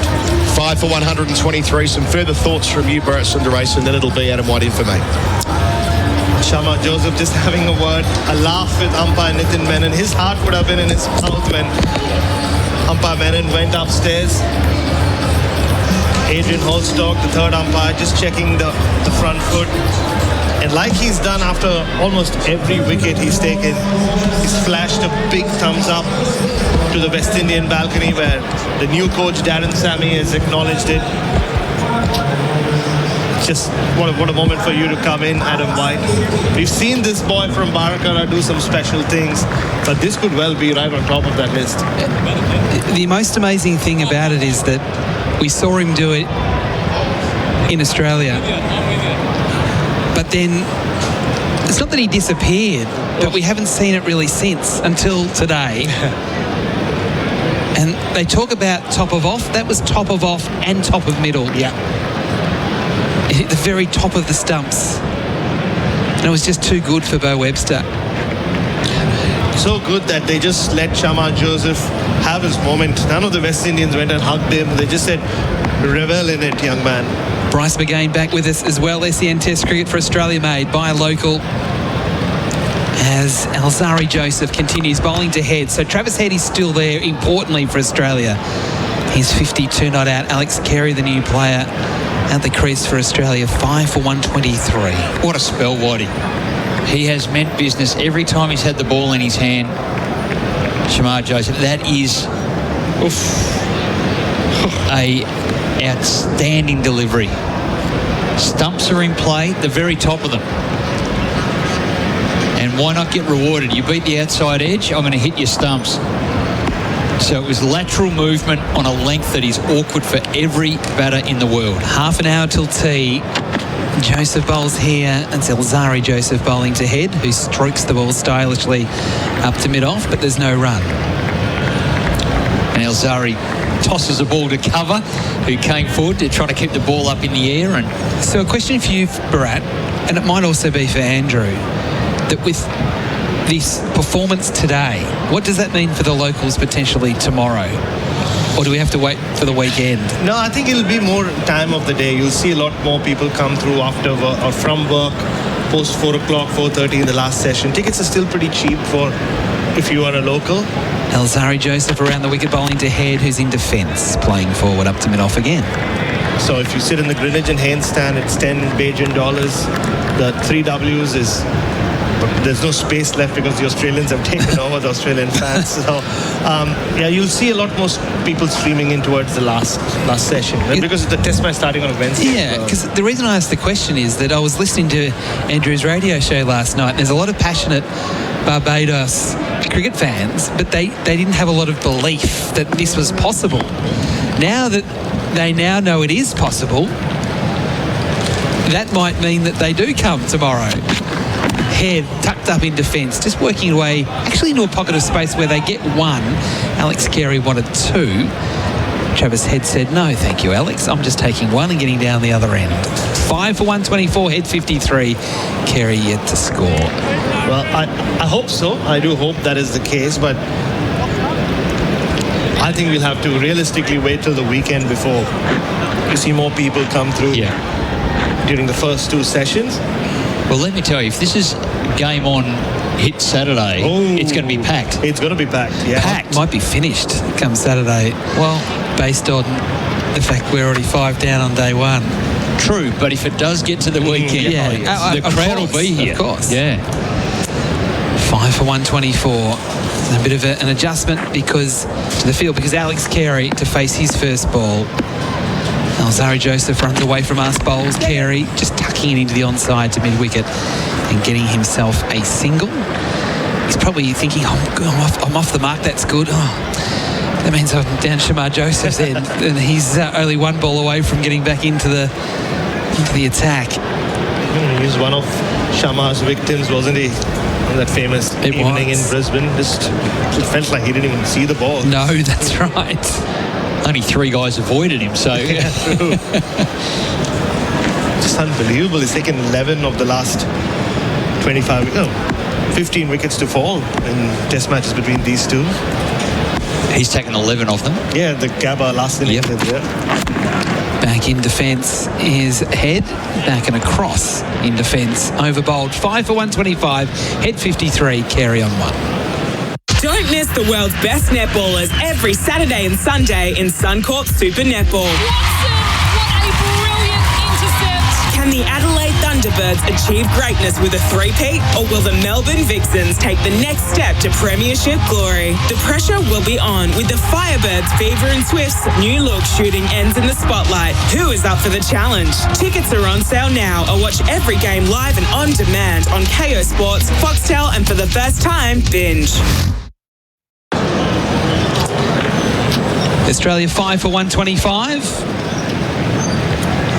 And Shamar Joseph will continue. He is the leading wicket taker for Belgravia Apparel, providing high quality New Balance teamwear to community cricket clubs and associations around the country.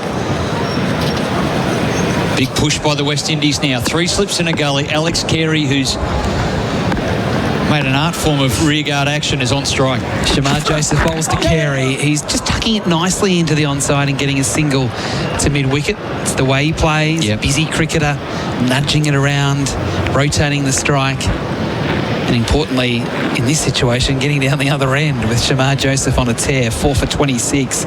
Australia 5 for 126. It's Shamar Joseph's 13th over. He has the figures of 4 for 26. And there's 2 drop catches as well off his bowling. 2 slips in the gully. Shamar Joseph bowls, and did it carry? No, it didn't. It didn't carry. They're not sure. Head slashing at that one through the offside. No. Now the umpires are actually going to come together here.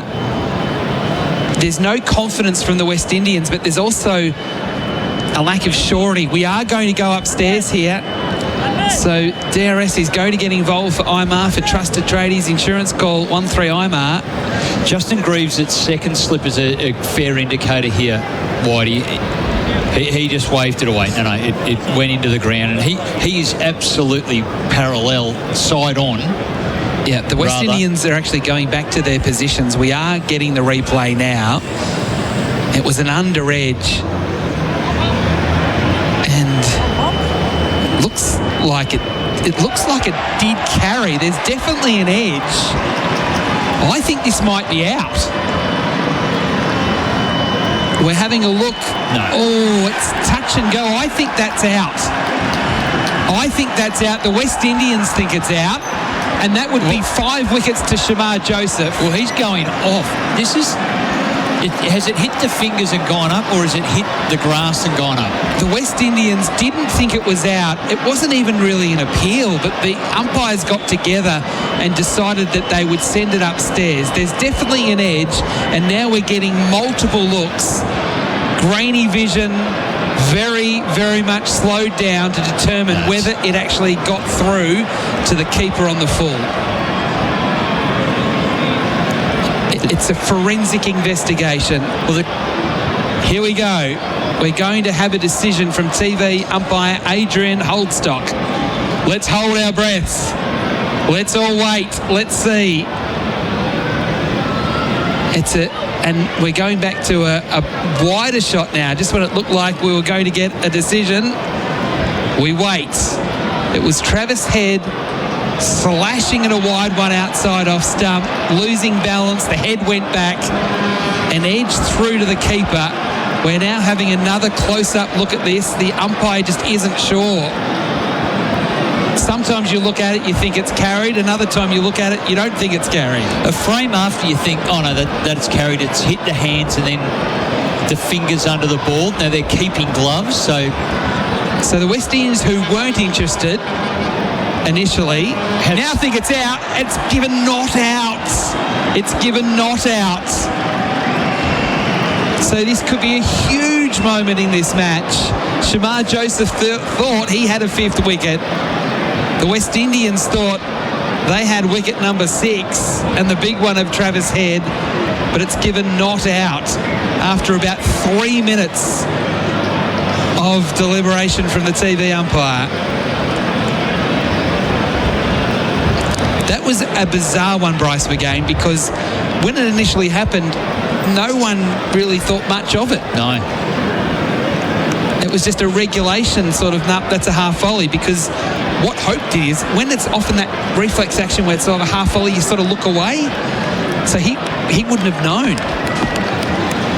All it needed to do is touch a blade of grass on the way through, and I think that's where the doubt was. Shamar Joseph, full head of steam, bowls to Head again, who's defending, nearly chopping it back down onto the stumps. Fortunately, went into his pads and dribbled out on the offside. So that was, very unusual. And looking at that replay again, when it's a bit quicker, it looks out. When it's really slow, it doesn't look out, if that makes sense. But the West Indians, they genuinely thought, because they could see the replays going up on the screen, they thought they had him.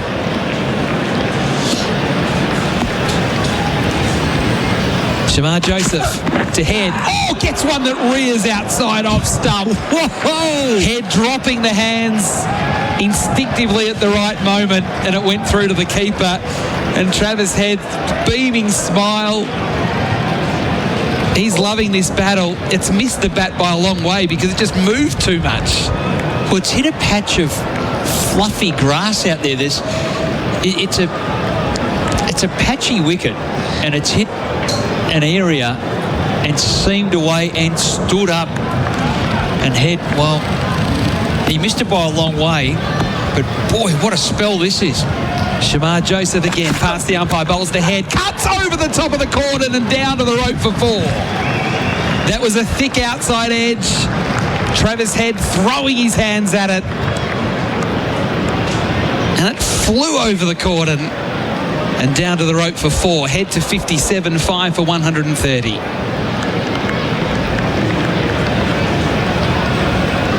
You can't have fielders everywhere. That was that top edge type shot, not really in control, but we know that Head's going to fight fire with fire. It's very interesting. I wonder, just with the way he's playing here and the pace it's been bowled, a fly slip is better than a deep backward square. Last ball of the over. Shamar Joseph bowls, Head beaten, trying to smash it through the covers. It beats the outside edge. What an over. So much happened in that 6 balls.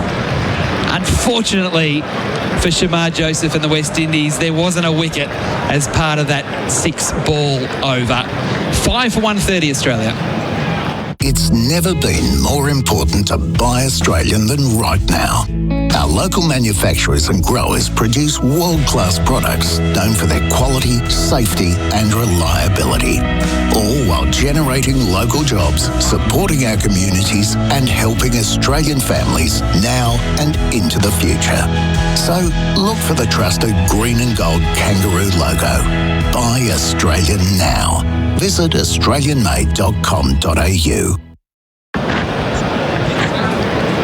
Welcome back. SEN Test Cricket for Australia made by local. Just a reminder that next networks will be leaving us from 5 o'clock Australian Eastern Standard Time for Bunnings Trade Radio, and then the breakfast shows in your respective states, but you can still listen to us, listen to the cricket on SEN Fanatic and through the SEN app. And if you're here live, SEN Stadium. Absolutely. And many are.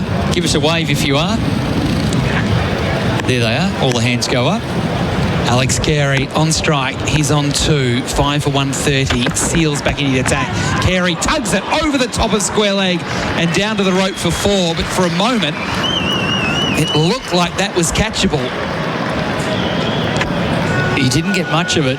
He got enough, and it was just enough to get over the top of the infield. Did it get high up on the blade? Yeah, it was. It was up near the stickers and got enough. And it went away for 4. 5 for 134. Carey to 6 off just 3 balls. It was one of those, I think I described as a tug. That's what he does. He gets on the front foot and tugs it away over square leg with the horizontal bat. 5 for 134. Seals again bowls. Carey rushed with that stroke. And goes out to square leg, but he didn't know too much about that one. Seals 1 for 32. It feels he's been better than that. Oh, yeah. I don't think the figures show just how well he has bowled. His ability to move that new ball was a real handful. Khawaja battled his way through. Big swing, got the wicket of Inglis.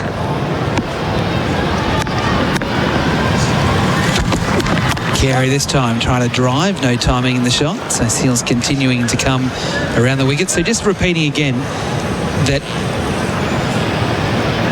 at 5 o'clock, which is Australian Eastern Standard Time, networks will head off to Bunnings Trade,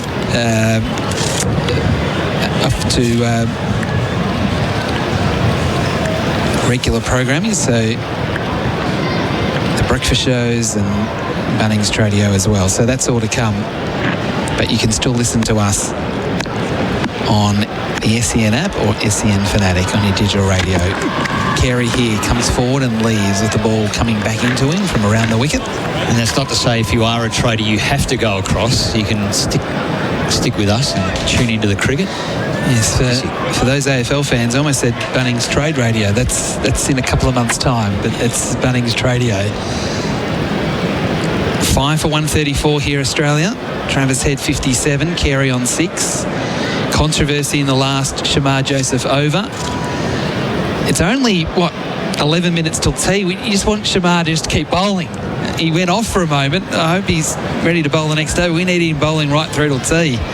We finished that over, went straight off the ground, up the stairs, the Garfield Sobers Pavilion. He's in there somewhere. Let's hope he comes back. He's box office. Carey on 6, waits for Seals. Inside edge that went onto the pad and to the slip cordon on the bounce. It feels he has only been out there for a handful of balls, Alex Carey, but he hasn't quite got the pace here. He's being rushed, which doesn't usually happen with Alex Carey. And taking the inside edge and then the back thigh pad before ballooning to slip on the bounce. Immaculate length. That's what's impressed me with Seals. He's been able to do that. All the bowlers have, to be honest. They haven't tried to scramble up the batter's feet by bowling short or anything. They're using what's in the wicket. It's been excellent bowling. 2 slips in the gully. Carey tries to drive. He gouges it out through cover point. It was a very full ball. Carey just almost threw the bat at it because of the width and was able to get 2 runs as a result, and that does complete the Seals over. So Australia 5 for 136, Head on 57, Carey on 8, and it won't be Shamar Joseph. He hasn't come back out onto the field. Oh, hold on. He's running down the stairs now, and he's saying, I'm ready, but I don't think he's going to bowl. So we'll come back and have the next over after this. Before hitting the road on your next Aussie adventure, do your vehicle a favour with Maxliner. Maxliner has now landed in Perth, stocking premium 4x4 accessories available for your vehicle. They're made for tough Aussie conditions and are ready for you to explore, like canopies, floor mats, tub liners, roof racks, rooftop tents and more. Every product is built with durability and functionality in mind. Maxliner, ready for work days and weekends away. To find your nearest stockist or to shop online, visit maxlineraustralia.com. It's a bit of a setback that he's not bowling and continue that surge up until tee. Shamar Joseph.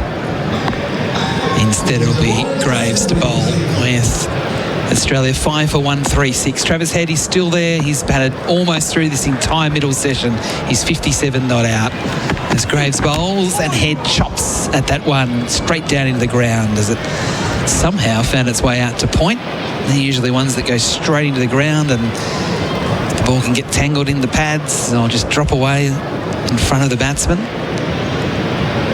Shamar Joseph, 4 for 30 from 13 overs. He bowled 6 overs in the first hour and has kind of set the tone for this test match with the way he's gone about it.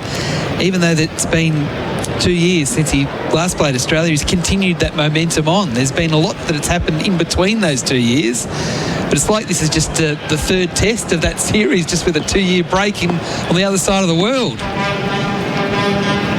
Graves again bowling to Head, who's tucking it away to mid-wicket and getting a single.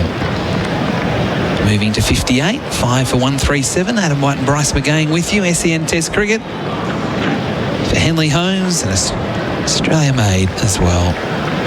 Well, on form, Whitey, you wouldn't have predicted this.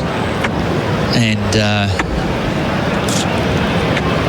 think it was Ian Healy on the SEN network had sort of said, well, you're not Curtly Ambrose, so, your form's not looking great. Well, as he singled out Sam Constant. It's funny you mention that because I know Collar will like this. We'll wait for this ball first from Graves, bowling to Carey, who's up on his toes, pushing up to mid-off, because, of course, it was Craig Brathwaite that got stuck into Rodney Hogg in extraordinary circumstances on the presentation dais at the Gabba.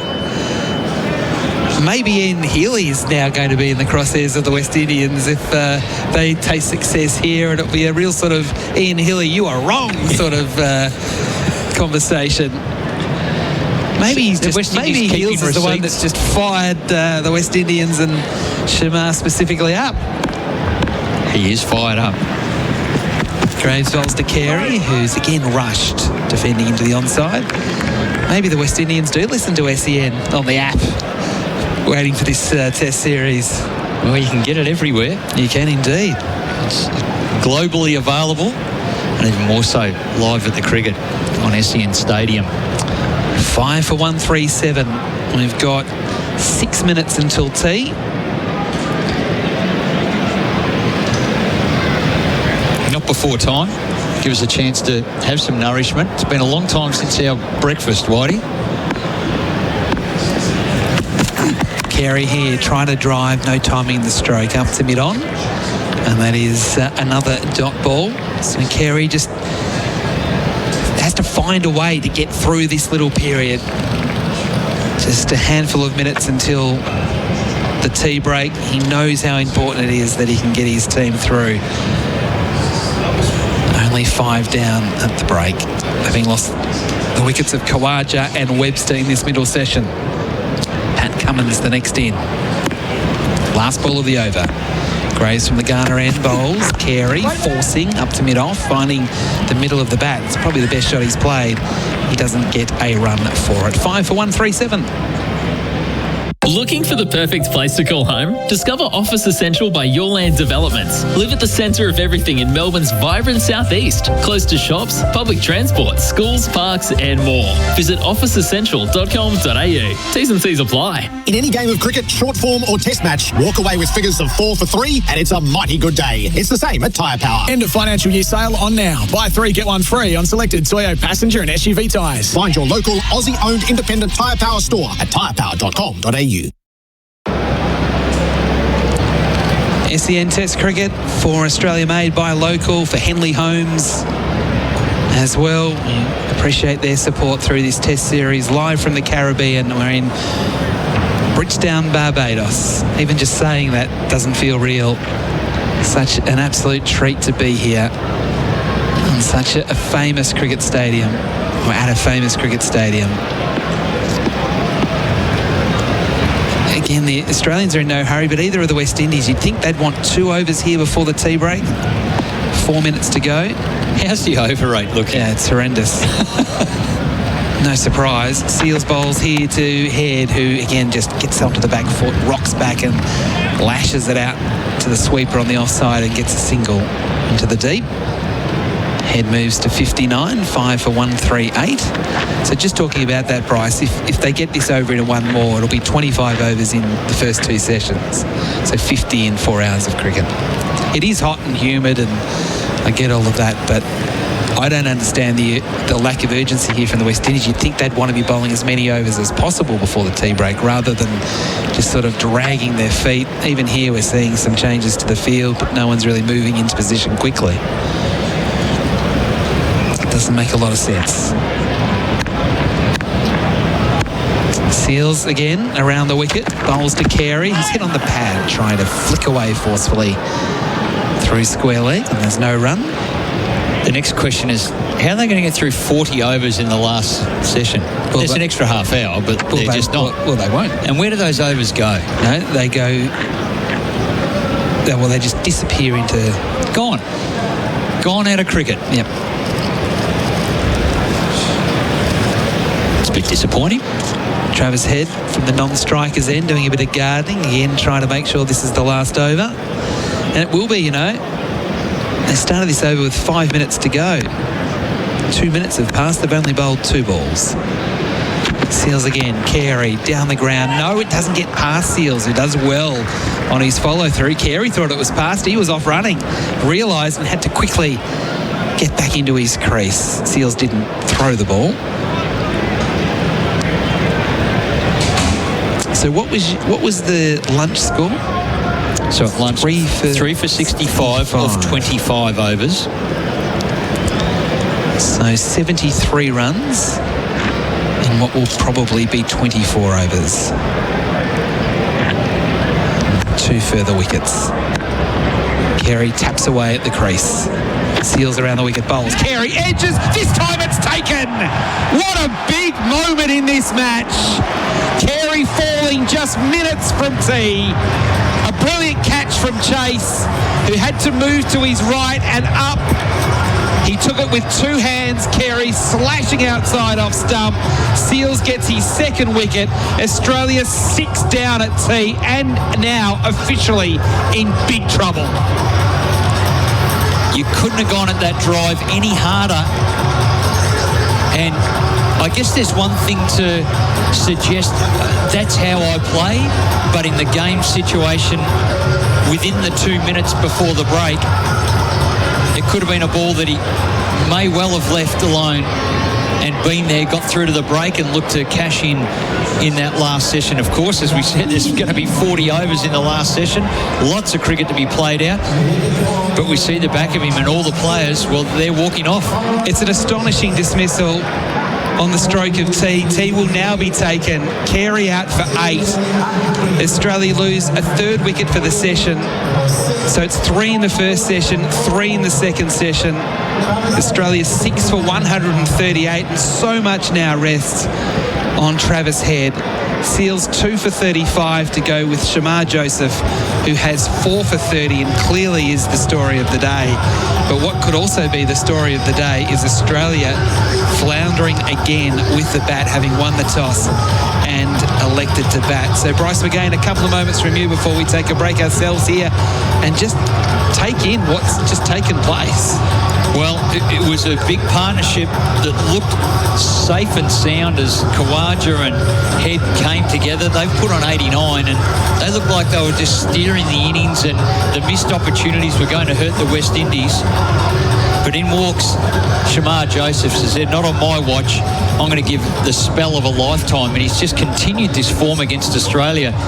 Other than Australia, he really hasn't performed to this level. It is world class, and he picked up a couple of big wickets in Khawaja and Webster, and the game's just turned on its head. That wicket there of Carey puts the West Indies in control now at the tea break. Okay, so 6 for 138. Before we head back to Matt Donald in the studios, you'll get all the highlights as well through the tea break. Just a reminder as well that networks are about to leave us for Bunnings, Tradio, and then the breakfast shows, depending on where you're listening.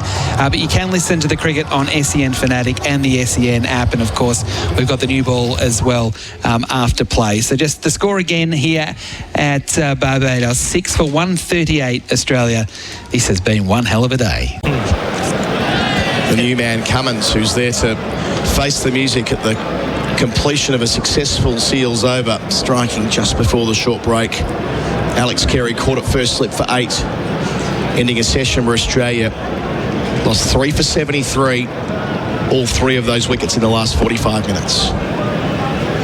So away from us, Seals to finish, bowls to Cummins, back half of the bat, sneaks it through past the gully for 4.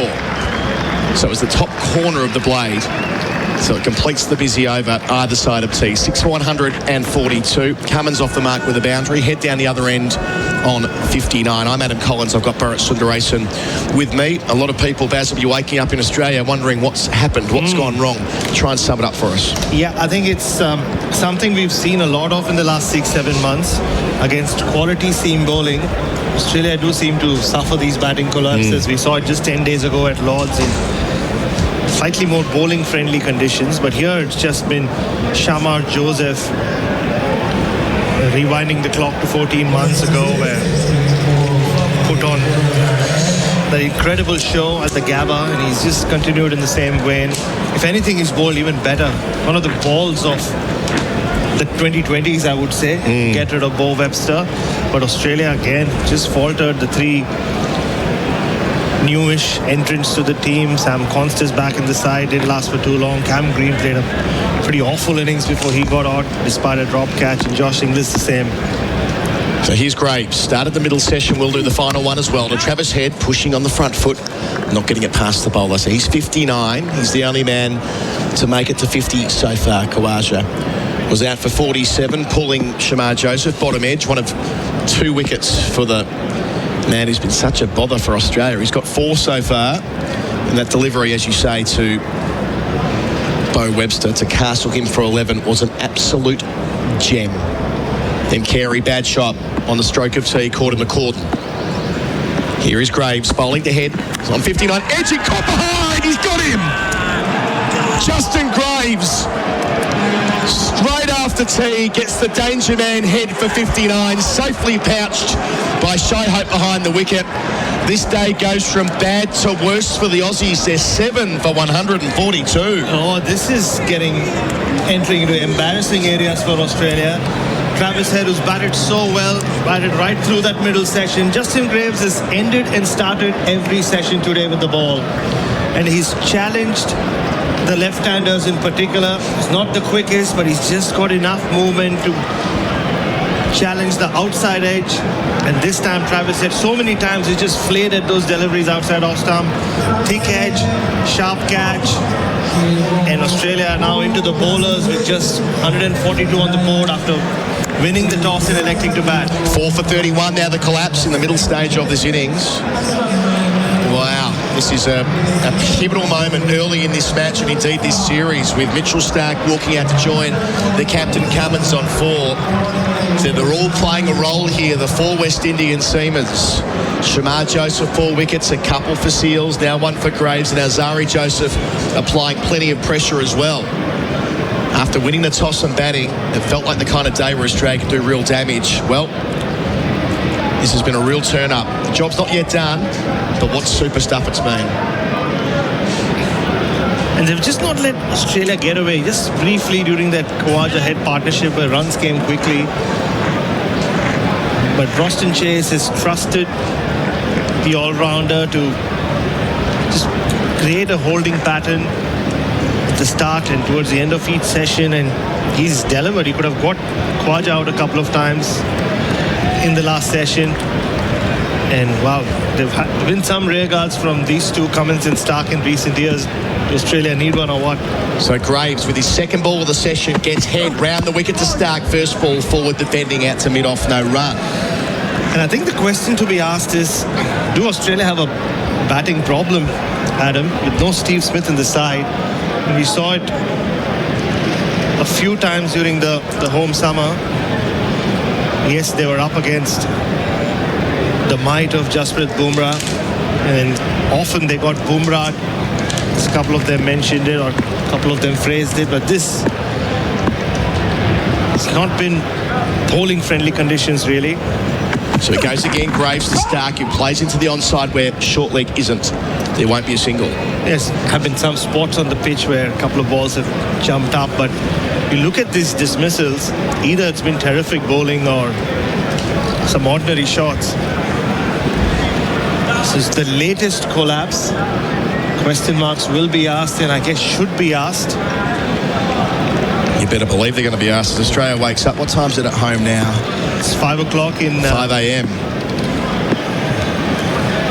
As people wake up to hear that it's 7 for 142 and Stark leaves alone. One ball left in the set.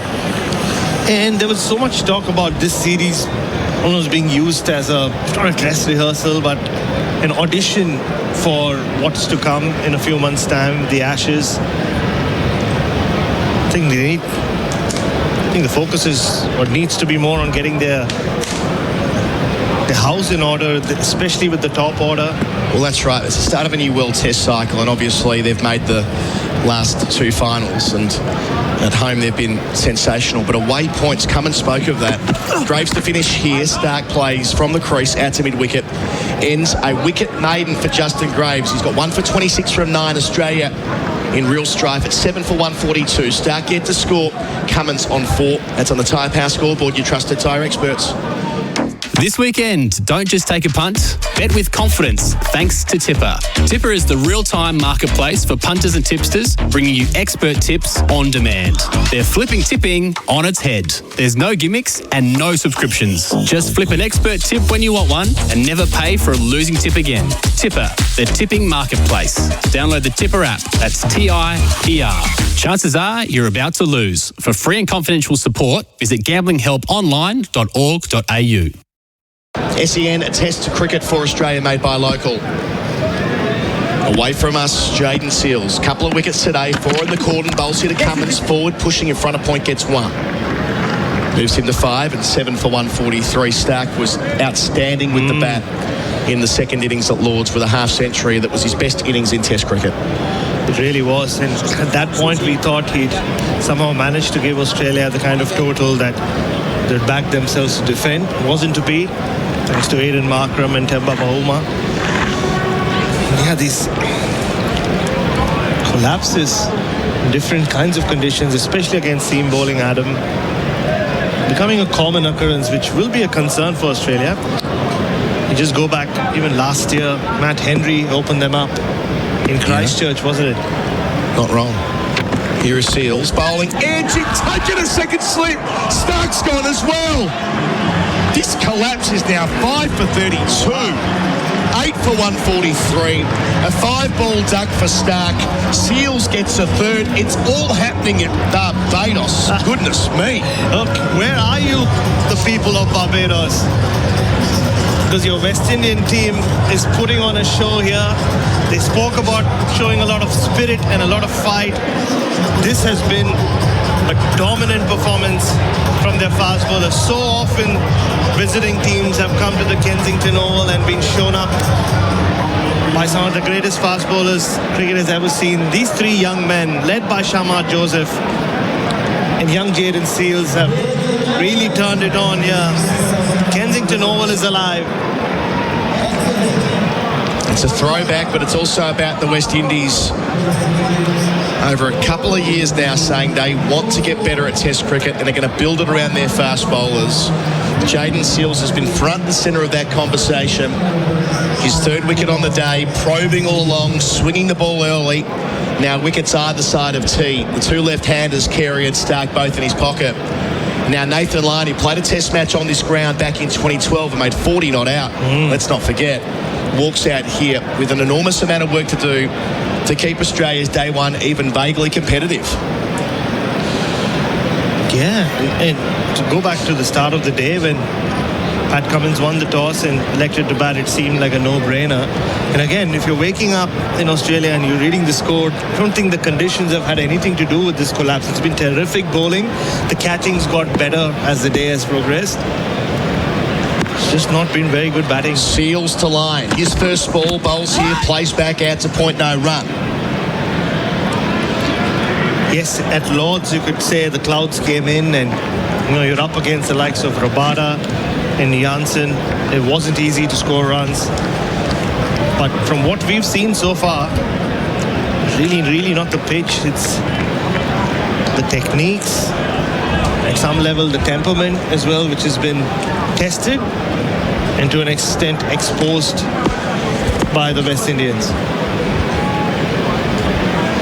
So Jaden Seals got 3 for 40.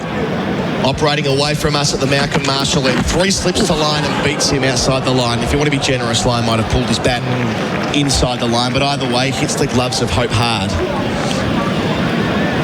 Just the celebrations for each of these West Indian wickets. Darren Sammy has been jumping up and down in the balcony. Love this from Thomas and Murrumbina. No Adam Voges to save the day this time. It's a bit of a throwback to the first test at Dominica back in 2015 when he hit a quite remarkable century on debut after a collapse that felt a bit like this. Who was the bowler, Baz? Ooh. Who went through Australia with 5 of the best? 2015. Was it Kikima? Devendra Bishu. Oh, yes, my old friend. Here is Seals bowling here at Lions forward in defence out to the offside. Bishu, who to hadn't bowled what was talked of as the ball of the 21st century. It was on the same day as Warne's ball from 1993, which certainly helps the colleagues who are writing that story, myself included. The last I bumped into Devendra Bishu was at Oyston's last year on a Friday night. So, if we're so lucky we could get him out this Friday night. What's he up to? Well, it's always up for a good time, is Devendra Bishu, I can tell you that much. We've had some interesting experiences around the world. So there's 3 slips remain, as they might. Last ball of the over. They've got 2 after tea. Line facing Seals bowls, drives through the covers. We'll get at least 2. And they'll be happy with that. So Line off the mark with a couple. 8 for 145 Australia, losing head and start right after tea on the Tyre Power scoreboard. Your trusted tyre experts. Belgravia Apparel, in partnership with New Balance, is the exclusive teamwear provider to Cricket Australia for all state and territory associations. And Belgravia Apparel give community cricket clubs the same treatment, offering high-quality New Balance playing, training and off-field teamwear. Plus, place a club order by June 30 and you'll enter the draw to win 20 GA tickets to take your team to a Big Bash game in your state. For all the details, follow Belgravia Apparel on socials. T's and C's apply. SEN Test Cricket for Henley Holmes, Adam Collins and Bharat Sundaresan with you. It's going to be Shamar Joseph brought back into the attack now. This is where it's happening. Shamar Joseph didn't start after tea. Justin Graves gets a wicket, but now the tail's in. Here comes Shamar. He's got 4 already today. Bowls here to Cummins. Plays back out to backward point where he's very comfortable. No run. Yeah, to mop this up. It's been Shamar Joseph's day. He's obviously in demand before this test match. Every Australian journalist on tour made sure they interviewed him. Yes, I did detect that. I feel like I read the same interview 4 or 5 times with Shamar. Whether he could repeat the dose, well, that's been answered on day 1 of the series. Just lights up the series, doesn't it, Adam? Whatever happens from here. Got a proper contest here. Shamar Joseph bowls to Cummins. 4 catches behind him. On the up, through point. Lovely shot. Cummins looking to counter-attack. He'll get 2. He'll move to 7. Australia 8 for 147. Yeah, he's taken this route of late. Pat Cummins did it famously at the MCG and came and attacked the likes of Bumrah and did dig Australia out of a deep hole. He walked in 7 down. Australia had barely any runs on board. Marnus Labuschagne was his partner on that day. He tried doing it at Lords as well, wasn't to be. But yeah, he'll try and play some shots. Somehow try to drag this score to as close to 200 as possible. Shamar Joseph bowls here to Cummins, who plays it in the air, running back with the fright. Opportunity to dive, doesn't quite get there. It felt for the briefest moment as though that was on. But instead, Cummins gets a couple. Not in control of the shot to wide extra cover. 8 for 149. He's 9. Yeah, it was the veteran Craig Brathwaite under it. I think for a while he misjudged it. He wasn't sure where it was and just reacted a bit too slowly. So always seemed like he wasn't going to get there. So didn't even get a hand on it. But Pat Cummins making very clear he's going to play shots. Shamar Joseph is pushed deep backward square leg onto the boundary. Will he go short? Will he target the stumps again? Shamar Joseph bowls to Pat Cummins here, wide on the crease, attacks the leg stump, worked out to deep mid-wicket where he's got space. He'll get 2. Cummins quickly into double figures from his 7th ball, and it brings up the 150. Not much of a response from the Australians on the far side of the ground, however. There are a few flags waving. 8 for 151. Yeah, what an experience for the Australian fans as well. They've come from a long way. And they've seen a masterclass of fast bowling from Shamar Joseph. It's that man again. 2 left in the over. Bowls to Cummins, looking to hit him, edging him over the slips for 4. Way above the cordon. So he's taken 10 runs from 4 balls here, and you're spot on, Baz, in terms of the approach from Cummins, which tends to be in situations like this to really throw the bat at the ball. Yeah, and this is a bit wild from Pat Cummins. This is not calculated swinging. He's realized that the way this day has gone and the way Joseph's bowling, there's no point hanging in there. I could see the 4th umpire in the Australian balcony. They're already choosing the new ball, or the ball that they'll be bowling with. Not a great sign. In the 50, what are we, the 52nd over? Already turning their attention to that. So Joseph gets one more crack at Cummins. Bowls here. Cummins off the thigh pad. Out to square leg for 1. See if it's a leg bye, whether he got something on it. It was a leg bye. He'll keep the strike. An expensive over in relative terms. 11 from it. Cummins 16. Lyon 2. 8 for 156 on the Tyre Power scoreboard. Your trusted tyre experts. It's never been more important to buy Australian than right now. Our local manufacturers and growers produce world-class products known for their quality, safety and reliability. All while generating local jobs, supporting our communities and helping Australian families now and into the future. So look for the trusted green and gold kangaroo logo. Buy Australian now. Visit australianmade.com.au. The faller wickets make sorry reading for Australia. So that 89-run stand took them up to 3 for 111, having at one stage been 3 for 22. But after that, 111, 123, 138, 142, 143. All on the Tyre Power scoreboard, your trusted tyre experts. And Seals will continue. Andrew Mason jumps in with us. Bowling here, Cummins, leg stump line, turns it out to deep square leg where there's a sweeper. He's 16, 8 for 157. Andrew Mason, what a day this has been for the Windies. It has been, but it looks at the construct of the side here, because you realise that Warkan hasn't bowled as yet. And when you look at the fact you've got Joseph, Graves, Seals, and of course Chase, you begin to wonder, why is it that Warkan is in the side? But of course he was named vice captain. He hasn't bowled a ball as yet, and we're into over number 53. That's interesting. Suppose you'll have work to do later in the test match, Baz. Yeah, can you stop being a radio host and just revel in what's happening, Andrew? Here he is, short ball to line, work down from Seals. They'll get 1, taking on the keeper, hoping getting through. Leg buys or runs, we'll find out. Runs this time, 8 for 157. Line's got a couple. No, as a regular... You were supposed to be on my show last night. Oh, come on. You went to dinner at a posh restaurant on the West Coast, I'm told. We did. Is that true? I was asked to. Okay, all right. I'll just listen to the boss's orders. And I got the late call very late, but of course I decided to go with Jeff Lemon, who was here, and we had a wonderful show. But of course the ratings would have gone up had you been there. I have a recollection of going on your show years ago, Andrew. Yes. There was talk back and it was very assertive. Muscular discussion. Yeah, there you go, muscular, well put. Cummins here facing Seals and plays him over the top of the court. Out towards deep third. Has it carried? Looking for the signal from the umpire. No, bounces before it reaches the Sobers Pavilion. So 4 more for Cummins, who's reached 20 from 11 balls, 8 for 162. Well, he has spent a lot of time hitting balls in between the Lord's Test and this one. And remember, he had a session at Windward Cricket Club on the southern coast here. We spent 20-25 minutes just playing like this.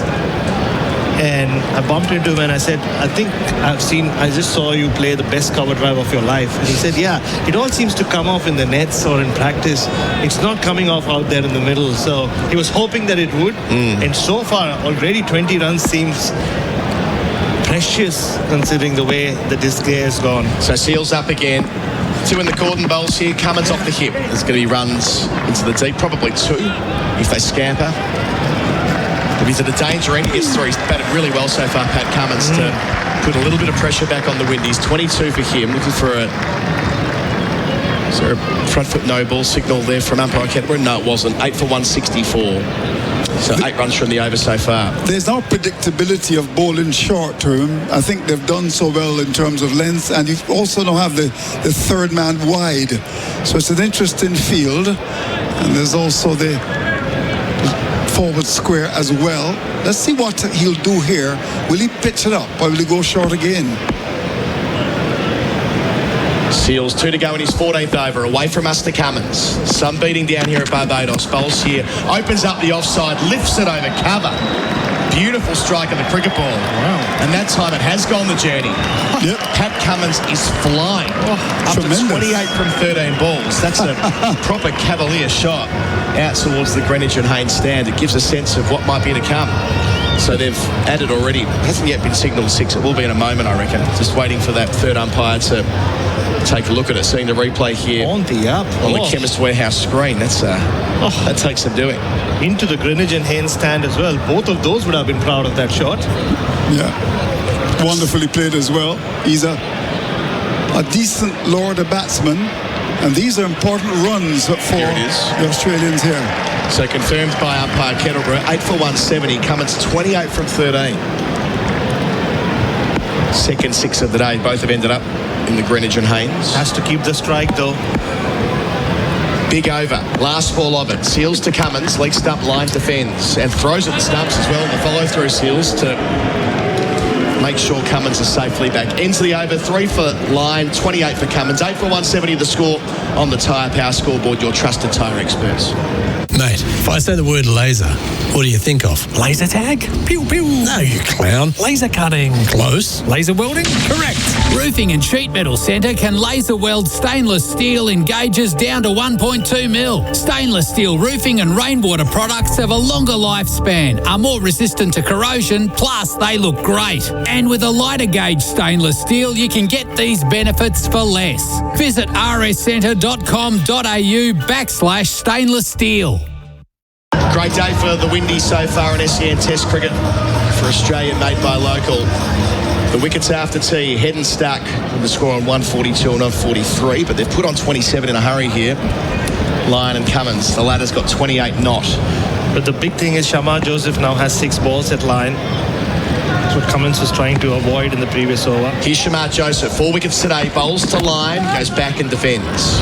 Collects in the follow through. I mean, we obviously wouldn't know the old cliche of 2 teams need to bat on the same surface. Honestly, it's just been enough in there. The ball, this Duke's ball we spoke a lot about, does swing a little more when it's new. But West Indies have bowled some terrific lengths though. They've kept the slip quarter interested throughout the day, especially Seals and Joseph. Here is Shamar Joseph. In here the line, hits him on the splice of the bat out to cover.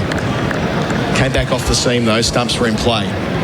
So I think the question to you, Andrew, is does this kind of lift everyone in the region, and does this mean that more Bay agents will come through the next few days? I would think so. Yeah, I would think so, particularly if the West Indies could end the first day in a good position. I would think it'll inspire people to come.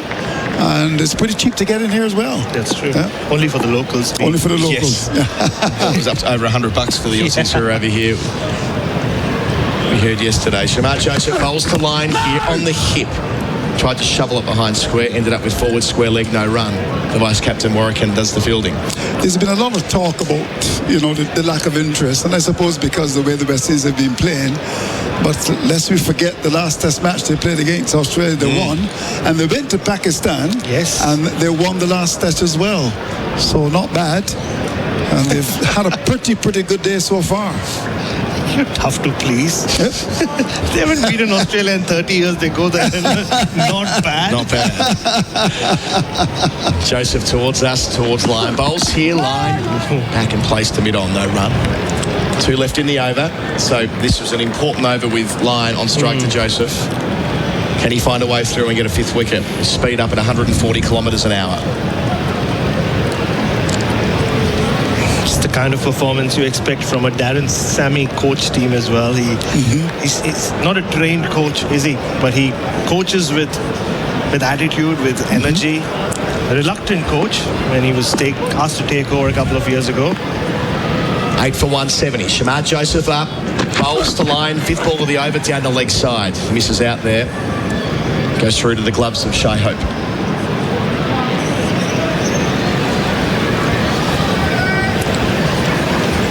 Couple of missed opportunities earlier today, 3 of them behind the wicket for the Windies. It's been that kind of day, all consuming here at the Kensington Oval. A lot of slip catches, right? The Australian fast bowlers will take a lot from that. They'll see the way the West Indians have gone, and especially coming off Lords where none of the balls carried to the slip fielders. Yeah, no helmets needed here as there was Lords a couple of weeks ago. Last ball, Joseph to line. Plays out to Cummins. Knows the call. Maiden from Shamar Joseph to line. The strike goes back to Cummins. The captain's 28, lines 3. It's 8 for 170 on the Tyre Power scoreboard. Your trusted tyre experts. Installerine.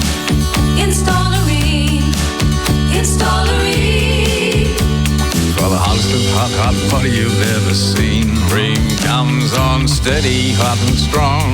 It just keeps on and on. Save on hot water energy use by up to 73% with Ream Ambi Heat Heat Pump. Installerine.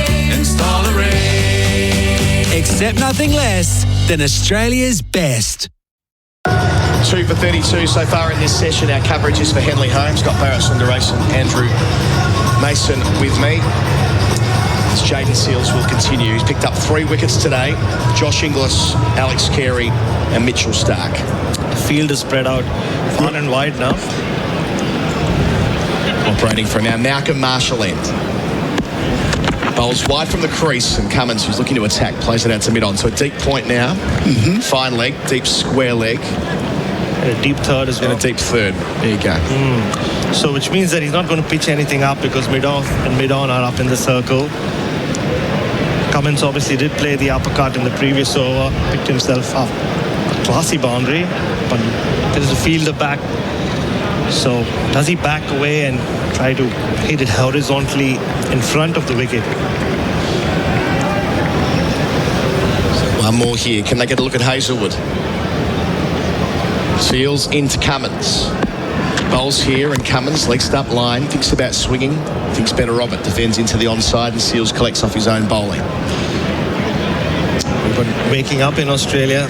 Yeah, you can imagine the nature of our text line at the moment. Some very grumpy people. 0433 98 11 16. Listening through the night. Players being sacked left, right and centre. Just a question. So when you're listening, if you are listening through the night, do you go through your whiskies and your beers till, is there a cutoff when like that turns into coffee? I think from some of the texts they've been drinking, clearly drinking all night. That's pretty clear to me. Some very grumpy types who are probably onto God knows what. Seals bowling here to Cummins. Plays out to the offside, no run. Yeah, I would love to know, like, when do you stop and say, okay, and then what's the lag between your last drink and your first cup of coffee? What was the time difference like when you were in India? What was, because for Australian Test cricket, the toughest time difference is the Windies. What was it for you? Now for us, again, we would have to stay up till around 3 a.m. So it would start at around 7 p.m. Yeah. So that's what it is when Australia are watching cricket from England or South Africa. Yeah. Whereas this has always been a midnight start, 11 p.m. at some times of the year. Remember that 91 to a There's a young lad as Seals gets up and bowls here to Cummins, who plays out to mid-off, and it gets there. Seals gets a fourth. Cummins' counter-attacking innings comes to an end on 28. Australia lose their 9th wicket with the score on 170. The Windies have taken 3 since tea.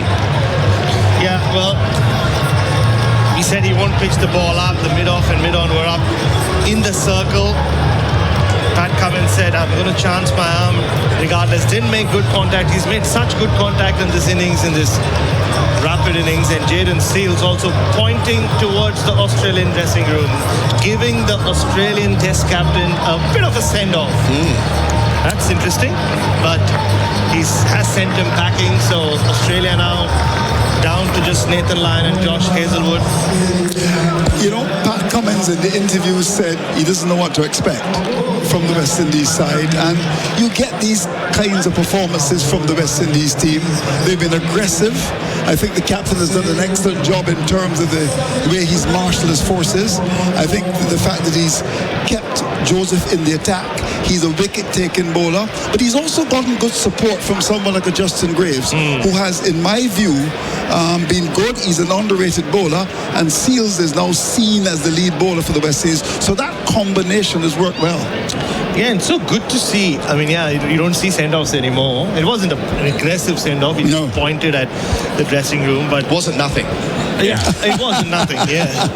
But I like the fire from Jayden Seales. It was a bit more than it's quite finger wagging. Yeah, it's finger towards wagging. the Sobers Pavilion. It was Craig Brathwaite who took the catch, if you're wondering, at mid-off, the former captain. There's something about Jayden Seales, right? He's always like, you just see him at training as well. So round the wicket to Hazelwood. He's got 4 for 56. Seales bowls here. First ball through the cordon for 4. Well, it may not quite go for 4. There was some pace taken off it. It'll be collected by Chase in front of the rope. So Hazelwood's off the mark with a couple. You think he should have had a third slip there? I wonder whether he might have, just on how slow the ball got there, he might have played it into the turf. We'll see it again here. Chemist Warehouse replay screen. Yeah, I think he did. He played it into the turf and it ballooned through third slip. Josh Hazelwood did bat for quite a while. I would have a third slip. What about you? Yeah, I think so. Yeah. Round the wicket, angling the ball across the left-hander. He's got 2 slips in the gully. Go for the third slip, Mr. Chase.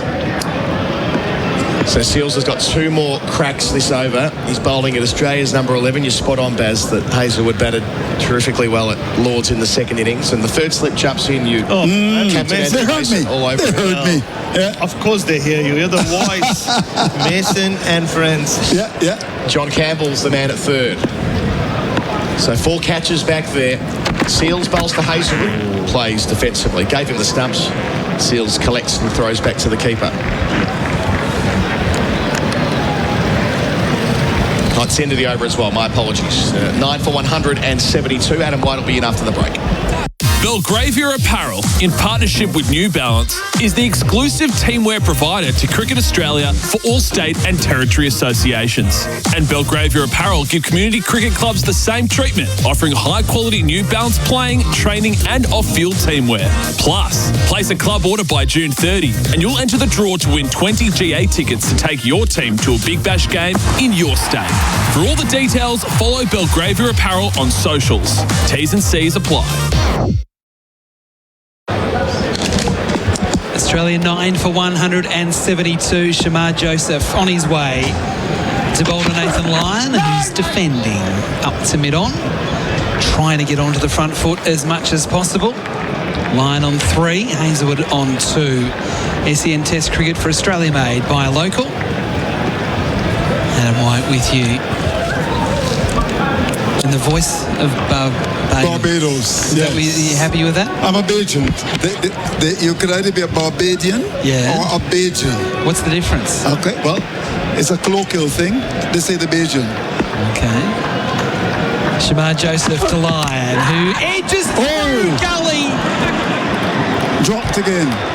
That is a third drop catch in the gully. King as well. Poor old King. He's not living up to his name. He is not. He's dropped 3 catches in that position on debut. That's gone through his hands. Yeah. He's saying to his teammates, I didn't pick it up. Oh, it no. almost took his head off. But he's got on some brand name shades. You're going to take that. So it's cost Shamar Joseph a 5-wicket haul potentially. And they may have to review having King at Gully. They got 2, Lyon to 5, 9 for 174. Shamar Joseph again, Lyon beaten. That was quick. It's the outside edge. This reminds me of the old time fast bowlers at Kensington Oval. You would come as a little boy and watch Holden, Garner, Marshall. And this is really good, aggressive. And in terms of someone like a Shamar Joseph, we know that he can bowl all day. And he's excited to test buds here at Kensington Oval. And it's been a wonderful performance by the West Indies. Andrew Mason with us on SEN Test Cricket, the local. And he's pretty proud at the moment. Shamar Joseph to Lyon, tugging the ball down the ground. He's got a fair bit of that. That might go to the rope for 4. It will. It didn't feel like it come right off the middle of the bat. But he'll take the 4. Australia need all the runs they can get. Lyon to 9. 9 for 178. Bryce McGain with us as well. It's been an amazing day of cricket. It sure has. A late flurry now. Lyon's taken over the licence that Pat Cummins issued to himself, and as he went out said, keep going. Shamar Joseph comes in, bowls to Lyon, forcefully driving up to bid off, no run. That would have given Lyon some confidence, the way he played that shot. 1 ball left in the over, 1 more chance for Shamar to get 5. Well, maybe in Lyon's mind, the on-drive was as elegant as Mark Waugh, but it was just a bit of a heave and a tug down the ground. Every run counts here as Australia stumble their way to 9 for 178. Backward square leg goes back into the deep. Shamar Joseph on the runway. Lyon, bottom edge, doesn't make contact, and as you can hear there, Lyon a little bit frustrated he missed out on that short ball outside off stump. Over bowled, 9 for 178. Here's another powerful reason to choose Tyre Power. With more than 290 stores right across the country, we're Australia's biggest group of independent tyre retailers, which means our buying power gives you the power of lower prices on a huge range of leading tyre brands. Get the power to save on your next set of tyres at Tyre Power. Visit tyrepower.com.au or call 13 21 91 for your local independent owner. SEN Test Cricket for Henley Holmes. The Tyre Power scoreboard, your trusted tyre experts. Australia 9 for 178. They were 3 for 111. As Seals comes in again, bowls to Hazelwood, who stays leg side of the ball and pushes out to point. There's no run. Well, Shamar Joseph has been absolutely outstanding. He's had 3 drop catches, let alone the figures that he has returned for 46. So created 7 of his 16. chances. It's quite remarkable. And then there was also the edge that didn't quite carry to the keeper that went upstairs. So sort of 7.5 chances he's created. 7 3/4. Seals again, runs away from us, bowls to Hazelwood, who drives firmly, but straight to mid-off, and there's no run. Interesting about that, because Cricket Info is saying Shamar denied 5 after debatable catch review. That's coming from Cricket Info. What do you thought of it? Thought it was a good call? I thought it was probably the right call. Okay. But it could have gone either way. I think it was sort of just benefit of the doubt went to the batsman. It was a tough one because in slow motion it looked like it didn't carry. In normal motion it looked like it did carry. Seals bowls to Hazelwood, who's in defensive mode again, exposing all 3 stumps. What did you think, Andrew? Yeah, in fact, there's been a lot of debate about it. In fact, I had an opportunity to go around the grounds, and obviously, West Indies would expect it to have been given. But when I saw it on a couple of occasions, I thought perhaps it could have been given. I don't know, what's your view? You thought it should have been given? Yeah, look, it's so difficult, and on those types of catches, it's hard to reverse a decision. Right. is there clear-cut evidence? Seals again past the umpire bowls to Hazelwood, who plays nicely backward of point off the back foot, just opening the blade out towards the rope. It won't go for 4. They get 2, and they are happy with that. Hazelwood to 4, 9 for 180. Yep.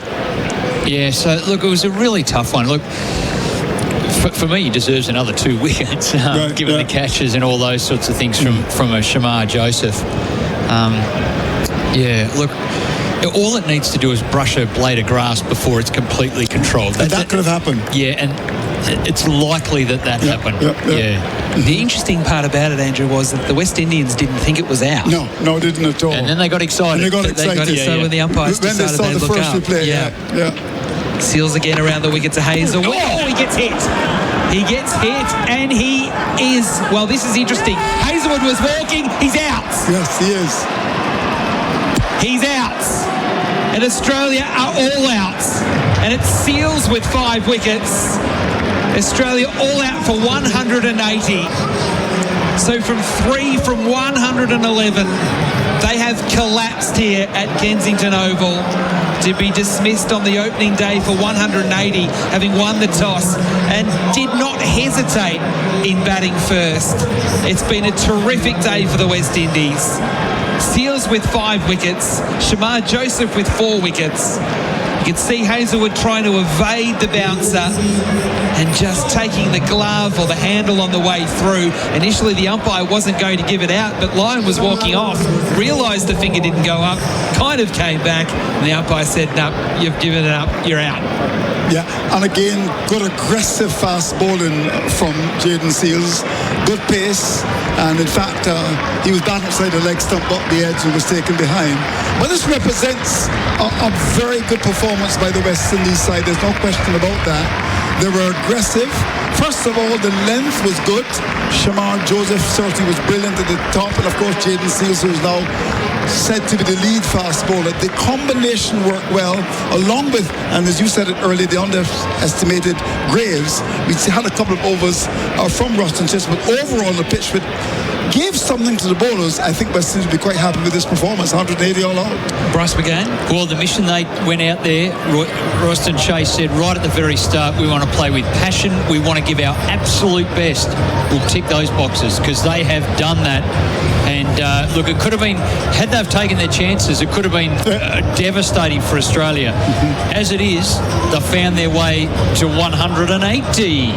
But it's going to be a real challenge out there. There's no doubt the Australian bowlers will be looking to I would think so as well. Perform quite well on a wicket that looks to be favouring the quicks, that is for sure. Of the Australian fast bowlers, who do you think could be the most dangerous here on this pitch? Well, Cummings, because he rarely misses, and look, it's Captain Obvious. He's outstanding because he rarely misses, and that was the strength of Shamar Joseph. I think he was so accurate, and he challenged over and over, and there was movement with the new ball. So, and often we say that in the West Indies, they're new ball wickets. So, look, it's not going to be that easy, but we're in for some exciting cricket as Australia wakes up to hear that they have been dismissed for 180, but there's still some action to come. So on the Tyre Power scoreboard, your trusted tyre experts, Australia all out for 180. Travis Head, the top scorer with 59. Osman Khawaja, 47.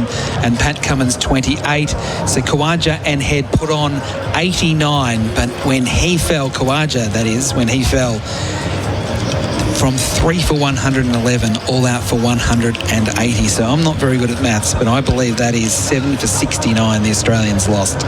That is officially a collapse, no question about that. Seals with 5 wickets, Shamar Joseph with 4.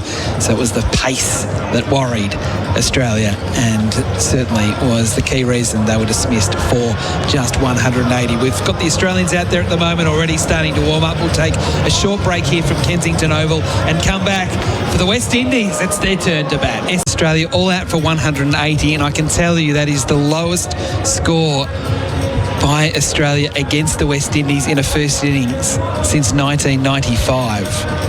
So that just shows how significant today has been. We're going back 30 years. Australia were in trouble early, 3 for 22, and then Khawaja and Head steadied things. It was 3 for 111. And then all out for 180, Australia losing 7 for 69. Adam White and Bryce McGain with you. The Australians have been out there getting ready now for, well, pretty much the moment Hazelwood was given out trying to evade a short ball. And now Bryce McGain with still an hour and a half to go in play today. I mean, there's still so much that could happen. It could swing dramatically back Australia's way. But if the West Indies could somehow get to stumps, none down or one down even, they're in a very strong spot. Absolutely, Whitey. And, yeah, look, other than a flurry by Pat Cummins at the end, 28 off 18, the last 6 wickets fell in 12.5 overs. What was that? The last 6 wickets fell in 12.5 overs. So very disappointing from a resilient batting performance by the middle and lower order. And it has been something that Australia have prided themselves on. They bat all the way down. Even in the World Test Championship, we saw Stark making a 50. And as Colo said earlier in the coverage, it was his best ever Test innings. So, but to just drop away, yes, there was some good fast bowling, and credit must be given to Seals, who's 15.5 overs, 5 for 60, and Shamar Joseph was absolutely outstanding. Yeah, absolutely. The umpires are back in the middle. The Australians heading out there, and now the West Indian opening batsman as well. It's sunny here at the moment. There's still lots of clouds around, but for most of today, we've seen the sun. It's quite hot. The wind's probably dropped away a little bit, but it's been quite windy as well. But we're in for a power-packed next 90 minutes. There's no question about that.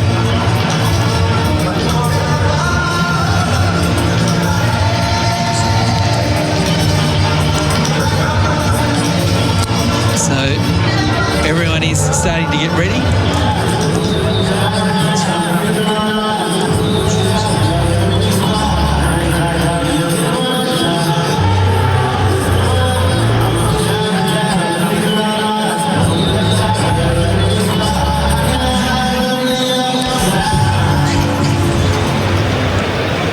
Mitchell Stark from the Joel Garner end is crouching down, trying to get some grip on his hands, brushing the grass, brushing the turf. Craig Brathwaite, we know him as one of the most experienced opening batsmen in the world, let alone in West Indian cricket at the moment. Not so much John Campbell. He's played 21 matches. His best just 68, so this is going to be a tough test for Campbell. Well, the field is set to attack. Pat Cummins at mid-on, just adjusting the cordon. 3 slips, 2 gullies. Brathwaite to face the first ball. Mitchell Stark at the top of his run. In he comes. He bowls to Brathwaite, who's rushed in defence, but actually finding the middle of the bat. It went past Stark, past the stumps. He can't beat the field, and a dot ball to start. SEN Test cricket for Australia made by a local. The Tyre Power scoreboard, your trusted tyre experts, doesn't look good from an Australian point of view at the moment. Some questions coming through, and clearly you wake up and you want answers, and the text machine is lit up. What do you reckon, lads? Have the batting conditions been difficult? Is the batting performance as bad as it seems? Let's get into that. Stark again. Past the umpire, bowls to Brathwaite, works off the hit. Came off at a great rate of knots down to Hazelwood at almost a backward square leg rather than a fine leg. He's quite square. They get a single and the West Indies are away. It's not been an easy pitch to bat on. Early on in the innings, the ball was moving around, swing bowling. Seals was exceptional early. Really quite prodigious the ball swing. Swung a lot early. It did. A lot more than you'd usually see. Yeah, and there was skillful bowling. It was fast, it was hostile. Not because it was short, but because it was bowled, pitched up, bail height, and was very challenging. So it's credit to the bowlers, really. A few deliveries stood up a bit in this surface that is patchy. Campbell on strike, the left-hander to face his first ball. Stark on the way. approaches, bowls, jammed down nearly under the bat. Fortunately for Campbell, he keeps it out. That was a fast Yorker at 144.2 kilometres an hour. And somehow Campbell kept it out. It's an early search. Stark, full, late movement at the stumps. He's made a career of it. And how many times has he taken a wicket in his first over? Now bright afternoon sunshine. Kensington Oval looks absolutely spectacular. As Stark is on his way again to Campbell. He bowls. Campbell, that one down leg side. Carey diving away to take the ball with two hands. That was a bit wild there from Mitchell. West Indies, 1 for none. And as everyone is starting to wake up back home in Australia, Australia winning the toss, batting first. They were 3 for 22, then 3 for 111, then all out for 180. Head 59, Khawaja 47 and Cummins 28. Stark steaming it again. Bowls to Campbell, short one, over the top of the cordon. He tried to get out of the way of that almost and bladed it over third slip, Josh Inglis, and down to the rope for 4. It was quick, it was vicious. Somehow Campbell got 4. Well, he's picked the right fielder to put it over. It was Josh Inglis. He went to fly up. To his right is Bo Webster. He could have caught it. And to his left, Cameron Green could have caught it. But little Josh Inglis, he couldn't get up there, couldn't get tall enough. So looking at the Chemist Warehouse replay screen, I think Campbell thought it was going to swing away and was trying to really give it everything, and it came back at him, jammed him, and he sort of half played it, half tried to get his bat out of the way. No wicket for 5. Last ball of the first over. Stark to Campbell. Plays this nicely into the onside, taking a single, clipping into the mid-wicket region and comfortably getting a run. A good start to the Windies. No wicket for 6 after 1. Brathwaite on 1. Campbell on 5. Hurry into Chemist Warehouse this week for huge savings on Thursday Plantation Patch Perfect Invisible Acne Control 42 patches, only $8.39. Hydrate skin with Sukin Aqua Boost 3D Water Gel Cream 50ml, just $14.99 right now. But wait, there's more. Sukin Hydrating Hyaluronic Acid Body Scrub 240 gram is $8.99. Go bold with Clairol Colour Strong Kit, colour range just $17.99 each. Chemist Warehouse. Great savings every day. SEN Test cricket for Australia made by local. The West Indies, no wicket for 6 in reply to Australia's 180. Day 1 action here. SEN Test cricket live from Kensington Oval in Bridgetown, Barbados. The sun for the moment goes behind the clouds as Josh Hazlewood comes in to bowl his first ball. He's bowling to Campbell. Campbell is beaten outside the off stump trying to drive. Well, there's a short leg in play here, Whitey. So the field 3 slips in a gully. Huge gap, and that's what drew Campbell into that shot, looking to drive. There's only a wide mid-off level with the stumps at the bowler end, and a massive gap, so he went after it.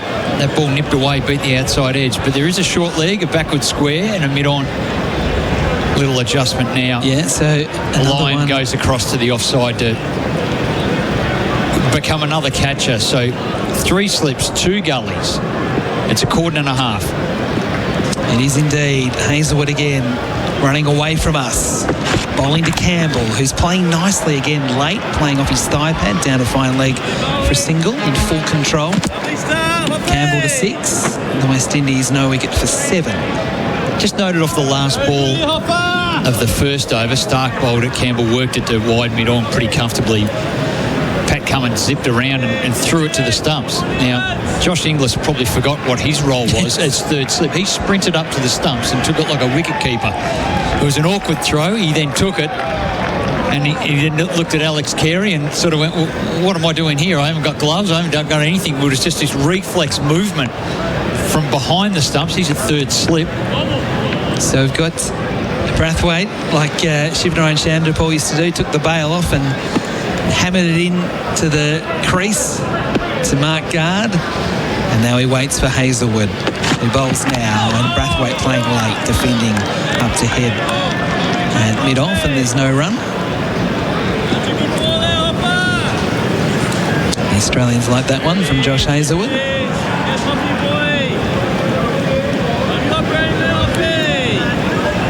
That's Sam Constas you can hear under the helmet at that pad. I think he likes a lot of things. So he's 2 pitches away, almost on the crease line. In fact, he is straddling the crease line. It's sort of very, very short square leg, bat pad if you like. Hazelwood again gets closer to the stumps here, bowls to Brathwaite, wants a single and then says no. Unfortunately, Campbell at the non-striker's end was listening. He stayed at the non-striker's end. Travis Head has seen something from mid-off. He stopped the single with his fast movement, then trotted over to Pat Cummins at mid-on and shared some information. I've got a feeling we're going to get pretty annoyed by Sam Constas by the end of this series under the helmet. We've got great stump microphone here. We can hear everything. We've got a volume control there, so we can remove him if you wish. It's good for the atmosphere. Indeed. Hazelwood again, bowling to Brathwaite, gets a good one that beats the outside edge, moving away off the seam. It was a Hazelwood special. Brathwaite, fortunately, staying inside the line, but that one looking at the Chemist Warehouse replay screen, definitely moving off the seam and a little bit in the air as well, using the Duke rather than the Kookaburra here in this series. It's doing a little bit more for the bowlers, as you'd expect.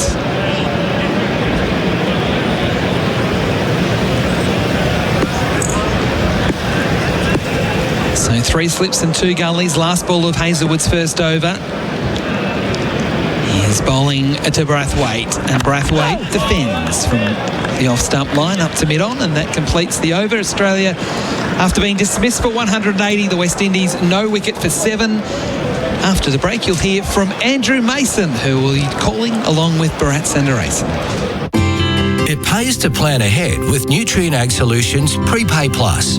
Earn a 5% per annum reward on your prepaid amount to support next year's purchases. Have a chat with your local branch today and start paying on your terms. Product offered by Nutrien Ag Solutions Limited. Customers should obtain independent advice on the suitability of this product for their circumstances. Terms and conditions apply. For more information, contact your local Nutrien Ag Solutions branch.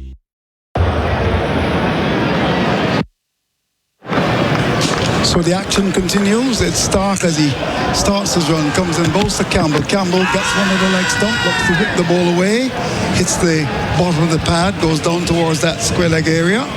There's no run, 7 without loss. My good friend, how are you, my friend? Andrew, yes. Our listeners are waking up in Australia. It's none for 7. Oh, right, indeed. Interesting, yeah. So, none for 7. It's been a good day for the West Indies. Stark to continue. Operating from the northern end of the Jordana end. The World Weeks walker stand behind him, now turns. And with the shadow alongside him, looks up and sees that Campbell is ready. 3 sips and 2 gullies. Comes in to bowl to Campbell. Campbell allows the ball to go outside the off-stump taken by the keeper.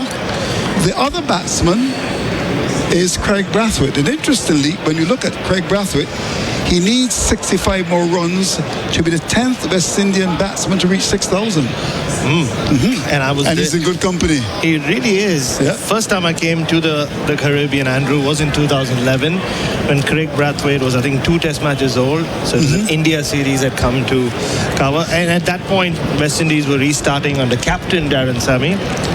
And he looks the same though, Craig Brathwaite. 14 years later, he looks exactly the way he did all those years ago. Here's Stark as he comes in again to bowl to Campbell, who's got 6 to this delivery. Campbell is allowing the ball to go over the top of the off stump. He judged it impeccably in terms of the height. And the ball with good pace goes to Carey. So And Australia are no strangers to Craig Brathwaite. They've been seeing him for those 14 years as well, going back to the 2012 tour when Nathan Lyon came here. The last time they played a test match here. They made runs against them, that famous 100 in Perth a couple of years ago, batted so well with Tej Nara and Chanderpaul. And I'm sure there are some Australian listeners wondering what happened to the son of Shiv Narayan. Well, he went off the boil badly. In fact, couldn't even really get a permanent pick in the Guyana side. Here's Stark again. Comes in to bowl to Campbell. Campbell gets the ball outside the off, allows it to go by to be taken by the keeper. But when we look at the company that Craig Brathwaite could get into, you've got Lara Chanderpaul, Richard Sobers, Greenidge, Lloyd, Haynes, and of course Gale and Rohan Kanai, who couldn't make it when they were honoured the wonderful team of 1975. He's now living in England, I'm told. Have you ever met Rohan Kanai? I think only when he was team manager of the West Indies and I was a child watching. Bumped into him at the Wankhede. It must have been in the mid-90s at some point. But of course you met the big cat. Yes, many times. So 7 runs on the board as Stark again comes in to bowl to Campbell, and Campbell to this delivery. It's wildly off. So just watches the ball go by to be taken by the keeper. Ball just pitched and left him. In case you're getting up in Australia, of course it's just past 4 o'clock Eastern Caribbean time. In Jamaica it's 3 o'clock. Of course that's your favorite country. We're going to be going to Jamaica after we stop in the Spice Island, Grenada. Situation where the Australians all up for 180 thanks to some magnificent bowling from Seals. 5 for 60, 15 overs and 5 balls, and supported by Shamar Joseph, the man from Barakara, deep in rural Guyana. He picked up 4 for 46. Here's the delivery from Stark, which is a good one. Now he's bowled outswingers. That one came back at him. The ball squeezed away down towards the square leg out to end the over. 7 lost. That's the latest score at Kensington.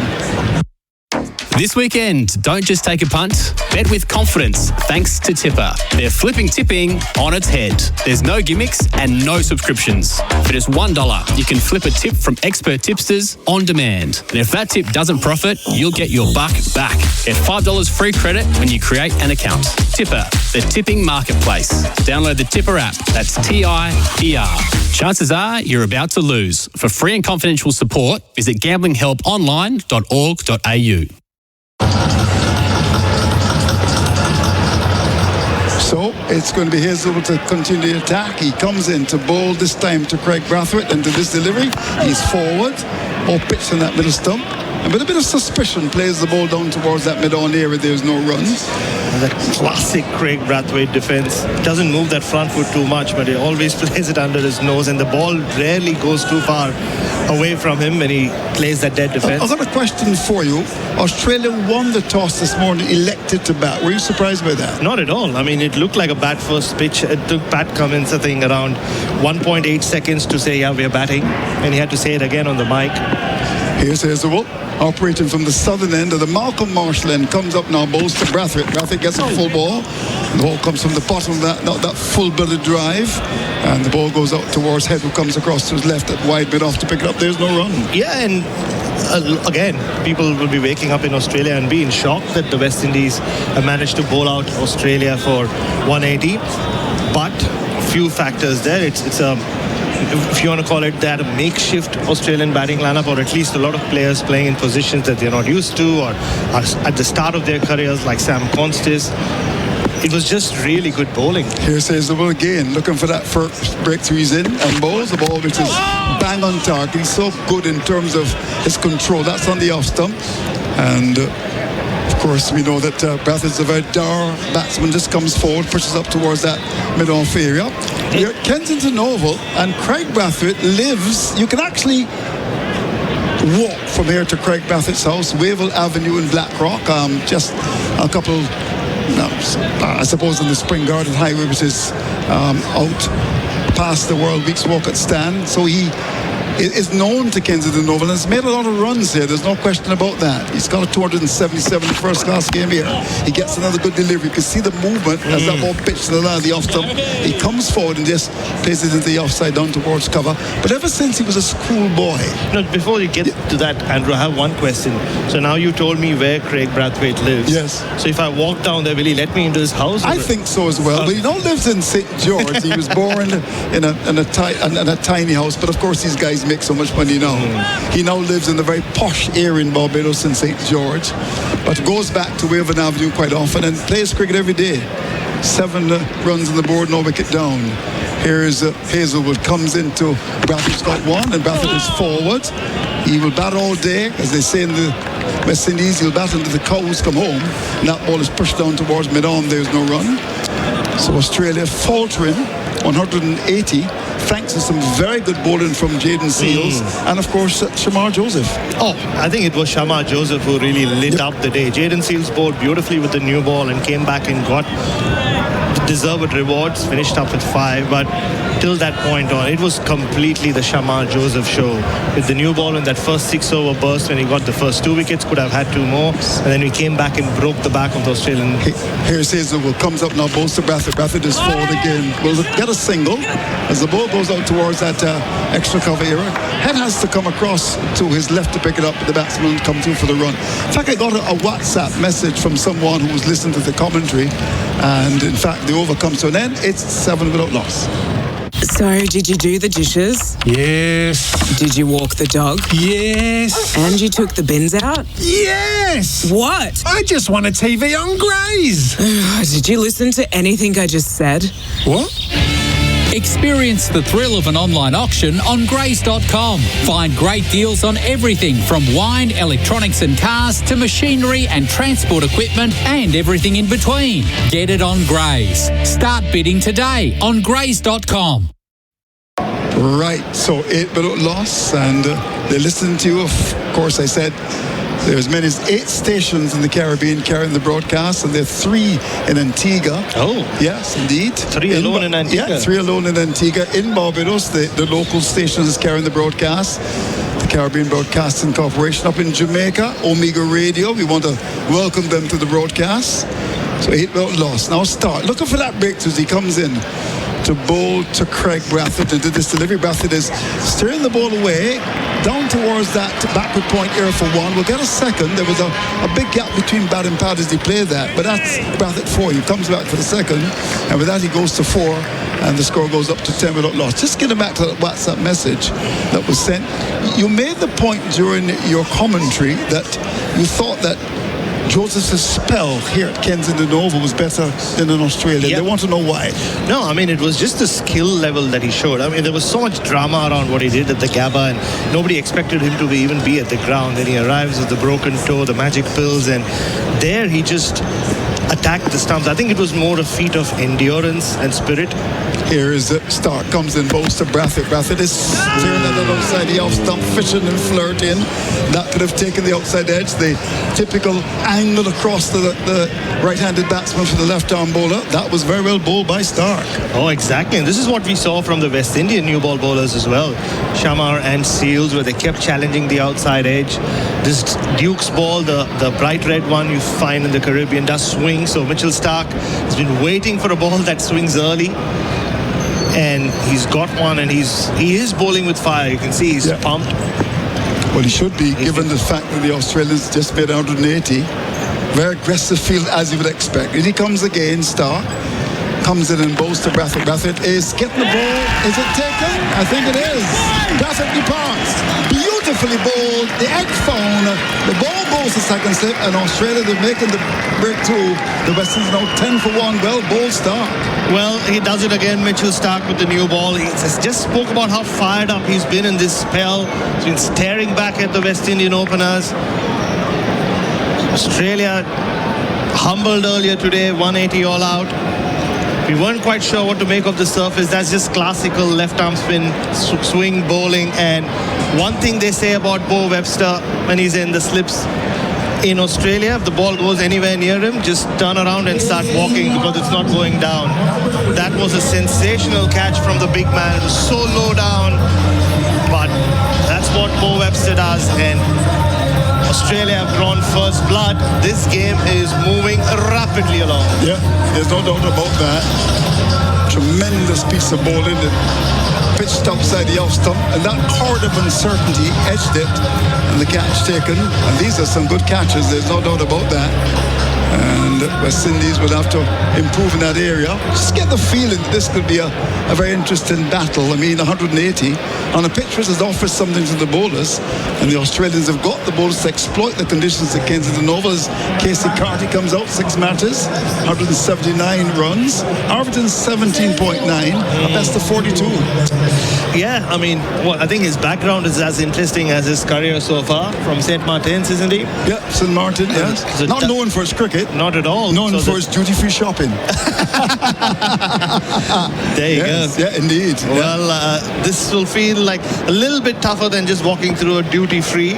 Batting out there in the middle against Mitchell Stark steaming in. As he starts his run, comes in to bowl to Casey Carty, in bowls to Carty. Carty is coming onto the front football, pitched on the leg stump, pitches up towards that mid-on area. The bowler comes across to pick it up, and there's no run.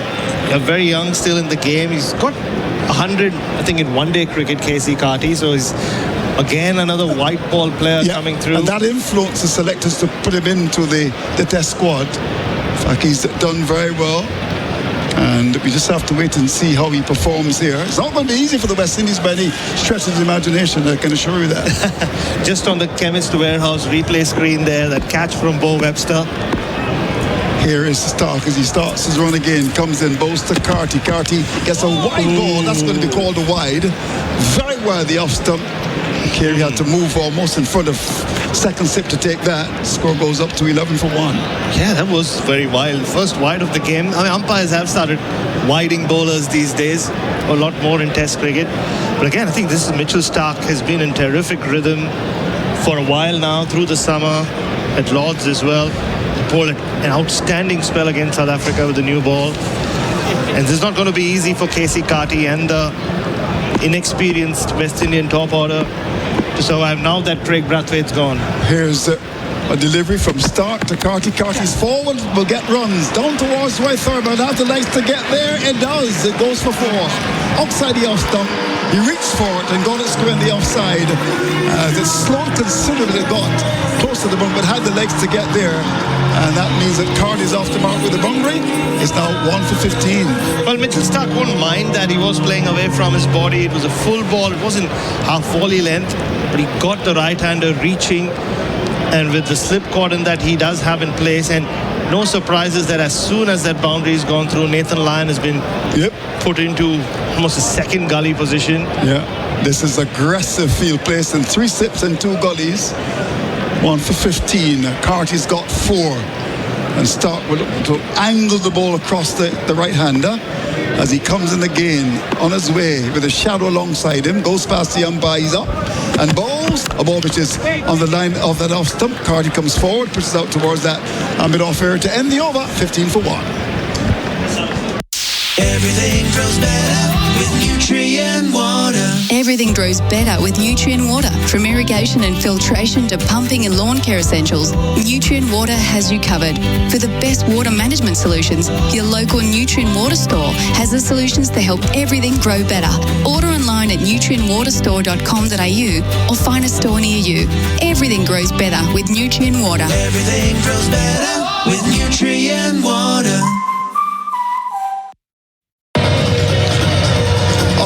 So the action continues with Hazelwood in Barbados. So the population of 285,000, but they always thought it was 250. You sneak people into Barbados, Bharat. Indeed. And he comes on his way. This is Hazelwood to bowl to John Campbell from Jamaica. Ball is on the leg. So there's an appeal for leg before that ball is headed down the leg side. And of course it's the most eastern of the Caribbean islands. They say it's largely of coral formation and surrounded by white sandy beaches. I'm sure you would agree with that. And we are in crop over. Now, you're going to be leaving to go to Grenada, then you're going to go on to Jamaica, you're going to miss crop over. I know. It's a massive festival. Yeah, the carnival. Oh, come on. I always miss crop over. Yeah. I'm planning to go to the way, at the rate at which this test match is going, to the Powder Fest on Saturday night. Yeah, indeed, that's going to be great. Take the full team. Here is Hazelwood outside the off stump. The ball is going through to be taken by the keeper. 1 for 15. Campbell is kept an 8. Yes, so you're going to go to what? The powder what? The powder fed? Yeah, powder fed. The powder fed. I've heard that. Who invited you? Well, I get myself invited to places, Andrew. Yeah, heard, and there's this other party I heard about which might be around that period. If the test match does finish in 4 days, it right up Bryce McGain's alley. Starts at 10:30 p.m. and goes up till 10:30 a.m. Oh my golly. Okay, hope you've got the stamina. Take some good old Bajan rum with you as well. Here is Hazelwood, comes in bowled. Beautifully bowled indeed. A ball that was on the line of the middle stump, came from the inside edge, went up the pitch, and that almost breached his defence. Well bowled by Hazelwood. Oh, well, look at the movement with that delivery. He's spoken a lot about this Duke's ball and how much it swings. That snaked into the left-hander. It started somewhere around off stump and just kept coming in.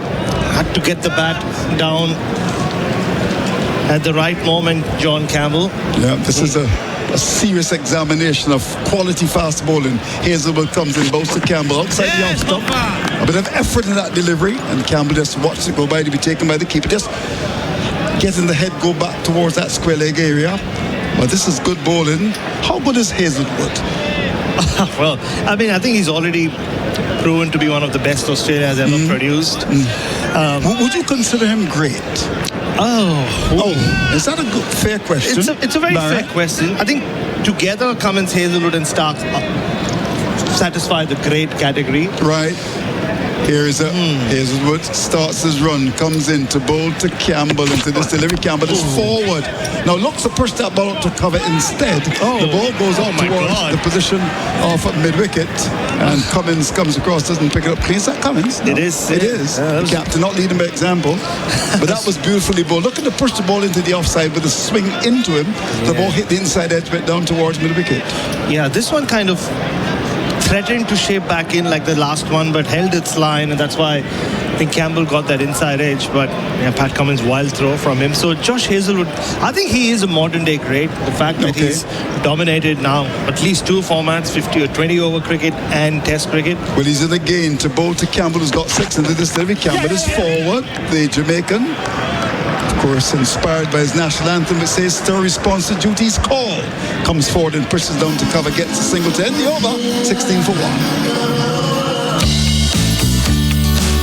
Installerine, Installerine, Installerine. For the hottest of hot butter you've ever seen. Ream comes on steady, hot and strong. It just keeps on and on. Ream's been proudly manufacturing here in Australia for over 80 years. Installerine, Installerine, Installerine. So ask your plumber for Ream, Australia's #1. So we're going to continue this very intriguing match with the West Indies up against Australia. What a battle it has been. In fact, when you look at the overall stats, they've played each other 120 times, and it's going to be Stark to look for wicket number 2 as he comes in to bowl to Campbell, and Campbell gets one outside the off stump, the left-hander, watches the ball go by to be taken by the keeper. In terms of the head-to-head, Bharat, Australia have won 61 times, the West Indies 33.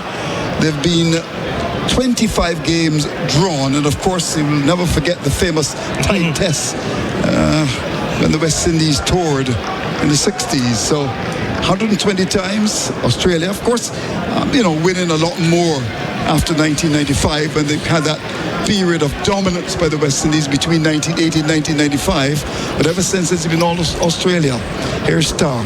Great fast bowler, begins to move in to bowl to Campbell into this delivery. Campbell gets one outside the off stump and allows it to go by to be taken by the keeper. John Campbell just looks like he's a little settled. He was all over the shop for the first 10 or so minutes of this innings, just making a comeback to test cricket as well, and Mitchell Stark's getting stuck into him. It was the ball that just reared at him, and Stark just stood there in the middle of the pitch, staring right into his eyes. So just in the last couple of overs, he's leaving more confidently. His feet are moving better. That quick single at the end of the last over as well. Some good signs for John Campbell. I agree with that assessment. Here is Stark as he comes in again. This is from the northern end. Comes in, bowls, balls banged in. He can do that for you. Can pitch one up, look to York, and then fizzed that short ball in. It had good pace. He ducked, went over, set to be taken by the keeper. Great aggression from Stark. Yeah, we didn't see a lot of bouncers from the West Indians. There was one to Pat Cummins from Seals, I think the first ball after the tea break. But already Australia, like I said, the only way they can redeem themselves or redeem the day for the visitors is if they knock out 3 or 4 tonight. Yeah, I agree with that. If West Indies go to stumps just 1 or even 2 down, they'll take it. And then Kensington Oval should have a lot more patience coming to the ground. Here's Stark, comes in and bowls, and he's getting all the edge caught behind. Beautifully bowled by great fast ball outside the off stump, edge found, the catch taken, and listen to this, the West Indies are in trouble. They're 2 for 16. Well, that's exactly what I was talking about. They need to keep striking, and Mitchell Stark is getting this new ball talking here at the Kensington Oval. Again, just that movement away from the left-hander, kept going away. John Campbell was dragged into it, played wide away from his body. That's terrific bowling from Mitchell Stark. Easy pickings for Alex Carey behind the wicket. So just like that, the West Indies are starting in the same fashion the Australians did. 2 for 16. And now into the debutant and the underbelly or the soft underbelly of the West Indian middle order. Yeah, it's going to be interesting to see where Sheho bats. Of course, back into the side, hasn't played in a long time. But this is a tremendous comeback by the Australians, and you expected that. It's a great side. Of course, they're fast bowlers now in the November of their careers. But someone like Stark, how much longer can they continue? Hazelwood, Pat Cummins, but they're great fast bowlers. And they've responded to the challenge here, as you would expect. 180 all out, and the West Indies are in a spot of bother. They're now 2 wickets down for 16 runs, thanks to some magnificent bowling by the Australian. Brandon King comes to the battle, and he hasn't been around for quite a long time. A lot of debate as to whether he should actually be in the side, and in fact we have a situation where he now comes in the side. But just have a look at the monitor. What a delivery. It is. Once again on the Chemist Warehouse replay screen, it was just that movement, the way he dragged it out. Yep. And you can see how late the ball moves away from the left-hander, and that's what got John Campbell flashing and going wider than he should have, and that's just outstanding swing bowling from Mitchell Stark. Well, of course, Darren Sammy has said he wants to get the white ball players to come and play red ball cricket, and he's influenced King to play some red ball cricket. And there's been a lot of talk across the Caribbean, from Kingston, Jamaica to Bridgetown, Barbados. Should King be in the side? He's there, and we shall see. Let's hope he can live up to his name. So, Stark to continue. He'll want to be a star here. It's been a tremendous comeback, as I said you'd expect from the Australians. Look at this field, very aggressive as he starts his run. This is Stark. You can hear the chant by the Australians in the World Wilson Walker stand. He comes in and bowls to King. King is getting a ball, a French cut, a Chinese cut. He almost dragged the ball into the stumps, went past the keeper. That's gone for 4. A shot in the dark. What a debut this has been so far for Brandon King. 3 drop catches earlier today. Gets the in-swinging Yorker from Mitchell Stark, and he somehow just manages to squeeze that ball past his off stump. Yeah. Probably one of the more unconvincing starts to someone's test career. It was so close. Yeah, that could have gone onto his stumps. It's interesting to see what Stark will do. This is the last ball of the over. Will he go with a short ball? Look to Yorker. We shall see as he comes in again. Great aggression to bowl to Brandon King. King is getting an upswinger. This is fantastic cricket. Come to Kensington Oval and watch an exponent here. And of course, you're talking about someone like a Stark. The over come to an end. Beautiful cricket. 20 for 2 is the latest score at Kensington. There's never been a better time to snuggle up to big savings. It's the 40 Winks end of financial year sale. Get cosy with up to 50% off mattresses and up to 30% off furniture, featuring our range of trusted and leading brands. Plus an extra 20% off selected floor stock, in-store only for a limited time. This end of financial year, we are serious about savings on everything you need for a better sleep. Shop in-store and speak to your local 40 Winks team today. Hurry, sale ends June 30. Terms, conditions and exclusions apply. 40 Winks, serious about sleep. The that they're playing. In essence. It is my kind of music. Oh yeah, lovely, lovely. Obviously, it's only to our ears, Andrew. People back home are obviously listening to. They are indeed. About our wonderful sponsors who make all of this possible. Yeah, I think the sponsors are going to have a big dinner tonight at the Cliff Restaurant, one of the finest in the Caribbean. And one of the finest bowling, of course, is our good friend Hazelwood. Ball pitched outside the off stump, a bit of movement. Carty comes forward, and the ball swings away, beaten comprehensively. This is a tremendous exhibition of high-class fast bowling. Oh, this is what you've come to expect from these two so far, Stark and Hazelwood. But Pat Cummins is warming up as well just before, and that's just outstanding bowling with the new ball. Well, Mitchell Stark is on fire. I know Jaden Seals has got 5, which makes him our Belgravia Apparel leading wicket taker for quality New Balance cricket team wear. Here's Hazelwood again. 2 for 20 on his way to bowl to Carty. Carty's forward ball pitched up, pushes firmly down towards mid-on. There's no run. But the way Mitchell Stark is bowling, and even the first 2 deliveries to Brandon King, he might replace Seals as the leading wicket taker for Belgravia Apparel at this stage, Andrew Mason. Yeah, indeed. So in case you're joining us for the first time, of course, people getting up all the time in Australia. Well, the news from Kensington is that Australia won the toss, chose to bat. Contest leg before to Sylvester Joseph, a ball that was pitched up. Of course, Shamar Joseph, his contribution was 3. Here's a ball pitched right up on the line of the middle stump. And there is Hazelwood bang on target. The batsman comes onto the front foot, pushes up towards mid-on. There's no run. Khawaja was caught Holt ball by Joseph. This is Shamar Joseph for 47.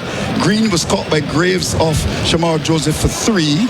And certainly a situation where things didn't look good at all, unless he was caught by Hope off Seals for 5. Travis Head eventually caught by Hope off the ball of Graves for 59. Bo Webster ball by Shamar Joseph for 11.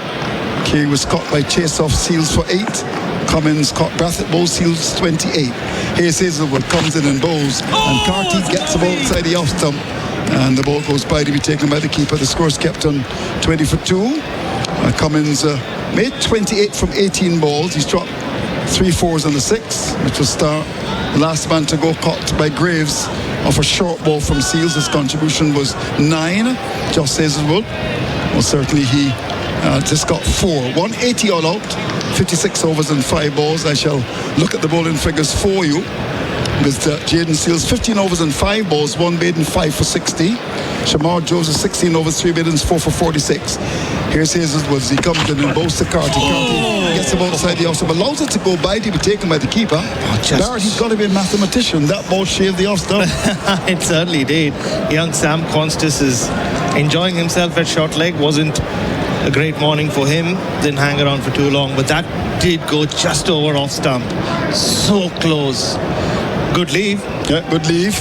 As our Joseph, 12 overs, 3 maidens done for 37. Chase, 4 overs, no maidens done for 9. And Graves, underrated, 9 overs, 2 maidens, 1 for 26. So the action continues with Josh Hazelwood, who's bowled very well as he comes in from the southern end to bowl to Carty, who's got 4. And to this delivery, Carty is coming onto the front foot to a ball that's on that off stump and play the way down towards the gully area to end the over. 20 for 2. The latest score at Kensington. If you have ideas on how you want to be celebrated and you don't express them with others, they won't know. So you may not always get what you had in mind. Yeah. I'm just thinking for my parents. I wouldn't want to do something that they wouldn't have wanted. And I don't know if they've put these plans in place. Even simply, do they want to be buried or cremated? Yeah. Have an open and honest conversation with your loved ones and start pre-planning your funeral today. Find out more at tobinbrothers.com.au. Tobin Brothers Funerals, celebrating lives. SEN Test cricket for Australia made by local. Adam Collins jumping in. Sundaresan with me. Australia, after being bowled out for 180, the response they needed. 2 early wickets, both via Mitchell Stark, who will continue from the Joel Gardner end. Gorgeous evening here at Kensington Oval. On the way to King, the man on debut. Bowls here over the wicket. Plays straight back down the pitch. No run. Brandon King, who put down a couple of catches in the field. 3, wasn't it? Towards 3, the end as well? that last one, that's right. So the responsibility shifts onto his shoulders here. 31-year-old getting his first chance at Test cricket. Yeah, when you look at this West Indian batting lineup, Adam, I think that's going to be a challenge for them throughout this series. Like, how do they survive this onslaught from Australia? It's so inexperienced. A lot of players who have dominated other formats or done well in other formats being thrown into the deep end. 5 catches behind the wicket. Stark bowls to King, who plays out to cover confidently out the middle of the bat, where Travis Head does the fielding. So the slips Cordons, Kawaja, Webster, Inglis, then Green in the gully, and Lyons so far behind. Point that you'd call him a second gully at this stage. Yeah, exactly. Cam Green, I've never seen him field in full sleeves before, so that's unique. Not sure whether it's humidity or what it is. It looks a little odd to see him in full sleeves. And given he's got such long arms, it looks like a 3/4 shirt. Yeah, like what you might imagine in the 1990s with Ricky Ponting or something like that. So a long way to go on this first evening. 9th over of the West Indies reply. Stark up here, bowls to King, goes back and defends down the pitch. So play started at 10 o'clock local time, which will mean the cut-off's 5:30, so about 57 minutes from now. Much as it was in the World Test Championship final on day one, this could be very advanced by stumps on day one. It already is, Adam. There was 14 wickets on day one, there in day 2 as well. And then it just died off. They got 4 wickets on day 3. But yeah, there's something about Mitchell Stark. He's charged up once again, followed through, landed up right in front of Brandon King, had a couple of words with him. Australia know they have to make this new ball count. They have so far. Stark running away from the Australian fans. Bowls here and driving aerial out past backward point for 4 it goes. So a couple of catches in that direction, but he really threw his hands at that. King moves to 82nd boundary. 2 for 24. They trail by 156. Well, this is why they brought him into the side. We've seen him do this in one-day and T20 cricket. There was a stat earlier up on TV. Nobody's played as many international matches as Brandon King has for West Indies before making his Test debut. Yeah, right. So almost 118 matches across formats. And that is straight in the Brandon King area. Any kind of width, he will throw his bat at it. 3 one-day hundreds. Up to 8 here. Stark up to him. Bowls over the wicket. Goes back and defends King. So those hundreds were against the UAE, England and Oman, if you're wondering. So the one against England was here at Barbados in 2024. How many T20s is it, Adam? 52? Yes, more than 50 again. Yeah, I know. Because the stats showed the second most was Ravi Rampal with just 51 games. He had to wait a while. Maybe didn't expect to play Test cricket. So Darren Sammy's pulled him in. Darren Sammy also coach of the white ball formats, don't forget. Stark to finish. Shadows lengthening here at Bridgetown. Bowls here and driving beautifully. One of the shots of the day. Brandon King on the boot. Out towards the deep cover rope, but this slower just before it runs into the boundary sponge. So 2 boundaries in the over. He's 12, Cardi's 4. West Indies 2 for 28 on the Tyre Power scoreboard. Your trusted tyre experts. Looking for the perfect place to call home? Discover Office Essential by Your Land Developments. Live at the centre of everything in Melbourne's vibrant southeast. Close to shops, public transport, schools, parks and more. Visit officeessential.com.au. T's and C's apply. Roofing and Sheet Metal Centre can laser weld stainless steel in gauges down to 1.2 mil. Stainless steel has a longer lifespan, is more resistant to corrosion, looks great, and you can get all of that for less. Visit rscentre.com.au/stainless steel. So the West Indies trailing by 152. Our coverage is for Henley Holmes. Bryce McGain jumping in as well. G'day, Bryce. G'day, guys. And, well, hang on. This game is accelerating. We thought it was quick before. Good spells by both Australian opening bowlers, Stark and Hazelwood. We've said that before many times over the past decade. And it doesn't let up. Change of bowling. Yeah, on cue. Hazelwood replaced by Pat Cummins. 301 wickets at 22, if you don't mind. Away from us, 3 slips, a couple of gullies. Bowls here, riding the bounce is Cardi. Out to backward point, no run. Can we just talk about that shot from Brandon King for a second? Oh, that was... He smoked it. We saw some shots from Travis Head earlier today. Oh, that was just... It wasn't a very extravagant shot either. All timing. Big boy. Seeing the replay on our Chemist Warehouse screen. Save on your prescriptions at Chemist Warehouse. Well, it's nice to see him have a little bit of success today. He's been leaking in the field, dropping 3, and he has found the timing on that one, though. So Cummins operating from our Malcolm Marshall end. He's got a short leg, set quite deep.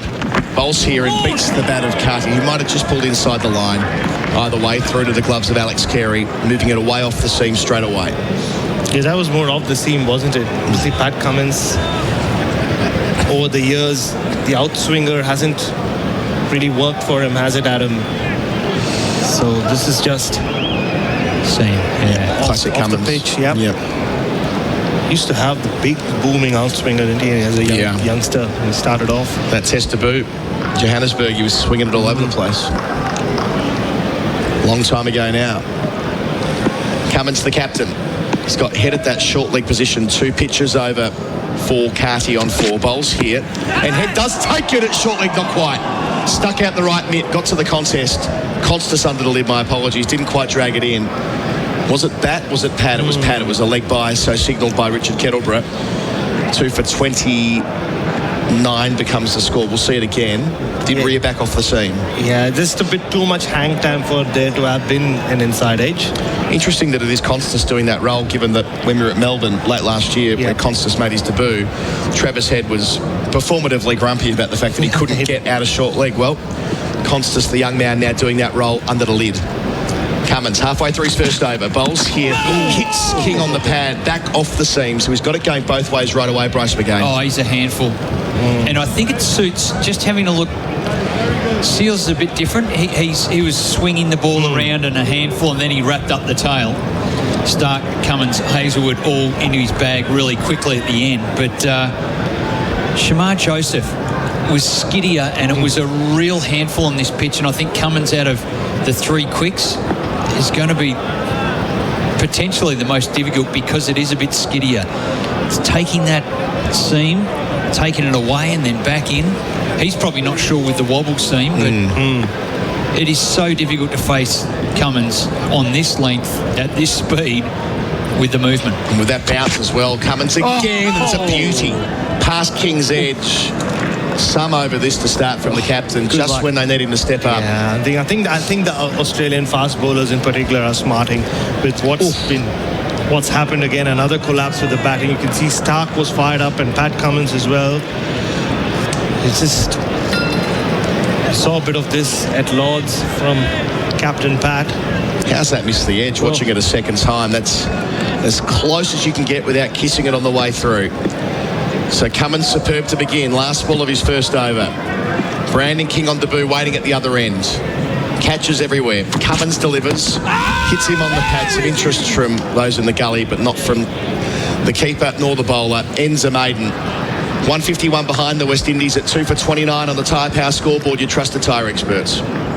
Look ahead, look at shorty got back. Should I ask her for a dance? Hold on, there's too many in the wolf pack. The all-electric Kia EV3, crowned the 2025 World Car of the Year. Awarded for its record 604 kilometres of all-electric range and fast-charging capabilities. The Kia EV3 is your 2025 World Car of the Year. Visit kia.com.au to find out more. Kia. Movement that inspires. SEN Test Cricket for Australia, made by local. Adam Collins, Bryce McGain, Bharat Sundaresan with you at the gorgeous Kensington Oval in Bridgetown. First test of this Frank Worrell Trophy series. I'm always careful to get that right. Frank Worrell Trophy. Don't want to go full Brendan Julian on day 1 of the series from a decade ago at Jamaica. Hope you're listening, BJ. Maybe after we've gone to Powder Fete. So Stark's going to go round the wicket now to Kesey Carty. Change of angle. Field remains. Up to the crease. Bowls here, leaving alone in the channel, but there was some movement. They liked it behind the wicket. Stark did too. Yeah. Interesting again, we've got that catcher, not quite at short leg, but a few pitches over, which Bryce must speak to the bounce they think that's still there in the pitch. Yeah, well, he's 3 wickets now, probably even a little bit further. At a forward square leg. No helmet comment? No. And just on the short leg thing, Adam, I'll be shocked if Travis Head isn't in there when Nathan Lyon is bowling. Remember, Nathan Lyon had said till the time he retires, Head is not going anywhere. So this must be just for the fast bowlers. So round the wicket, Stark wide on the crease, full and straight and dug out by Carty to wide mid on, no run. And just going back to the last ball of the previous over, it was little surreal, an LBW with Australia playing and no Manas in the captains. Yeah, it's been such a feature of Australia in the field for the last 6 years. It just really stood out. Otherwise, you would have been charging up to the captain and trying to convince him to go for the review. So Stark bowling from the Worrell, Weeks and Walcott stand, away from that where the three Aussie tour groups are sat on the second deck. Delivers here to Carty round the wicket. Carty goes back and defends. So we've got the yellow shirts working from left to right. The yellow shirts, I think that's AST. Then ACT, Luke Sparrow and friends with the flags right behind the bowler's arm, behind the Joel Garner ensign, the best seats in the house. Then Ken Peace and his Calypso tourists. Yep. The Calypso crew, I think they're called. And to the right of that. And Dizzy's crew as well. And they're beneath AST, Jason Gillespie's crew. Yeah. I think they're over 2,000 here as part of tour groups. Cricket Australia are running a tour as well. Oh, right. We saw them being addressed a couple of nights ago by one of the Australian squad players who wouldn't be in the 11. It's usually a pretty good guide of who's not playing. Stark up bowls here. On the up through cover point goes Carty, safely though, with a big gap. Work to do for Travis Head. They come back for a couple. Carty 2 for 31. They trail by 149 after Australia, if you're just waking up, were bowled out for 180 in the 57th over. 5 wickets for Jayden Seales, 4 for 46 for Shamar Joseph, who got the party started. Top score of 59 for Australia. That was Travis Head. 47 for Khawaja. They put on 89, but a collapse of 3 for 22 early and 5 for 32 late, which defined the day so far, at least for the West Indies. But a long way to go till stumps. 45 minutes till the cut-off. And Stark's already picked up a couple himself. Up here, bowling wide of the crease, around the wicket, and Carty placed behind point where Lyon runs in and collects. 1 run added, 7 for him, 2 for 32 the score. It's a feature of this West Indian top order. I said a lot of them coming from white ball cricket don't move their feet really.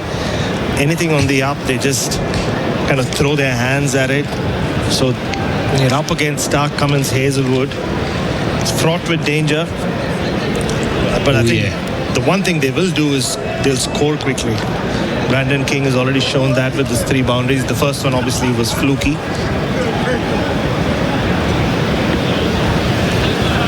So 1 ball left in the over. This is Stark's 6th over. Won't be long before we see them go through the rotations. Hazelwood might follow Stark. Can see a world where Nathan Lyon's an attractive option with the bounce in this track as well early on. Into King on 12 from 11 balls, and King once again plays through the offside with style. Out to the cover rope for a second time off Stark. Nicely played. He's up to 16. At the end of the over, the Windies are 2 for 36. And that's all on our Chemist Warehouse screen. Save on your prescriptions at Chemist Warehouse. Finishing that break now, the Windies 2 for 36. Both of them Mitchell Stark, as you heard there. Brathwaite caught into cordon by Webster. The bowling is Stark for 4. They were 1 for 10, then they were 2 for 16. A gem to get rid of John Campbell, finding the outside edge, pouched by Carey. Stark now up to 389 test wickets. What a bowler he has been, Baz. 98 test matches as well. Yep. What a moment it will be for him if he does get to play that 100 test under lights at Sabina Park. Loves the pink ball. Yep. And the way he's bowling, you'd think he would have already gone past the 400 wicket mark. I mean, we were privileged to see him put on a show at Lord's 10 days ago with the ball. Obviously, he made runs with the bat as well, and he's just continued in the same vein. But some good signs from Brandon King on debut. He's just got himself 4 boundaries, but especially the last 2, all about timing, but yeah, those 2 wickets that ball to John Campbell, you might look at it and say, oh, it was a wide delivery that the opener did not have to chase, but it was the late movement that sucked him into playing that shot. Very similar to a ball he bowled late on day one at Lord's a couple of weeks ago, getting Ryan Rickleton out when he was setting him up with a few back of a length deliveries and went a little bit fuller and found the edge. So with where the cut-off will be from here. 41 minutes away, so a drinks break before a final thrust for Australia. Pat Cummins, his first over was a gem. Just getting the field as he wishes. So the short leg, that's Sam Constas, a fine leg. Josh Hazelwood at mid-on. Not quite sure who they're pointing to. They're pointing towards... No, they're pointing to the scoreboard, and Andrew McDonald is doing an interview. And the players on the field are pointing off-field to Ronnie and going, hey, how good's that? We've got you on the big screen. Love it. And he was holding up play, the Ronnie interview. So Cummins has the 3 slips, the 2 gullies, or a gully and a catching backward point at least. Into Cardi on 7. Delivers here. The one back off the seams, defended from the middle stump line out to mid-off where Travis Head does the fielding. I think the big question will be, and Australia will hope that we're talking about another 14-15 wicket day. The big question tomorrow morning or later today in Australia will be, Bryce, whether the pitch had a lot to do with these wickets. Are we talking treacherous batting conditions? And my personal opinion would be no. It's been top-class fast bowling. The ball swung around. I still don't think it's a 180 all-out wicket.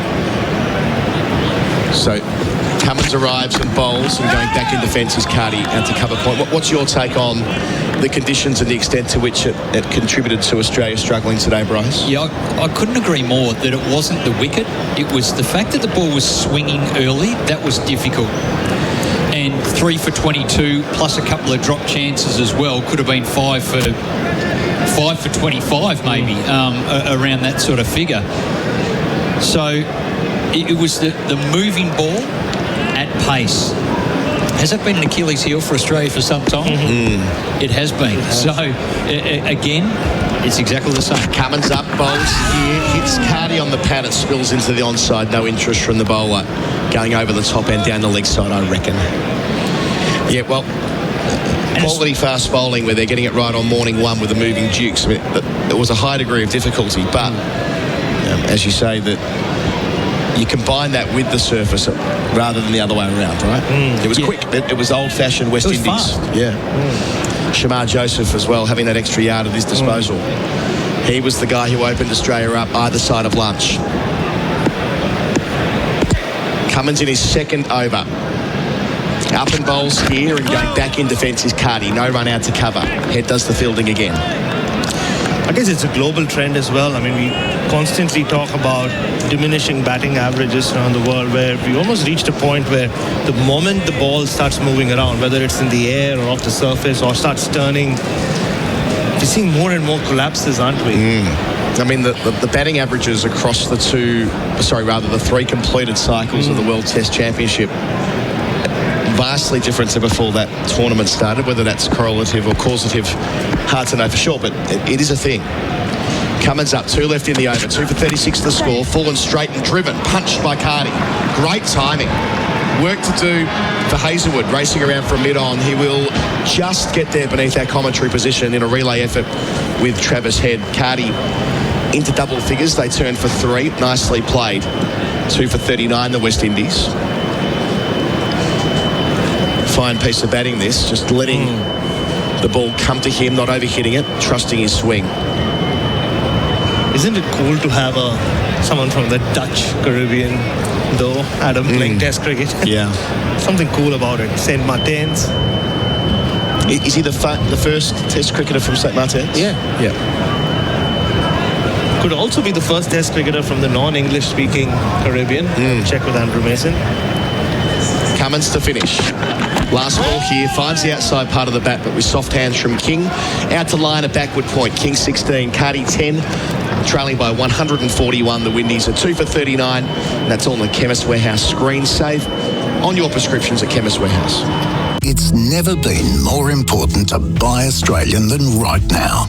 Our local manufacturers and growers produce world-class products known for their quality, safety and reliability. All while generating local jobs, supporting our communities and helping Australian families now and into the future. So look for the trusted green and gold kangaroo logo. Buy Australian now. Visit australianmade.com.au. Australia's leading wicket taker is Mitchell Starc for Belgravia Apparel for quality New Balance cricket teamwear. 2 for 32, he'll continue in his 7th over. Change of angle, back over the wicket to Kesey Carty. Being clapped in by the Aussie fans in here at Kensington Oval. Bowls here, Carty, inside edge down to fine leg. Gets 1, 11 for him. They trail by 140.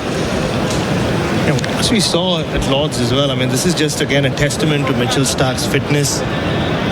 There at least the conditions were cool and weren't sweating too much, and this extreme humidity for him to run in as the way he has, bowling 7th over on the trot. Also a sign that Australia know this new ball is still doing enough. They need to make more inroads. 2 for 40, suddenly West Indies feel like we've got a bit of a platform. In we go, Starc bowling here over the wicket, going back and riding the bounce for the horizontal bat King down to backward point where Lyon will field no run.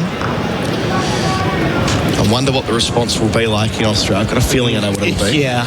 Usually when Australia do poorly, it's cricket in crisis. It's 6:55 a.m. in Melbourne, Bryce. Just waking up to the news that Australia were bowled out inside 57 overs on day 1 of this series after winning the toss and batting. Yeah, the feeling off the text machine has certainly been around some devastation expected for the Ashes to come. Yes, that's true, yeah. We got no hope against them. Yeah, we're sacking everyone. It's usually how it rolls. Starc here, bowling to King over the wicket, driving out to mid-off, no run. Yeah, King's on 16. They're also fearing fast bowlers who currently aren't even on the field for England.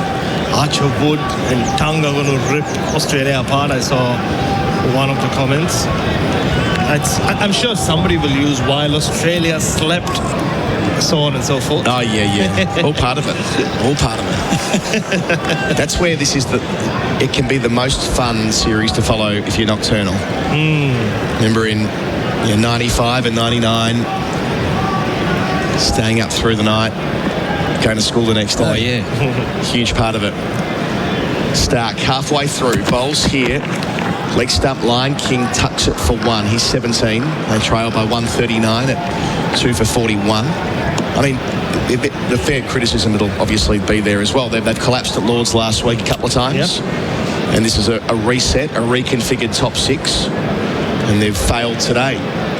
It'll be a major talking point. I don't think people expected Australia to come to the West Indies and be rolled on day 1. I think the expectations were that this was the chance for Constas and Inglis to get their feet under the desk, and neither have done so today. Cam Green, I think, is just 3 innings in, but his stays at number 3 have not been convincing at all. He was dropped on naught this morning. Starc up again, bowls here. Back goes Carty and plays it into the offside in front of point. Gets 1. He's batting nicely. He's up to 12. 2 for 42. 1 left in the over. Got a message in here from Damien Charry to you and me here saying making cold early morning gym sessions more enjoyable. Thank Got you, the Damien. treadmill here from Damien. I can't quite see. Can't see if that's how long he's been running for. 26 minutes with us. Not bad. You've got to make a call. You're going to stay up till lunch, or you're going to wake up at tea if you're going to try and do one session, if not staying up the whole night. If you have been with us all night, thank you for that. We'll be here every day of the series for Henley Homes and for Australia Made by Local. Starc to finish up here. Bowling and squaring up King, but does well enough to keep it down out to cover. Starc's bowled 7 overs, 2 for 35. It's 2 for 42. Carty's 12. King's 17. And our coverage, as I say, is for the Henley Breakthrough Collection, billed from only $227,900. So, did you do the dishes? Yes. Did you walk the dog? Yes. And you took the bins out? Yes. What? I just won a TV on Grays. Did you listen to anything I just said? What? Experience the thrill of an online auction on Grace.com. Find great deals on everything from wine, electronics and cars to machinery and transport equipment and everything in between. Get it on Grace. Start bidding today on Grace.com. 18 overs left today, but in reality, 31 minutes, maybe 7 or 8. Cummins bowls here, start of a new one to Cardi, who's on 12 and thrusting forward on the front foot. Outs at wideish mid-off, no run. Yeah, just in the last 15 or so minutes, these two seem to have settled things down a little bit. Indeed, yeah. The ball's not moving as prodigiously as it was just before then. Still pretty new, this ball, just into the 14th over. But these two have done well. Again, really no real experience to talk about. Carty's highest score after 5 test matches is 42. Brandon King on debut. So all the catches there for Cummins. He started so well here. Can he get another before the close? Bowls to Carty, beats him. Doesn't actually carry to Carey, and that's not been something that we've said often today. Is their pace off? No, 134 clicks. Interesting. I wonder if he ran his fingers over the ball. It almost felt like a quick leg cutter. Just missed that replay. I think it was one that he really tried to swing with an angled seam, so the seam was probably pointing at second slip, and it just tilted over, and I think it just caught the shiny side and just skidded on the pit rather than hitting the seam and moving around. Cummins again. Volley from our Malcolm Marshall end, delivers here, angles back in off the seam to Carty, who keeps it out. If you've got the telly on in the background, by the way, sync us up with the pictures. 34 seconds if you want to get us on the app and watch the TV coverage from Australia in particular. It's on ESPN. And if you're watching it on TV, you can see Shamar Joseph signing autographs to a lot of young, excitable young Bajan kids. What a moment. I mean, West Indies cricket has been searching for a superstar. Oh, yeah. They're getting inspired right now. Just want to set the record straight here. A text in from, where is it? Brett, I think it was. Saying if there's 12 wickets in a day, there could be a demerit point coming for the pitch. It's not quite like that, Brett. As Cummins bowls, leg stump line, pushed out to mid-on, no run. If you're just waking up, or if you're just driving in to work and you're seeing 12 wickets, you might be of the view that this has been a minefield, as Bryce McGain's been explaining with Bharat in the last 20 minutes. It's not that. They bowled exceptionally well, the West Indies, and Australia didn't combat it well enough. Yeah, I mean, whatever technical frailties that the Australian top order had, Sam Constas, who's been an LBW candidate for a large part of his young career, he was LBW. Cam Green, who has been reaching at Televis that doesn't need to, was dropped once and then caught there. Osman Khawaja around the wicket, should have been out, was dropped. Here's Cummins again, bouncer. The lesser spotted today, but Carty's equal to it, getting out of the way, ducking. Well, it just reflects that the plans that the West Indies were able to put in place and then the bowlers executed to them were known deficiencies that you've just pointed out with all those players. So they went straight to them and largely it worked. It was Khawaja who hung around with chances, got a couple of lives. One on 6, one on 45 before he's eventually dismissed on 47. Cummins finishing up here and he beats the bat to finish. Full and swinging away from Carty's blade. Nicely done. Maiden from Cummins, 2 for 42 the score. The Windies trailing by 138. Carty's on 12 and King's on 17. And often we see it. Travis Head, the saviour, 59, was pretty exceptional. Sorry, Bryce, I'm going to do a change in commentary. I'll get a few further thoughts from you. Of course, we thank Henley Homes for their support of our coverage over here in the Caribbean. Wouldn't be possible without them. Adam White jumping in after a few further thoughts from you. He'll take you through to the close. So it's just 3 real innings that held it together. Khawaja with a couple of lives, he's 47.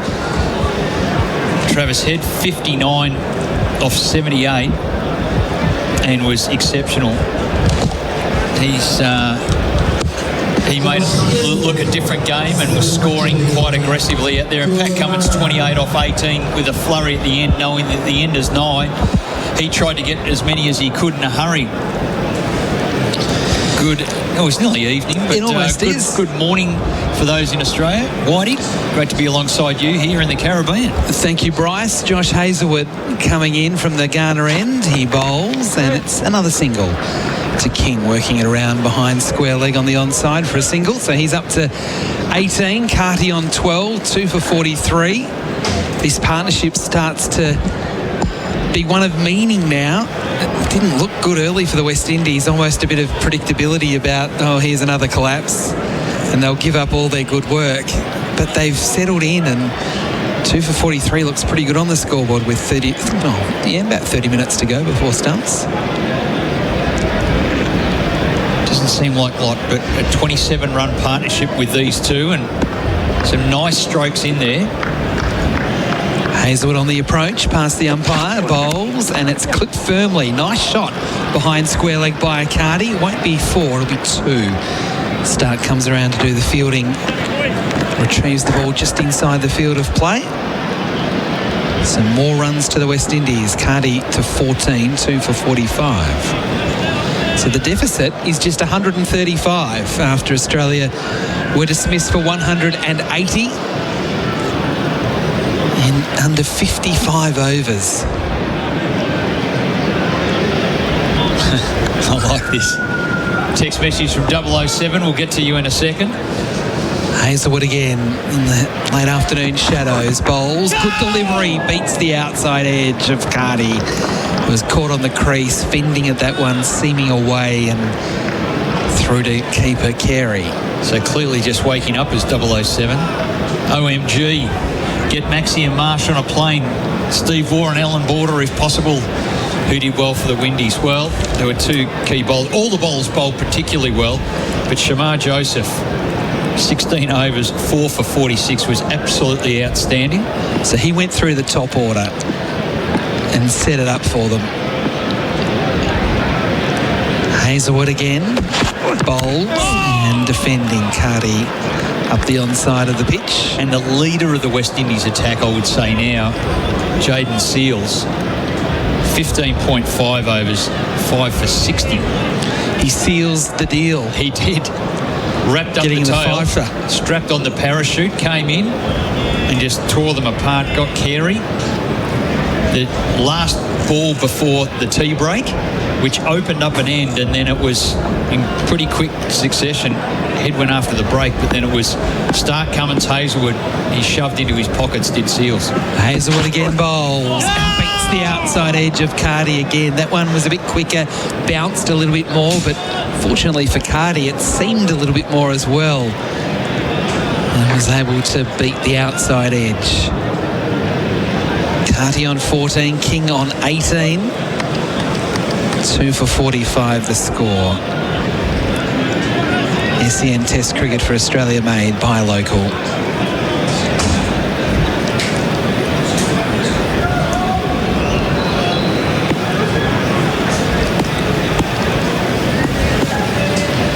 Last ball of the over. Hazelwood bowls in the air through the covers, and it'll be 4. Carty punching away. Or maybe not. It might not quite make it. Yes, it will. Of course it will. It was always going to, Bryce. Don't doubt me. Terrific shot from Carty. He moves to 18. King also on 18.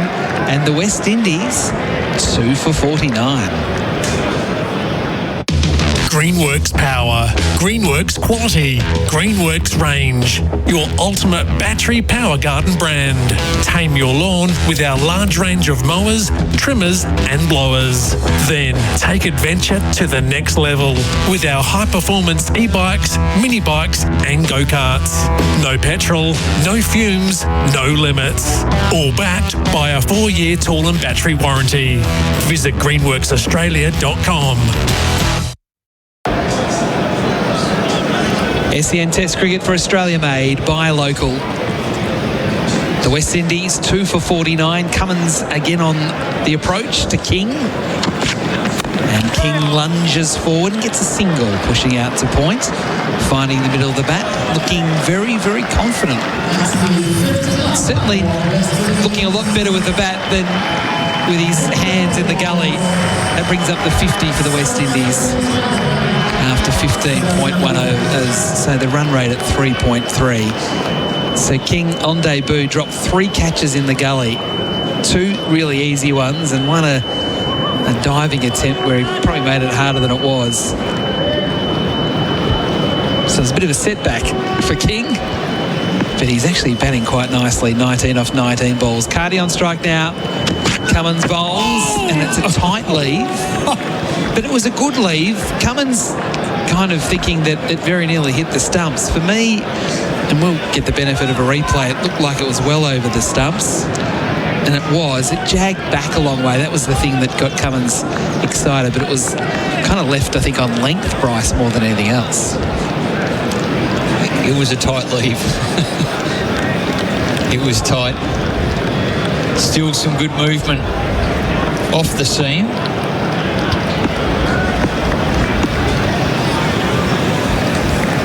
Cummins again past the umpire bowls. Cardi leaves again. That one didn't come back off the seam. So even just in the last 10 minutes or so, it has got a bit gloomier here. No hint of rain, and we will get through to stumps. The light's not bad enough to stop play, but we are in bonus time already, and we're going to be well short of 90 overs in a day, even with the extra half hour, which has become a normal thing, unfortunately, in Test cricket. But we have certainly been entertained throughout the course of the day.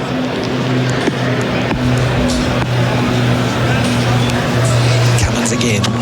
Bowls. Clipping nicely through mid-wicket. Cardi. More runs here. At least 2. Stark on the chase.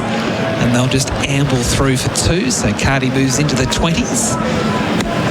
2 for 52, the West Indies.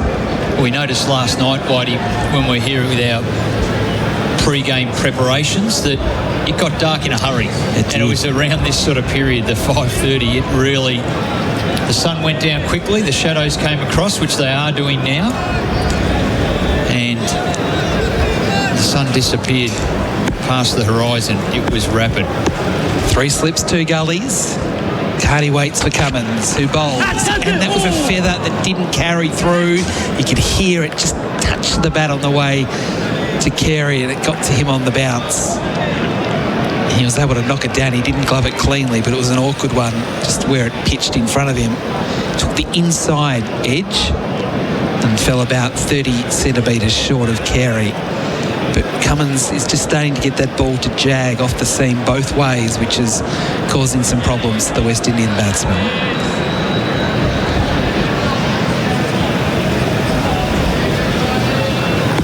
One ball left in the over. Cardi on 20. Edge out. Cummins strikes late in the day. Carey takes a comfortable catch. Cardi out for 20. And again, that ball seaming, it bounced, it just feathered the edge on the way through. And Cardi's impressive 20 ends with him walking off, and the West Indies 3 for 52. You cannot keep Pat Cummins out of the game. You keep bowling good balls, you're going to get rewarded. And that's what he's done. Cries of anguish throughout the over. The ball seaming in. That's why he had to play that. That one nips away off the seam. Takes the outside edge on the way through to Carey, and the 3rd West Indian wicket goes down. Terrific bowling by the skipper, Pat Cummins. They needed that too, the Australians. They really did. That was becoming a really important partnership, and you can see now as Cardi leaves and starts to walk up the stairs of the Gary Sobers Pavilion, he's really frustrated. He had 18 minutes to get to stumps. And if he was sort of, 25 not out, and West Indies were 2 for 60, it would look really good. And now the West Indians put in a night watchman, Warricane, to come to the crease. His best is 41. He averages 17. And this is all about trying to chew up time and get to stumps as the game starts to balance up again late on day 1. 13 wickets to fall. And it was also the last ball of that Pat Cummins over. So his first wicket of the series. He just kind of knew it was about to happen, Bryce. Yeah, it was building. You wonder if the luck would stay with the batters as the ball goes past the outside edge. It didn't. So King on strike to face Hazelwood, a new over, and King is batting nicely here. Back and across, and then try to press forward, defending up the onside of the pitch. Constas polishing the ball on his trousers before hurling it to Travis Head. Constas fielding in a sort of a shortish mid-wicket. Head at mid-off. So can the Australians get at least one more? That would make dinner taste a lot nicer tonight after a pretty bruising day with the bat. Hazelwood, that's the umpire bowls. King pushes forward confidently in defence up to Head at mid-off.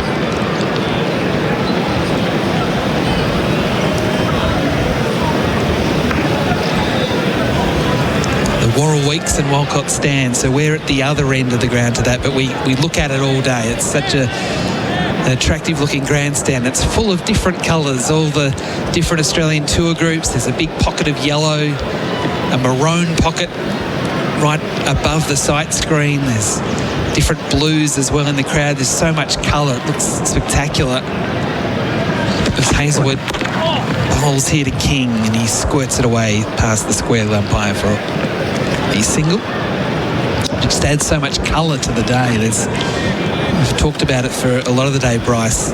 Barbados loves its colour, and we've seen it through the city, but also here at the ground. Lots of colour.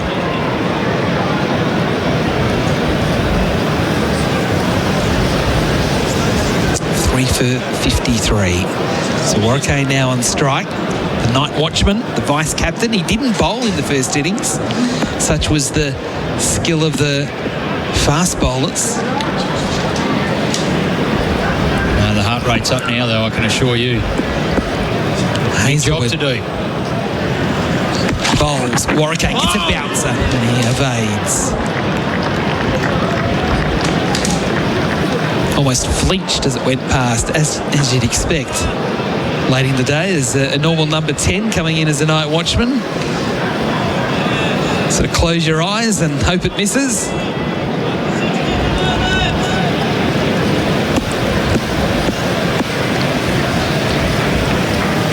Three slips, a gully, a leg gully, and a bat pad for the night watchman to negotiate. West Indies 3 for 53. Still sunshine here. Warwick ball! The night watchman has to go. And now it's Josh Hazelwood getting in on the action. His first wicket of the series. And the West Indies now 4 for 53. The night watchman, it didn't work. Warwick out for a duck. And the West Indies now starting to really give up what was a great day for them. The batting was always going to be the worry. And while it is the night watchman that's gone, it doesn't look great on the scoreboard now. The West Indies 4 for 53 with still 15 minutes of play remaining on day one. Bryce McGain. Well, fast bowling 101 to the night watchman. The bumper to scramble the feet, get the heart rate up even higher, and then bowl to the top of off. A good ball to a top order player, an exceptional ball. Class above by Hazelwood. And it did, it just clipped the bail on the top of the off stump. Precision bowling by Josh Hazelwood. And Australia are landing blows late on day one. So it's the added pressure now for Austin Chase, who comes in having asked for a night watchman, essentially to protect him. And it was always a brave call with still 20 minutes to go. And now the night watchman goes, so Chase has to face the music. And now as the new captain, he just has to find a way to get to stumps without any more damage on the scoreboard. That one went through the gate. Morricane not even close to being able to hit that one as it crashed into the stumps. So a very aggressive field, as you would imagine. 15 minutes to go. Shadows lengthening. Hazelwood to bowl to the West Indian captain, who is beat first up outside off stump. We'll take a break. We'll take a breath. At the end of the over, the West Indies 4 for 53. Before hitting the road on your next Aussie adventure, do your vehicle a favour with Maxliner. Maxliner has now landed in Perth, stocking premium 4x4 accessories available for your vehicle. They're made for tough Aussie conditions and are ready for you to explore, like canopies, floor mats, tub liners, roof racks, rooftop tents and more. Every product is built with durability and functionality in mind. Maxliner, ready for work days and weekends away. To find your nearest stockist or to shop online, visit maxlineraustralia.com. The West Indies 4 for 53. King on strike. Pat Cummins on his way again. Past the umpire, bowls. Oh, inside edge onto the pad. Very nearly inside edge onto the stumps. King survives. He remains on 20. 4 for 53. Adam White and Bryce McGain with you. It's SEN Test cricket for Australia, made by a local. We haven't had a DRS issue so far for IMAR, for Trusted Tradies Insurance. Call 13 IMAR in this West Indian innings to this point. Cummins again, past the umpire, bowls. King, that's better. Well forward, pressing forward. Bat and pad close together, defending up to head at mid-off. Well, the first dismissal in the Australian innings was a good review. Constance hit on the pad with a ball that came back in from Shamar Joseph, and it felt a little high, but on the way through to the back leg it clipped the front and clipped knee roll, and after review, which was smart, they got their man. Cummins again, running away from us. Bowls to King, who's up on his toes, pushing and taking a single. And that was good there from Chase. He was alert to that, and he wanted the run. He wanted, essentially, the strike late in the day. This is where leadership comes to the fore, particularly after sending out a night watchman to protect you and then him falling. He just has to get through now. Most teams, almost all teams now, have the night watchman philosophy. So I'm not sure whether there's too much chatter out there reminding Chase that he may have just burnt a lower order batsman. Cummins again, bowls to Chase, full ball dug out, and that was almost a leading edge. Chase saw that as an opportunity to flick through mid-wicket, and a bold move with Cummins bowling at that sort of speed late in the day.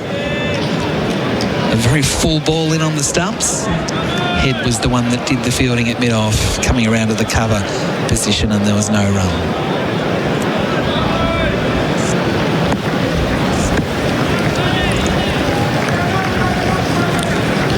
Four for 54. 9 minutes to go.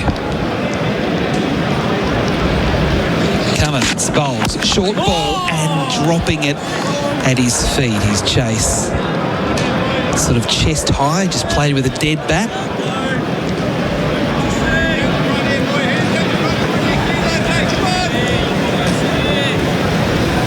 Well, Cummins.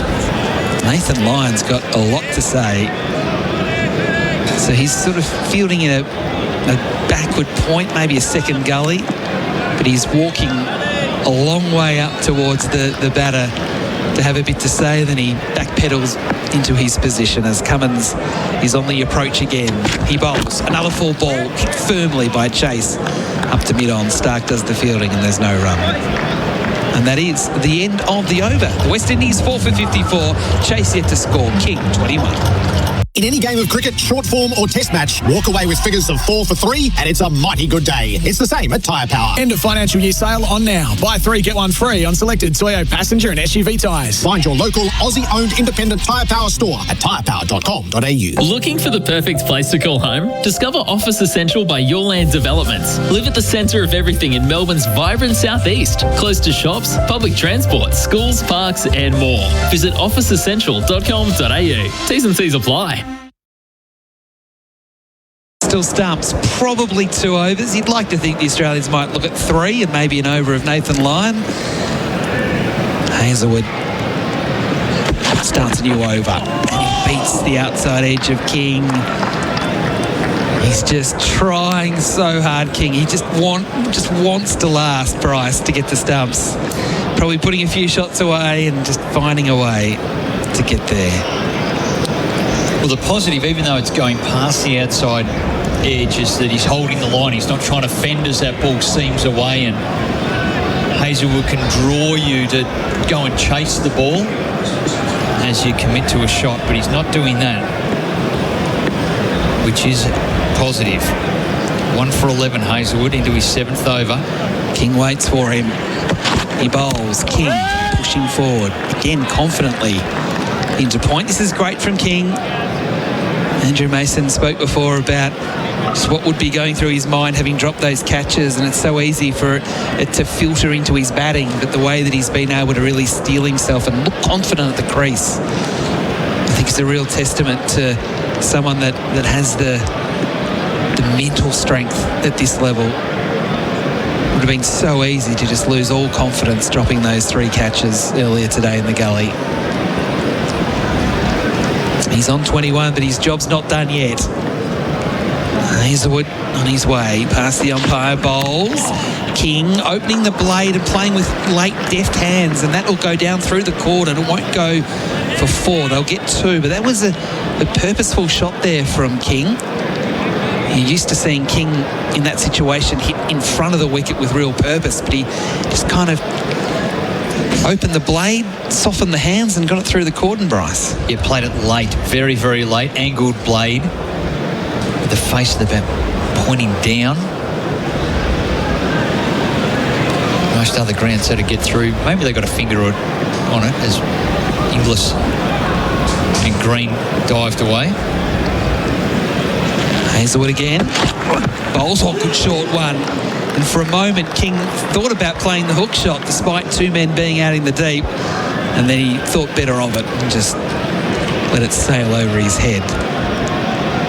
And when I say over his head, it was only just over his head. And it's almost that reflex action where, for whatever reason, a batsman will jump with the short ball coming at you when you're trying to duck at the same time. Well, it often happens when you're a bit of a lunger on the front foot and you're trying to do it, but you end up hopping in the air to try and get a little, but you've already got pressure on your front foot, and that's exactly the case there.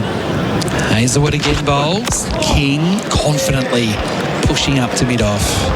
It was a good bit of bowling by Hazelwood because he has seen that King is playing well and comfortable on that forward defence. The knee roll delivery, top of the stumps. So yeah, he's got it covered.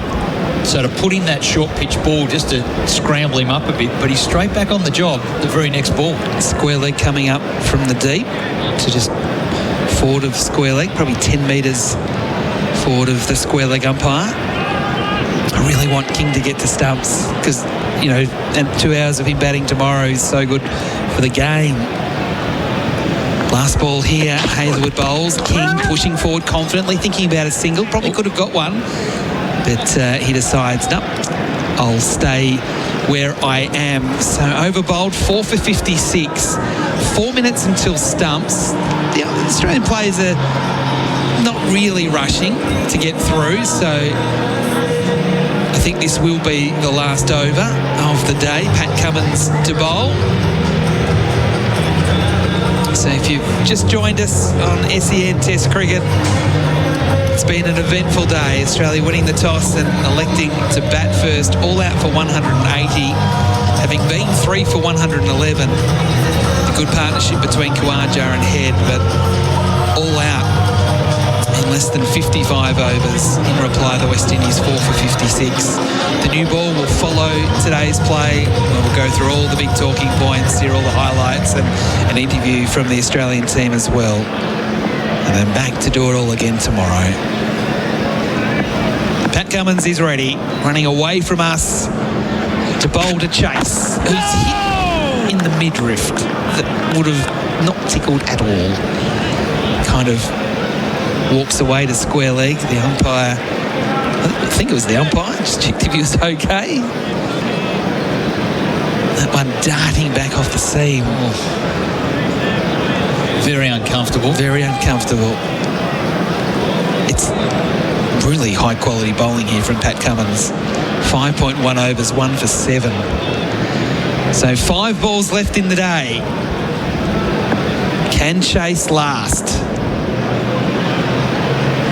Cummins close to the stumps, bowls, and Chase is equal to the challenge here, pushing forward defensively with confidence up to mid-off. All moments are big in a test match when it's low scoring, but this is a big over in the context of the test. The captain out there, King on 23 at the non-striker's end. They took a gamble playing the night, well, putting in the night watchman. It failed, but they can't afford to lose another wicket here in the last over. Alex Carey winning the last over before tea. We knew that was important in the context of the game. 3 slips, 2 gullies. Cummins bowls. Chase leaves.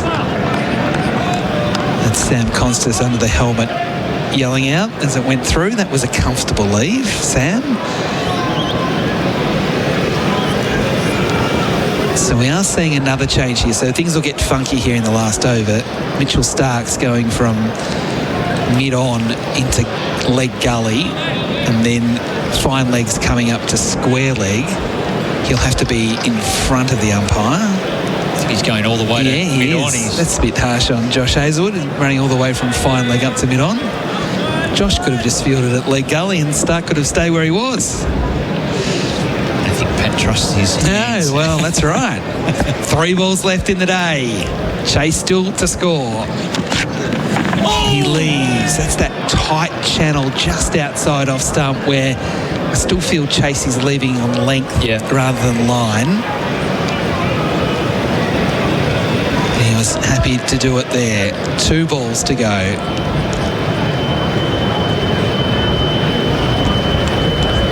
I'm going to ask you in 2 balls time, Bryce, who's in front?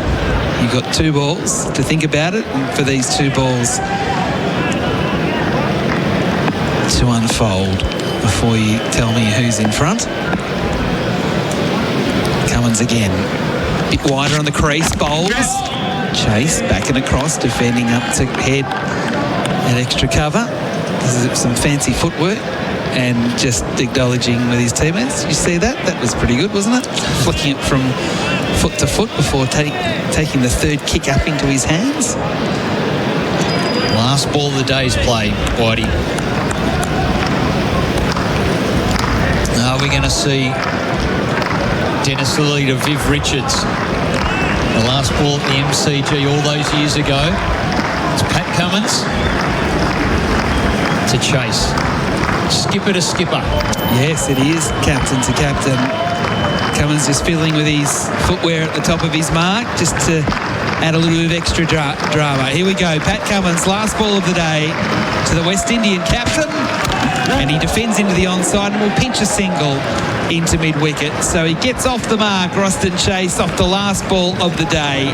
And the West Indies at stumps, 4 for 57 after Australia were dismissed earlier today for 180. So at stumps, Chase on 1, King on 23. A quick word, Bryce, on what you've seen so far today. The first day of the test, the first day of the series. To answer your question, West Indies are ahead. Australia won the toss, no hesitation, elected to bat, and found themselves at 3 for 22 before a rearguard action. Khawaja and Head came together, put on 89 runs, and then it all went south from an Australian perspective. But it was the fast bowling Shamar Joseph, 4 for 46, and Jaden Seals, the new leader of the West Indies attack, with 5 for 60. It was good fast bowling. The ball was moving, swing early, and some good accurate bowling that was rewarded and knocked over Australia for 180. Travis Head was pretty good with 59. It was pretty impressive. And of course Australia fighting back with the ball. We go to stumps, 4 for 57. And I think it's been a day for West Indies. They wouldn't have liked to have lost 4 wickets. One of them is a night watchman, so it's not that bad. I think their best batsman to come in, Shy Hope. I think he's their best batsman coming back in as the wicketkeeper batsman. So there's still some batting to come for West Indies. It's a pretty good day for them. Okay, so at stumps on day one here at Kensington Oval in Bridgetown, Barbados. The West Indies 4 for 57 after dismissing Australia for 180 for the day. 14 wickets, 237 runs and plenty of entertainment. We hope you can join us again for the opening ball of day two a little bit later on tonight. Your time, and tomorrow our time, wherever it is you're listening around the world, not just back in Australia and here in the West Indies. But it's now time for the new ball.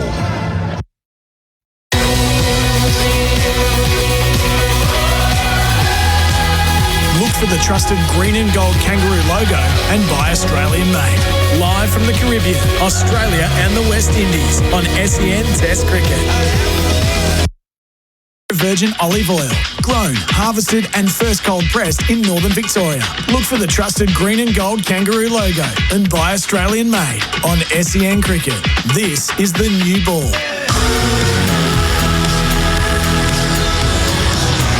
Hello everybody and welcome to the new ball for Cobram Estate Premium Australian Extra Virgin Olive Oil and for Australian made. By local. Adam White with you along I'm with Jaden Seal, the star with the ball for the West Indies. Your third 5 Test match cricket, 5 for 60. How special was this one? Yeah, this one was pretty special for me. I've played against Australia once and I was pretty much injured during that series. So to come back here and to play against them now and get 5 on the first Test match on the first day was pretty special. You opened the bowling. Talk us through your approach with the ball through the different sessions of the day's play. Yeah, with the new ball, it was to bowl a bit fuller because we knew how the pitch were going to play. We knew that the batsmen would come hard if we gave them any width. So the plan was to be a bit fuller to both batsmen and on the stumps as much as possible. To what extent was the pitch and conditions helpful for your bowling success today? Yeah, it was a bit slower than the Australians would be expecting, especially. And it worked in our favour with them playing a lot at balls that they didn't have to and playing with hard hands so the edges.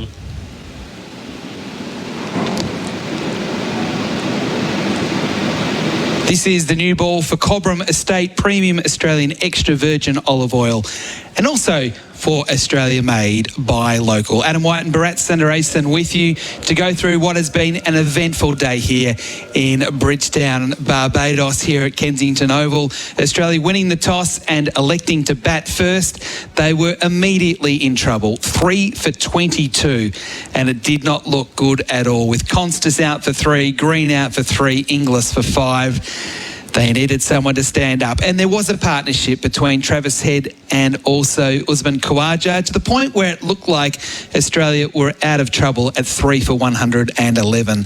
But when Usman Khawaja fell, things got really dicey for the Australians. Ultimately, they lost 7 for 69 to be all out for 180. Their last 6 wickets falling in just 12.5 overs.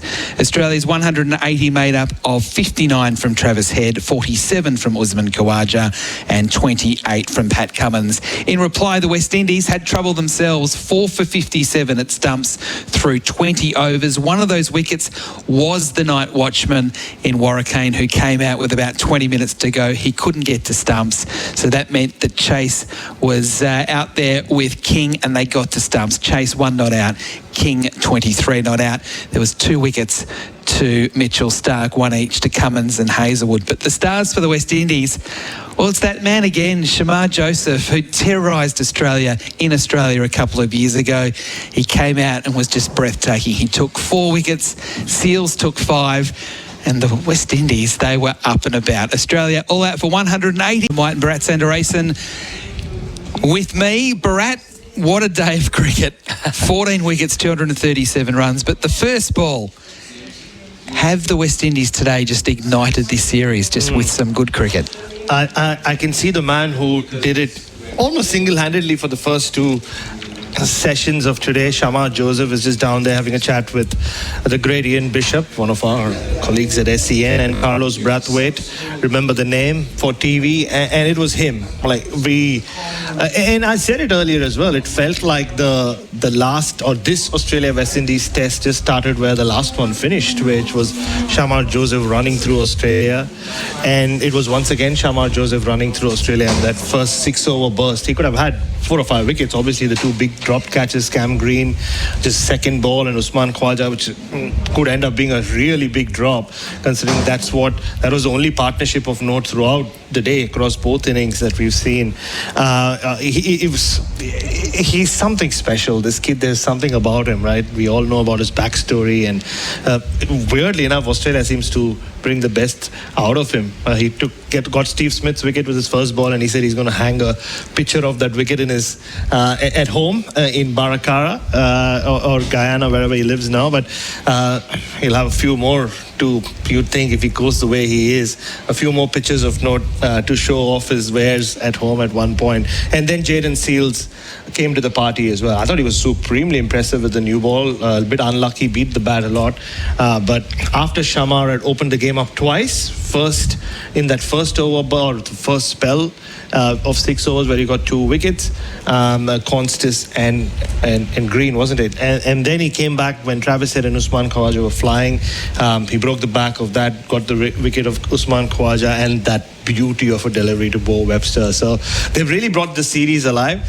The batters, well, we'll get to that a bit later. They could have finished on a real high. It almost feels now, though, that it's sort of on an even keel with them having lost 4 wickets as well. It felt to me, Bharat, 2 things. So Shamar Joseph brought the energy, the positive vibe, that he was able to bring others with him, which I think was really important. You could see the body language, even though it was a really hot and humid day, they were up for the fight because Shamar led the way. But also, even whatever happens from here to the end of this test match, we are now in a series based on the West Indies now know that they can get Australia out cheaply. Australia won the toss and elected to bat. So that's the first thing.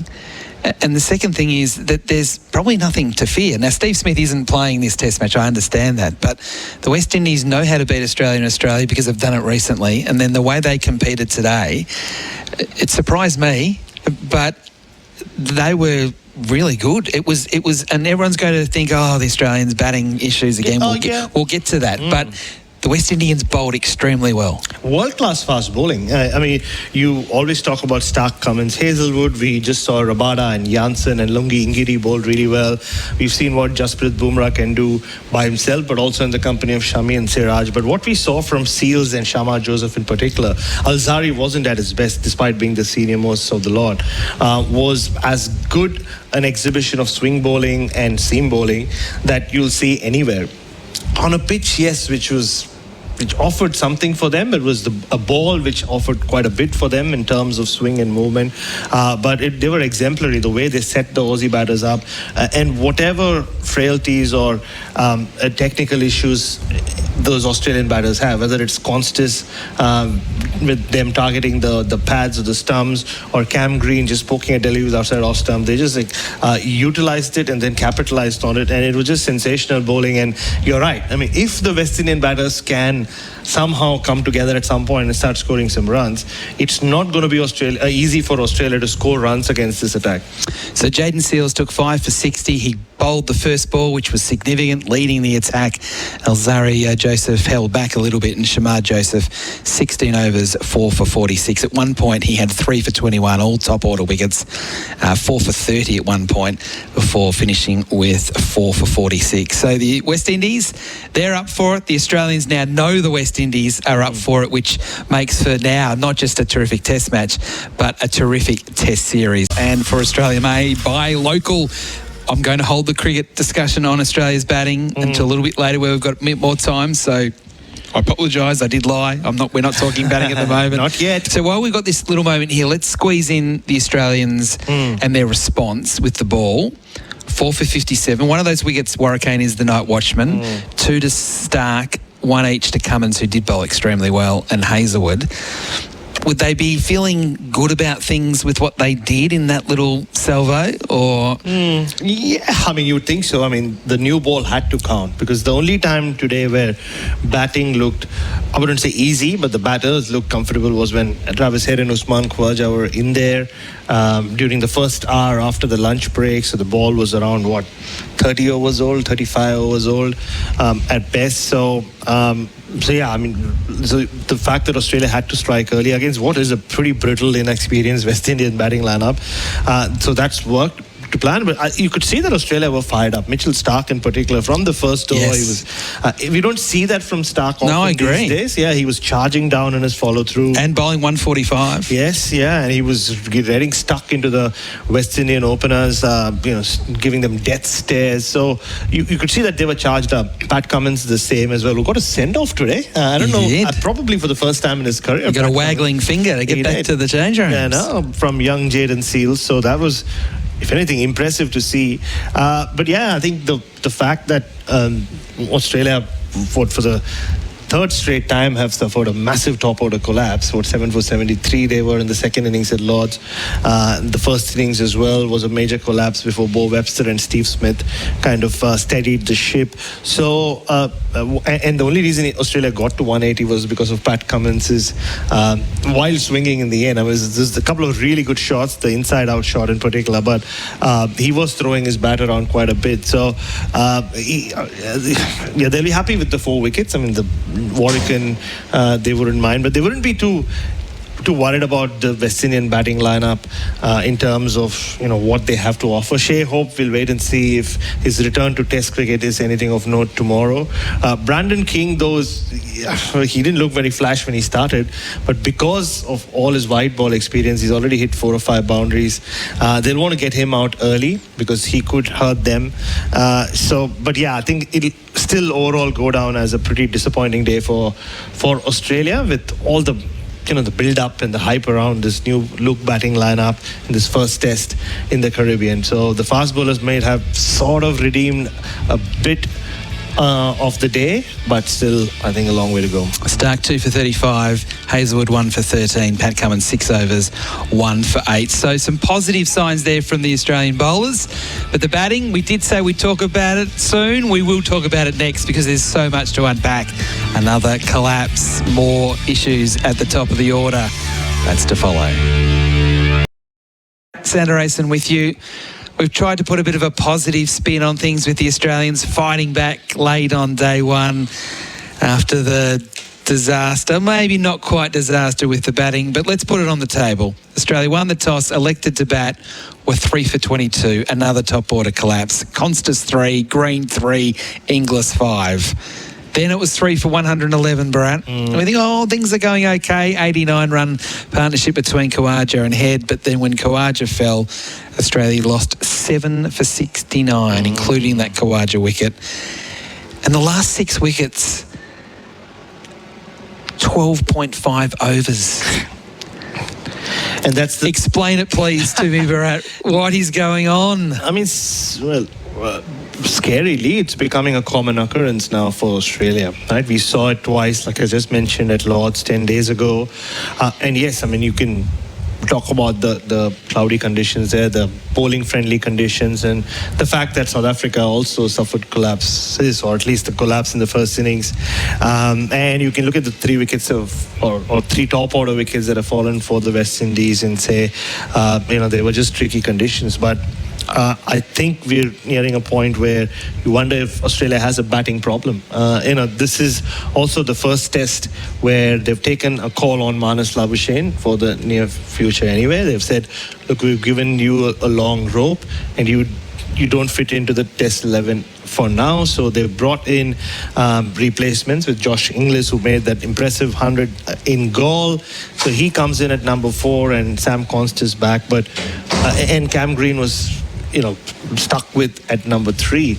But I wonder if it was done more with the belief that, they'll just come good, right? I mean, it's Sam Constance. Look at the way he played against Bumrah, or with Cam Green. I mean, it's Cam Green. He is the next big thing of Australian cricket, as he was anointed 4 or 5 years ago, and he's coming off county runs. And if he can bat number 4 like he did last year, where Steve Smith vacated a spot, and make the 100 that he did at Wellington, he can just walk in and make number 3 his own.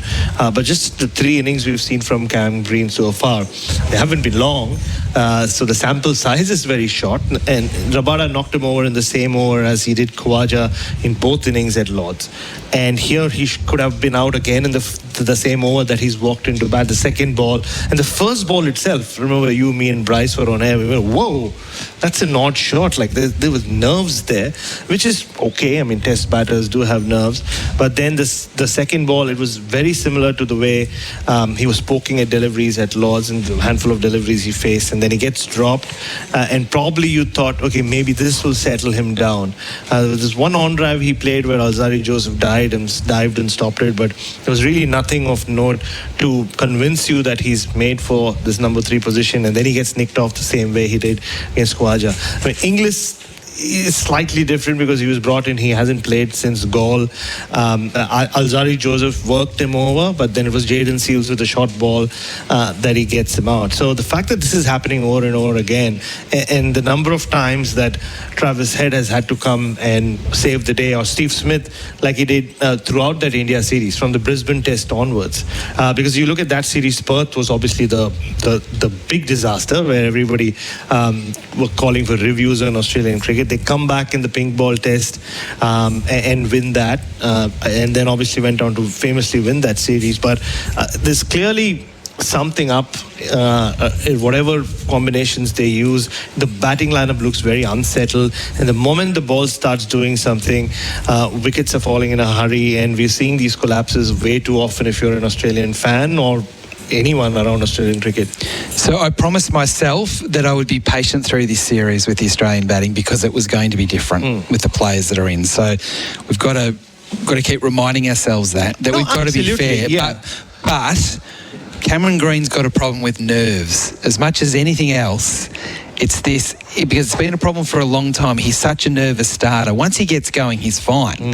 But he's got to get to that point. He's got to get through his first 30 balls. And if you go to about 3 or 4, yes, you've got to find a way to be able to combat this, because he's almost playing involuntary shots outside off stump. He's playing balls he wouldn't normally if he was in a calm mindset.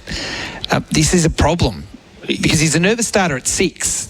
He'll be a nervous starter at 3. It doesn't matter where he's going to bat, he's going to be nervous.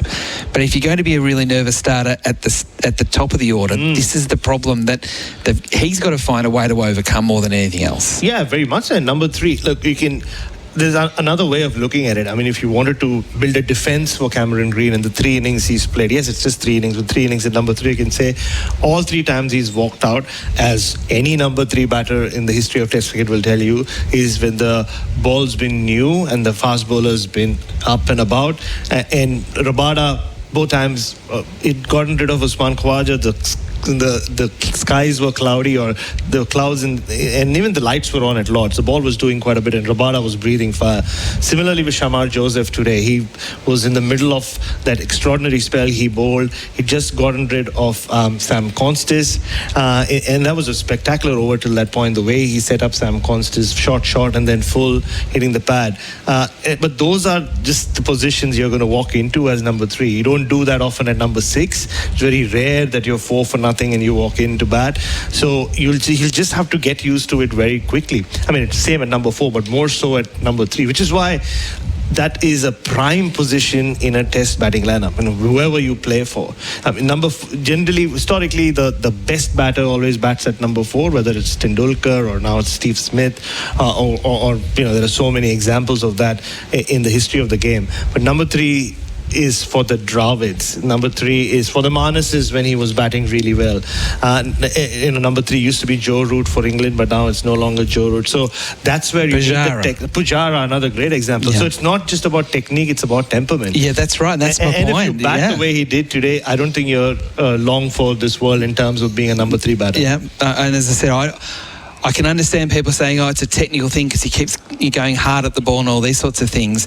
I've seen enough of him at Shield cricket. It's the same. And it's the same when he gets close to 100. Nerves take over a milestone, and he just gets, it feels like he gets racked with this tension, and everything's hard hands, and it's not this fluency that you see from him once he gets to 30 or 40, and he just looks a totally different player. So that's something that he's going to have to overcome. Obviously Constance just coming back into the team, Inglis. There's probably less pressure on them from the point of view of performance, because Green, while it's been a while since he's been in the team, he has been in the team now for 4 or 5 years. So that's ball 3. Ball 4. I want to get you want to mention something else first? Are we going to talk about Usman Khawaja? That's going to be ball 4, because Uzi. Now, we'll look at it and go, yep, he's done okay. He's got 47. But the narrative of Uzi coming into this series was, can he face really high-quality fast bowling? And I know he got prickly about it. I know you spoke to him about it. From what we saw today, do we get any read or any confidence from the 47? I mean, again, right, he gets that big reprieve when got dropped early. He was around 6 at that point. If that catch gets taken as it should have been, I don't think Australia get to 180 to start with. But more importantly, then that narrative, look, we've had our say. Uzi's had his say now. Like you said, I interviewed him a few days ago, and I asked him point blank, do you have a problem against seam bowling? Because everybody else seems to think so. And he said, I don't think you can say I have a problem against seam bowling. If you look at the runs that I've top scored in the last WTC championship, and the 2 cycles, and I came back and scored 100 against Riley Meredith in Hobart, against Tasmania. So I don't see how you can pull me up for having any issues against fast bowling. So he's taken a stance. He said, no, I don't have an issue. But if you saw what he did today through neutral eyes, you'd be like, I don't think it was convincing for sure. And there was other dropped catch as well much later on, just before he got out. He flashed at 1, and Brandon King dropped his second catch of the day at Gully. So there were lots of plays and misses. And for me, people have spoken a lot about that around the wicket angle and how he's been nicked off, like he almost was by Shamar today when Roston Chase dropped him.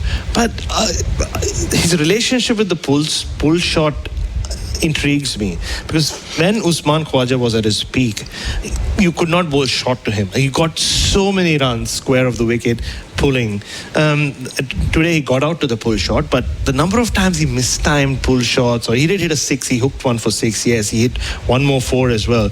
The number of times he's getting bottom edges and bottom edge, missing, absolutely. And in the over before the one that he got out, it was so similar to the ball that he got out to, where he attempted a pull shot, the ball just snuck under his bat, skid through from Shamar. So that doesn't concern me, but it intrigues me about how that has happened. Like, is it a reflex thing? Is it just, again, is he not the same player he was against genuine pace? And those are question marks. You have to ask whether he likes it or not, or whether people who feel like he's done enough to be the senior opener, or like it or not. So I'll throw this question at you: if he was 28 and not the age he is, would we be asking the question about the fast bowling, or is it more a question of where we're looking into it maybe a little bit more than what it is because of his age and because he should be starting to struggle, because all the best players, once they get into their late 30s, tend to struggle? I don't know whether we're reading too much into it or whether it is a genuine fact. I personally don't know the answer to it. Yeah, no, it's a very valid question. I think,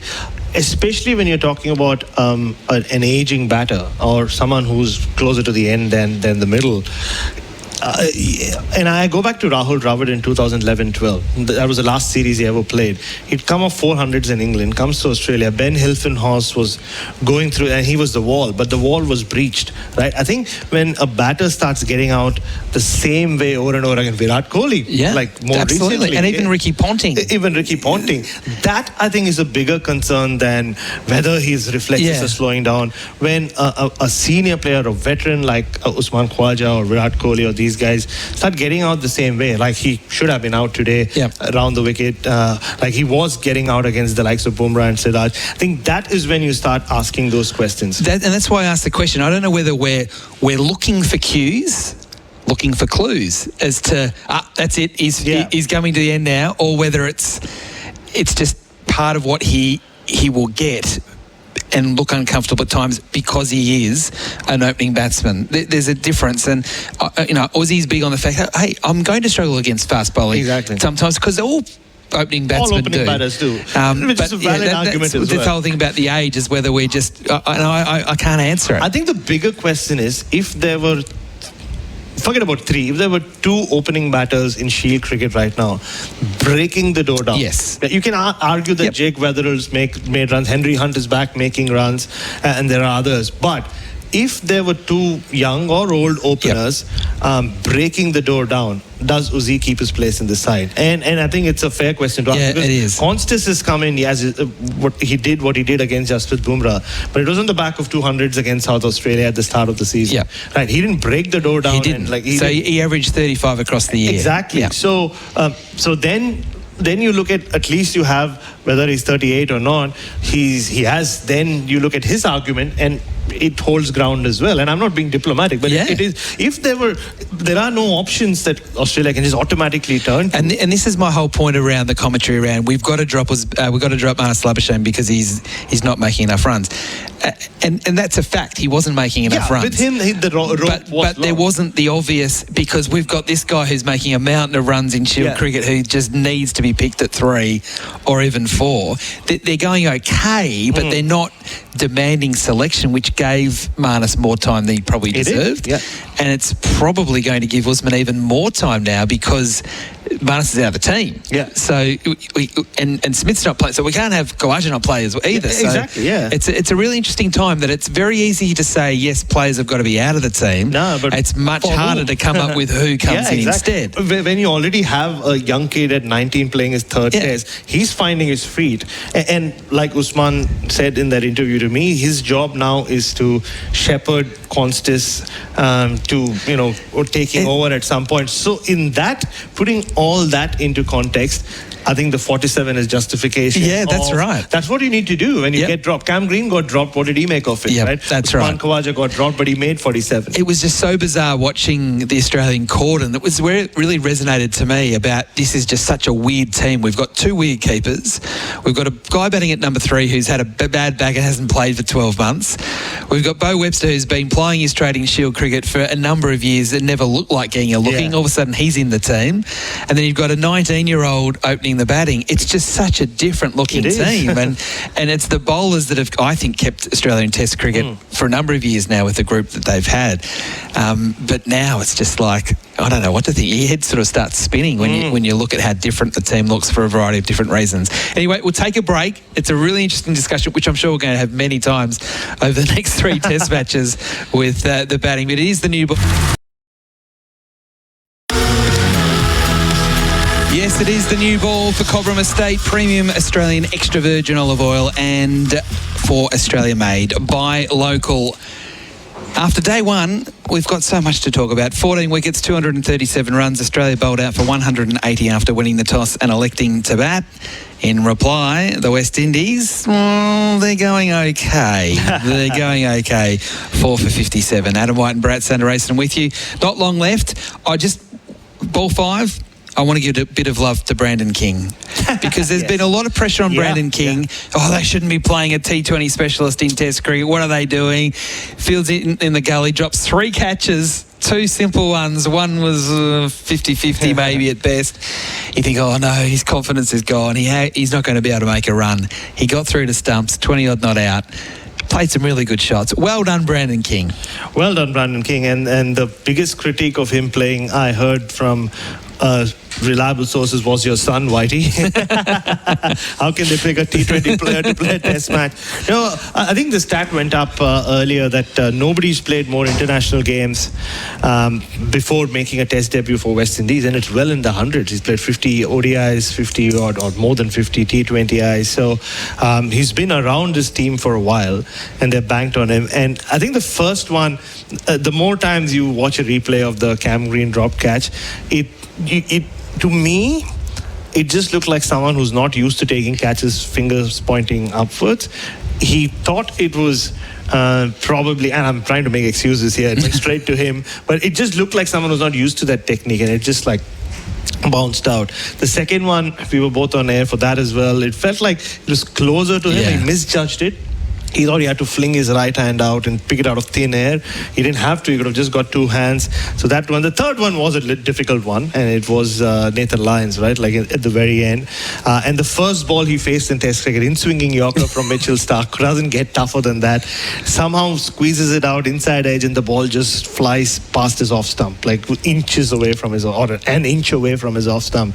But from that point on, some of his boundaries were as good as any we saw today. The punchy drives through the covers, and that's why they have picked him, so that there's somebody who scores quickly, and I think that's going to be the big question for the remainder of the series. The bowlers will keep, I think, putting the